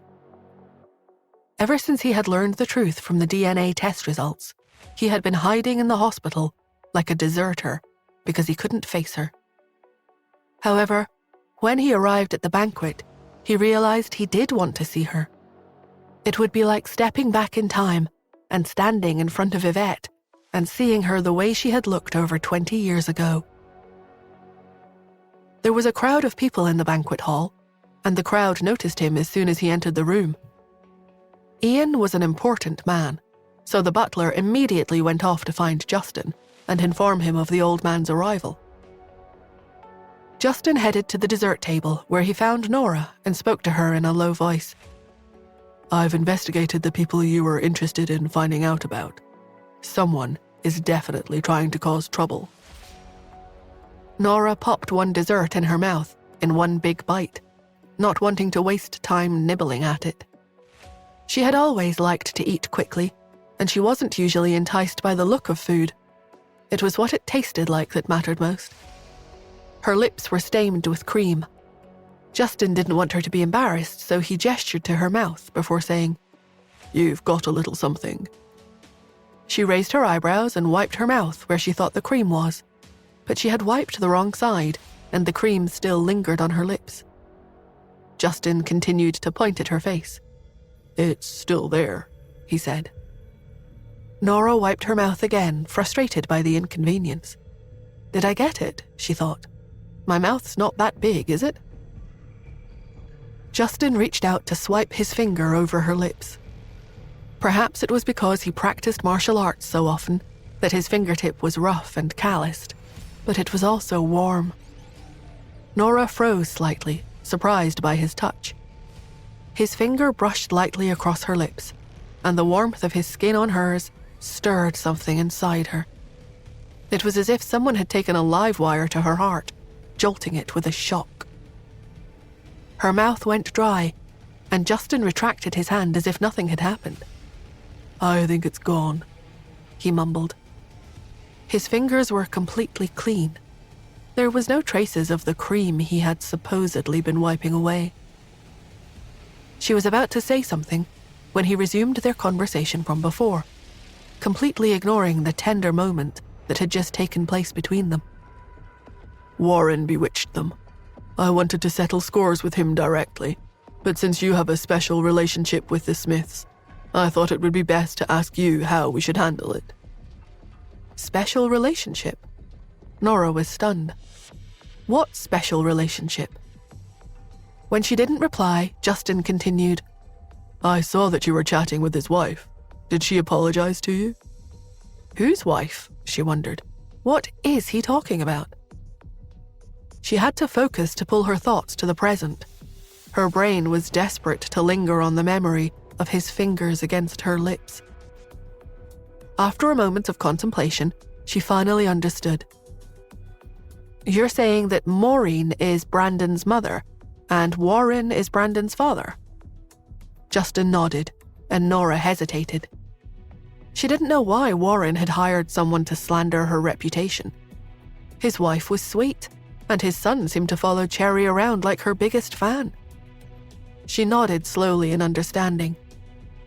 The information didn't really change anything, but as a safety precaution, she said, "Leave evidence behind. If he still dares to come after me, I'll destroy him. Nora couldn't be bothered to fight with others unless she really needed to. Such a small conspiracy was nothing to her. She would rather be cuddled up in bed sleeping than dealing with Warren. But if he continued to be a problem, she would take care of it. Justin agreed with her. If that's what you want, I'll get that man to leave a statement on video. If Warren tries to play any more tricks, I can just get Joel to deal with him. Okay, that's fine, she said. Then she picked up another small cake and popped it into her mouth, savoring the sweet taste on her tongue. Justin noticed Cherry standing nearby. She was holding a plate and a fork, eating a piece of cake in small bites. He chuckled and pointed at the Black Forest cake beside him. This cake is pretty good. Cherry skipped over to stand beside him. Daddy, I want to eat the mousse cake. Sure thing. He bent down, picked her up, and walked over to the plates of mousse cake. She picked the one she thought looked the most delicious, and then Justin carried her back over to where Nora was standing. Cherry's mask only covered half her face, exposing the bottom half so that it wouldn't impede her eating. After taking 2 bites, she sighed. Justin asked, "What's wrong?" Cherry looked at Nora grudgingly. "Mummy, have you found my sponsor grandpa yet?" Nora, who was still eating cake, was speechless. She froze for a moment before nodding confidently. "Yes, I forgot to tell you." Cherry's eyes widened in excitement. The relationship between her and her sponsor grandpa had been extinguished, and she hadn't heard from him lately. She had been waiting impatiently for her mother to give her some news about him, so she could make sure he was okay. Justin was a little jealous. "Why are you looking for your sponsor, Grandpa? If you want something, I'll buy it for you." Cherry whined. "Daddy, you don't understand." There was something special about the old man she had grown to be friends with online. They shared a connection that she hadn't been able to find with anyone else. Justin was bothered by his daughter's sullen expression. He hated the idea of her needing or wanting to spend time with someone else. He was about to say something when the butler walked up to him. "Sir, Mr. Ian Smith is here." Justin glanced at Nora. "I'll go over and talk to him." "All right, you go," she agreed. After taking a couple of steps, he turned back to look at her. She was looking at the door curiously, obviously very interested in the man waiting there.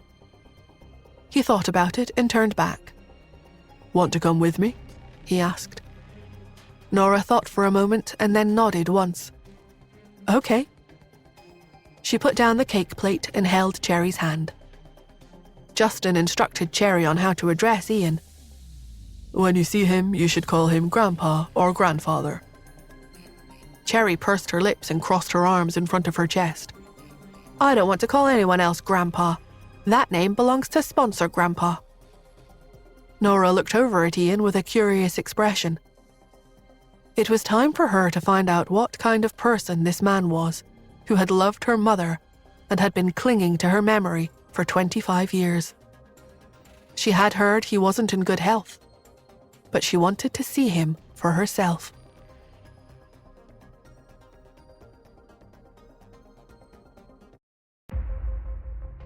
When people noticed Ian at the door to the banquet hall, whispers moved through the room, jumping from ear to ear. He had been living in seclusion for more than 10 years, but the fear of being dominated by him in the business world lingered in the hearts of the other big-shot businessmen. Everyone greeted him respectfully, but when they saw Justin bringing his girlfriend over, they moved out of the way to make space for them. Across the room, Yvonne was stunned to hear that her father was there. Rachel exclaimed, "Miss Smith, did your father come here for you?" Yvonne was unsure, but Rachel was determined. "I bet it's because of the hunts. Justin's just announced he has a girlfriend, and your father dragged himself over here even though he's sick. Maybe he came to tell them off." When Yvonne heard this, her eyes lit up. She quickly walked to the entrance and bumped into Warren on the way. Warren said, "I'm sorry I couldn't help you vent your anger earlier, but we can talk about it later. I promise I'll always protect you. Yvonne didn't really believe him. The person Warren cared about most was himself. Ian was famous for being protective, but Justin had already declared a few years ago that he wouldn't marry her. Ian already knew about it, so there was no reason he would come all the way here just because Justin got a girlfriend. What is he doing here? She thought. She walked over and stood behind Ian, taking over the wheelchair from the servant. "Dad?" she said, looking down at him. Ian nodded at her. He had done all he could for his adopted daughter, but perhaps it was Yvette's betrayal back then that had made him very indifferent to favors. He didn't like to rely on Yvonne or his nephews. He had built a wall around himself to keep them out. Even Joel was used to his cold demeanor. Yvonne's heart sank at his expression. He was clearly not there for her.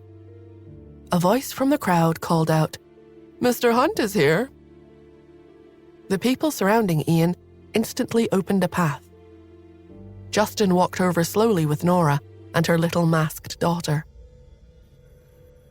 The heads of the two wealthiest families in New York were there. Although Ian was old and could have been seen as weak sitting in a wheelchair, he still put off an aura of power. Justin was also an important figure, and everyone was curious as to what he was going to say. The crowd gradually fell silent, anticipating the conversation between the two men.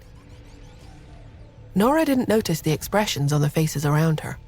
All her attention was snatched away by Ian. He was sitting in a wheelchair. His face was gaunt, and there were wrinkles at the corners of his eyes because he was too thin to fill out his skin. His age was obvious, but his deep eyes and sharp facial features still exuded a handsome charm. He had thick eyebrows and big eyes that were just as beautiful as any celebrity heartthrob. She looked past the aged features and imagined what he would have looked like when her mother fell in love with him. It was no wonder she had wanted to be with him. She watched as his gaze swept right past Justin before resting on her. His eyes were sizing her up, and his gaze was intense, almost frighteningly so. But Nora just stood there quietly, not saying a word. She almost felt like he was looking through her and seeing her mother instead. After a few moments, a hint of admiration flashed in Ian's eyes. The hostility he had harbored toward her earlier dissipated a little as he sat in front of her. Justin stepped forward to block Nora from his sight. Ian raised his eyebrows to look at him, a look of confusion on his face. Based on his past encounters with Justin, he felt that he was a good man. He and Joel both seemed to have good heads on their shoulders. Seeing him now, Ian appreciated that he was protective of Nora. Justin said politely, "Ian, I didn't expect you to come." Ian lowered his eyes and then said calmly, "It's Mrs. Hunt's birthday. How could I not come?" He looked behind Justin. "Aren't you going to introduce us?" Justin moved aside and gestured toward Nora. "This is my girlfriend, Nora Smith." Then he spoke to Nora. "Nora, this is Ian Smith." Justin looked back at Ian. Back when Nora had pointed out that she was not Henry's daughter, Justin had found someone to punish Henry and take revenge on him for abandoning his son and burying him alive. He hadn't made a move before that because he had thought that Henry was Pete's biological grandfather.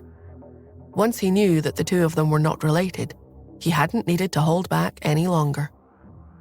After that, he began to suspect that Nora's biological father was Ian. First of all, the love story between Yvette and Ian had spread through the entire New York upper class. He didn't believe that a person's heart could change just because they told it to. Secondly, Nora's surname was Smith. Surely that wasn't a coincidence. Next, the people he had sent to protect Nora had reported that someone had pulled out some of her hair and taken it to Ian. Justin hadn't been able to get the hair back. He knew that Ian must have gotten someone to do a DNA test. He could only guess what was going to happen next. For someone as influential as Ian, It would have only taken a few hours to get a quick DNA report. But the Smiths hadn't taken any action yet. They had only let Quentin follow Nora secretly. He monitored her at first, but then he began to protect her. Justin was puzzled. What was the result of the DNA report? Is Ian Nora's father? He had hesitated at first to introduce them. As he mulled over his conflicted feelings, Ian looked at Nora confidently. Justin, may I have a private chat with Miss Smith? Private chat? Justin's eyes narrowed. If Nora was his daughter, Ian would have come to acknowledge her a long time ago. But if she was not, what did he need to speak with her about? He couldn't very well voice his worries out loud, so he simply said, "Okay." Nora moved off to the side, and Yvonne moved to push Ian's chair. But before she could move, Ian said, "Stay here, Yvonne. Nora can push me over."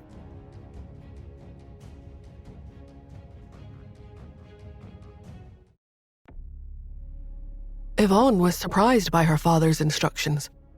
She watched as Nora raised her eyebrows and walked over to push his wheelchair out to the balcony. An inexplicable sense of danger enveloped Yvonne's entire body. She had a sinking feeling that this woman would slowly snatch everything away from her. Ian had never shown much interest in other people. Even his attitude toward her had always been cold. But now he wanted to talk to Nora alone. While she was hesitating, Warren walked over. He said gloatingly, "See, he must want to chat with her to convince her to leave Justin. Maybe he'll write her a big check to get her to give him up." Maureen grabbed Warren's ear, pulling him toward her. "Do you think we're living inside a novel? Nora is Cherry's mother. Trust me, you don't want to mess with her." Rachel smiled at Yvonne, wanting to comfort her. "I think it's sweet. Even though you're not his biological daughter, he's willing to stand up for you. He's the opposite of my father." She trailed off, her expression shifting to reflect her fury at the thought. "All he knows how to do is scold me every day. Nothing I do is right. Maybe he isn't really my father." Yvonne was speechless. She didn't want to be rude, but Rachel was very annoying. She took a deep breath and suppressed her anger, forcing a smile. "Every father has a different personality," she said. Rachel pouted. "Well, my father's personality revolves around yelling at me." Yvonne shook her head. She had never been scolded, but she almost longed for it. Scolding would be better than him not paying attention to her at all. Her eyes flickered. Maybe you can learn something from Nora. After all, she was able to snag Justin as her boyfriend. Rachel was exasperated by her words. "Oh, not you too. What's so good about her?" Nora pushed Ian's chair out onto the balcony and closed the sliding door behind them. After blocking out the noise in the hall, only the sound of cars honking below reached their ears. He didn't look like he had any intention of speaking, so she cleared her throat and then said, "What do you want to talk to me about, Mr. Smith?" Ian was silent for a few seconds, and then he blurted out, "Did your mother say anything before she passed away?" Nora's mouth dropped open in surprise. She had not expected him to ask such a blatant question. He must have wanted to know if her mother had left any words for him before she died. What does he want my mother to have said? She wondered. That she regretted it? That she loved him? Or something else? When Nora didn't say anything for a while, Ian laughed dryly. "What was I thinking? You were only 6 months old when she passed away. How could you know?" He had already answered his own question, but Nora sensed that he still expected her to say something. She just shook her head, unable to think of anything to say in response. After a moment of hesitation, Ian said, "Why don't you go back in and join the party? I'd like to stay out here for a bit." "I'm sorry," she finally said, before opening the sliding door and returning to the hall. Ian watched her as she walked away, and then he sat silently for a long time. Talking to Nora was like talking to a ghost. She looked so much like her mother. Not only did they look alike, but their temperaments were also somewhat similar. They were the kind of people who did whatever they wanted and didn't care about how others looked at them. Back then, Yvette had offended many people because of that trait and had become the enemy of many women. She had never cared about what they said about her behind her back. She had often said, "Why should I care what they say about me? It's not like their words can hurt me. Let them be jealous. I can't help it if they wish they were me." She had been narcissistic and mockingly snobbish. But Nora seemed different. Yvette had been a talkative woman, and although she looked very graceful, that image had been broken the second she opened her mouth. On the other hand, Nora was very quiet. It was as if she couldn't even bring herself to talk. Ian lost himself in his thoughts and memories. When Nora walked back into the hall from the balcony, Yvonne caught her immediately. Seeing her calm expression, she figured Ian must not have said anything too crazy, which meant he probably hadn't done anything to convince her to leave Justin. She would probably never consider leaving him anyway, she thought. Any woman would easily choose Justin over any other option. She lowered her gaze, tears glinting in her eyes. Nora yawned. Just as she was about to look for Cherry, she turned around and accidentally bumped into someone. She looked up to see Rachel in front of her. Nora apologized. "I'm sorry, I didn't see you." Her words were pleasant, but her tone was cold. She lowered her head slightly and planned to walk around Rachel, but after taking 2 steps, Rachel stopped her. "You bumped into me and you're just going to walk away?" Nora's lips curled into a mocking smile. "What? Did you want me to kneel and beg for mercy?" Nora had barely even bumped her. There was no need for anything more than a simple apology. Rachel was furious. "You have a bad attitude," she said with a scowl. She was about to say something back when Yvonne grabbed Rachel and smiled apologetically at Nora. "Don't pay any attention to her." Then she whispered to Rachel, "Watch yourself. You know you shouldn't be rude to her now that she's Justin's girlfriend." Rachel instantly exploded. When she was at home, her father would often scold her, saying that she was wrong for one thing and not good at another. He would say she could never compare to Nora, and had even asked her to contact Nora more often when she had free time. Yeah, right, she had thought. Nora is a nobody. Why should I curry favors with her? That was why she had looked for Yvonne. She was one of the most respected women in the city. It annoyed her that Yvonne was acting afraid of Nora now. She panicked and pushed Yvonne away. "What are you afraid of? She's just an illegitimate daughter. She doesn't hold a candle to you." Yvonne's eyes widened. "Don't talk nonsense." Rachel spoke without thinking, her voice louder than normal. "How am I talking nonsense? Am I wrong? Didn't you see it during the last live broadcast? Her father isn't even her biological father. Her mother was pregnant before she got married. Her so-called father just took her in." Rachel's loud rant reached Ian's ears, and he turned his head toward them.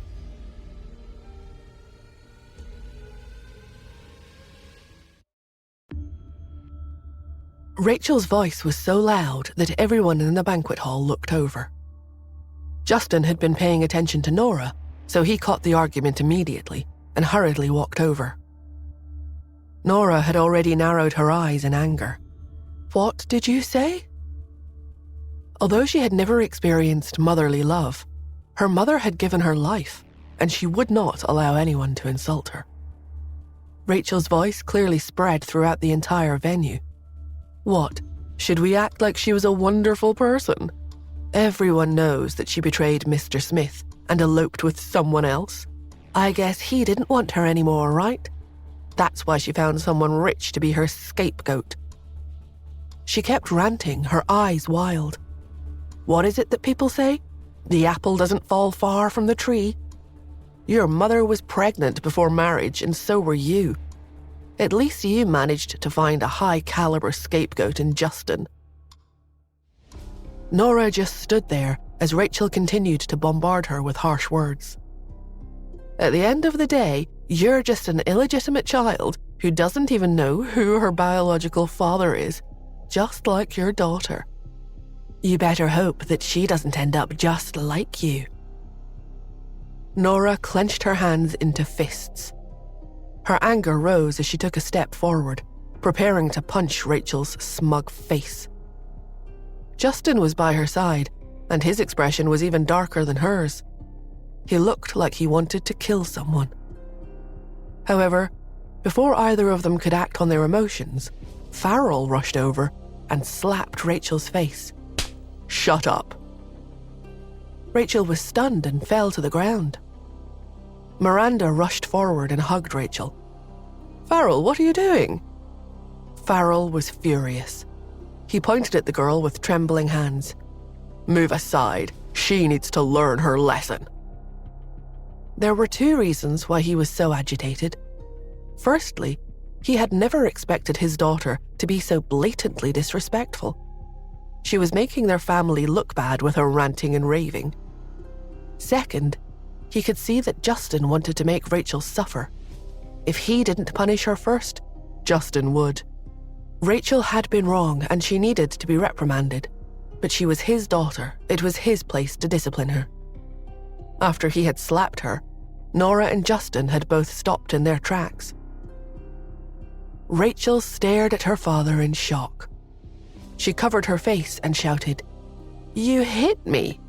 You actually hit me because of her! What kind of bewitching potion did she give you to make you want to protect her so much? Is it because she's so beautiful?" Farrell gawked at Rachel. He hadn't expected her to go so overboard with her words. He knew he had taught her better than that. His hands trembled. Your aunt has never said such ugly words in her life." Rachel sensed his anger and was so frightened that she didn't dare say anything else. However, Miranda was furious. "Her aunt? You are so biased toward Melissa. Why don't you just go live with her if you love her so much?" Melissa rushed over, anger evident on her face. She pointed at Miranda with a trembling finger and yelled, "How dare you!" She couldn't believe her sister-in-law would slander her so publicly. Even if she had a clear conscience, Miranda's words would become a topic for everyone to talk about over dinner and cocktails for weeks. She had always tried to be as kind and compassionate as she could. Ever since Miranda had entered the family, Melissa had realized that she hated her. That was why she rarely returned to her mother's house. In the past 20 years, she had only seen her brother a handful of times. When she was young, her mother had often said that when a girl got married, she would have no home. At the time, she hadn't believed her, but she eventually came to accept it as the truth. Farrell's body swayed as he stared at Miranda and Rachel. The pair of them usually curried favor and flattered him. They had never been so ugly before. Just a moment ago, he had risked offending Justin to protect his daughter, but now he wasn't sure if it had been worth it. Farrell turned to Justin and cupped his hands in apology. "Mr. Hunt, I'm so sorry to have disturbed your grandmother's birthday banquet. I'll take the two of them home and visit you another day to apologize properly." Justin pursed his lips tightly. Farrell was Melissa's older brother, and Melissa was Nora's aunt. Nora had always been very respectful to her. He knew she wouldn't want him to be too harsh. He nodded lightly. "That's fine, Farrell, but you might want to reconsider spoiling your daughter as much as you have in the past. It seems to have had a negative impact on her behavior." Farrell bowed his head slightly. "You're probably right. Maybe I should send her overseas for some proper education." Rachel's eyes widened as she screamed, "Dad, you wouldn't do that to me. You can't." Farrell grabbed her hand and called for the Wood family's bodyguards to help him drag her and Miranda out. Rachel knew that it was hopeless to resist. She was done for. When the guard dragged her past Nora, she laughed maniacally. "Are you happy now? Even if I do have to go overseas, I'm still better than you. You're not worthy of Justin. Without a strong family to support you, I'm sure he'll tire of you and leave you for someone better." The entire hall was silent as her voice resounded in everyone's ears. Every pair of eyes in the room shifted to look at Nora. They wondered if Rachel was right. Was Nora really worthy of a man like Justin Hunt? Ian, who had been quietly observing the chaos, finally spoke up. "Who said she doesn't have a strong family?"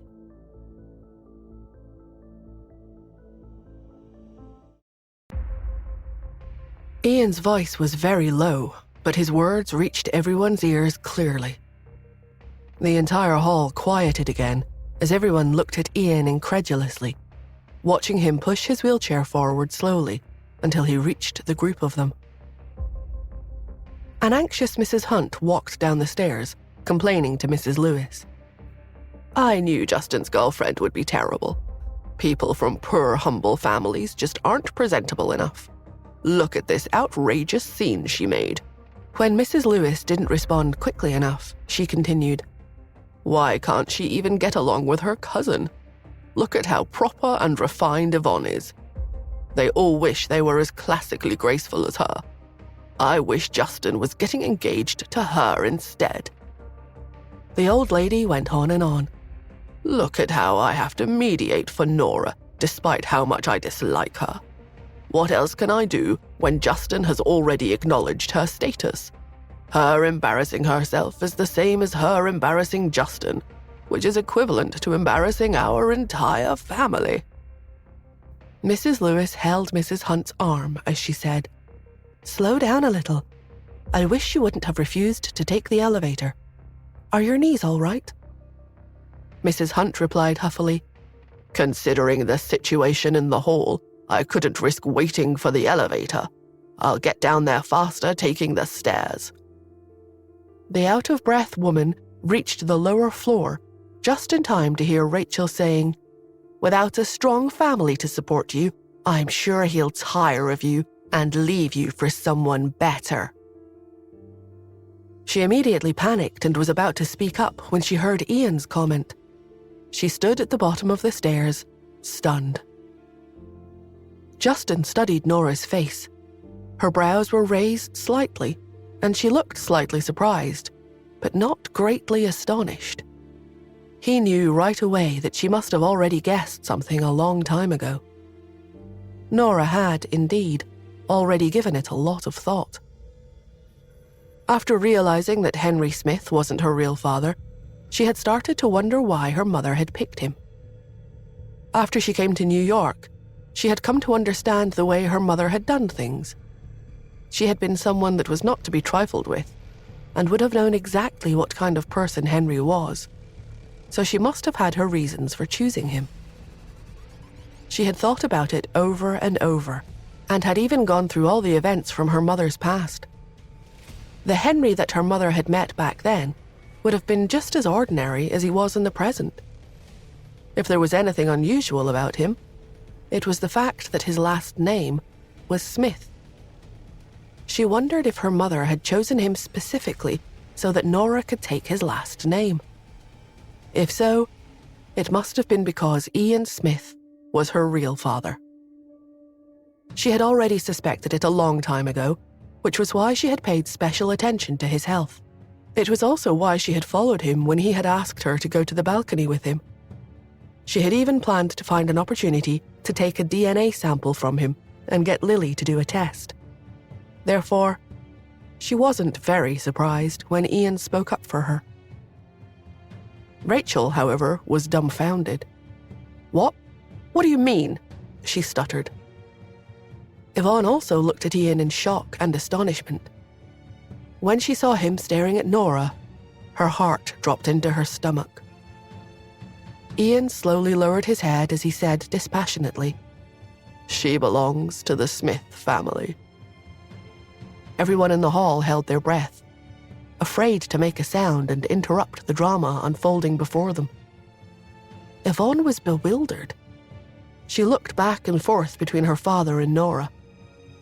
She took after Yvette a great deal, but she had to admit that there were also features that shared a resemblance with Ian. Her legs went limp and she staggered. "What? That's impossible," Rachel exclaimed. She refused to believe that this simpleton was going to come into her life with some magical Cinderella story. Ian must have been lying. Warren looked around at the group of them, trying to set all the details straight in his mind. He had been arguing with his wife only a few minutes ago.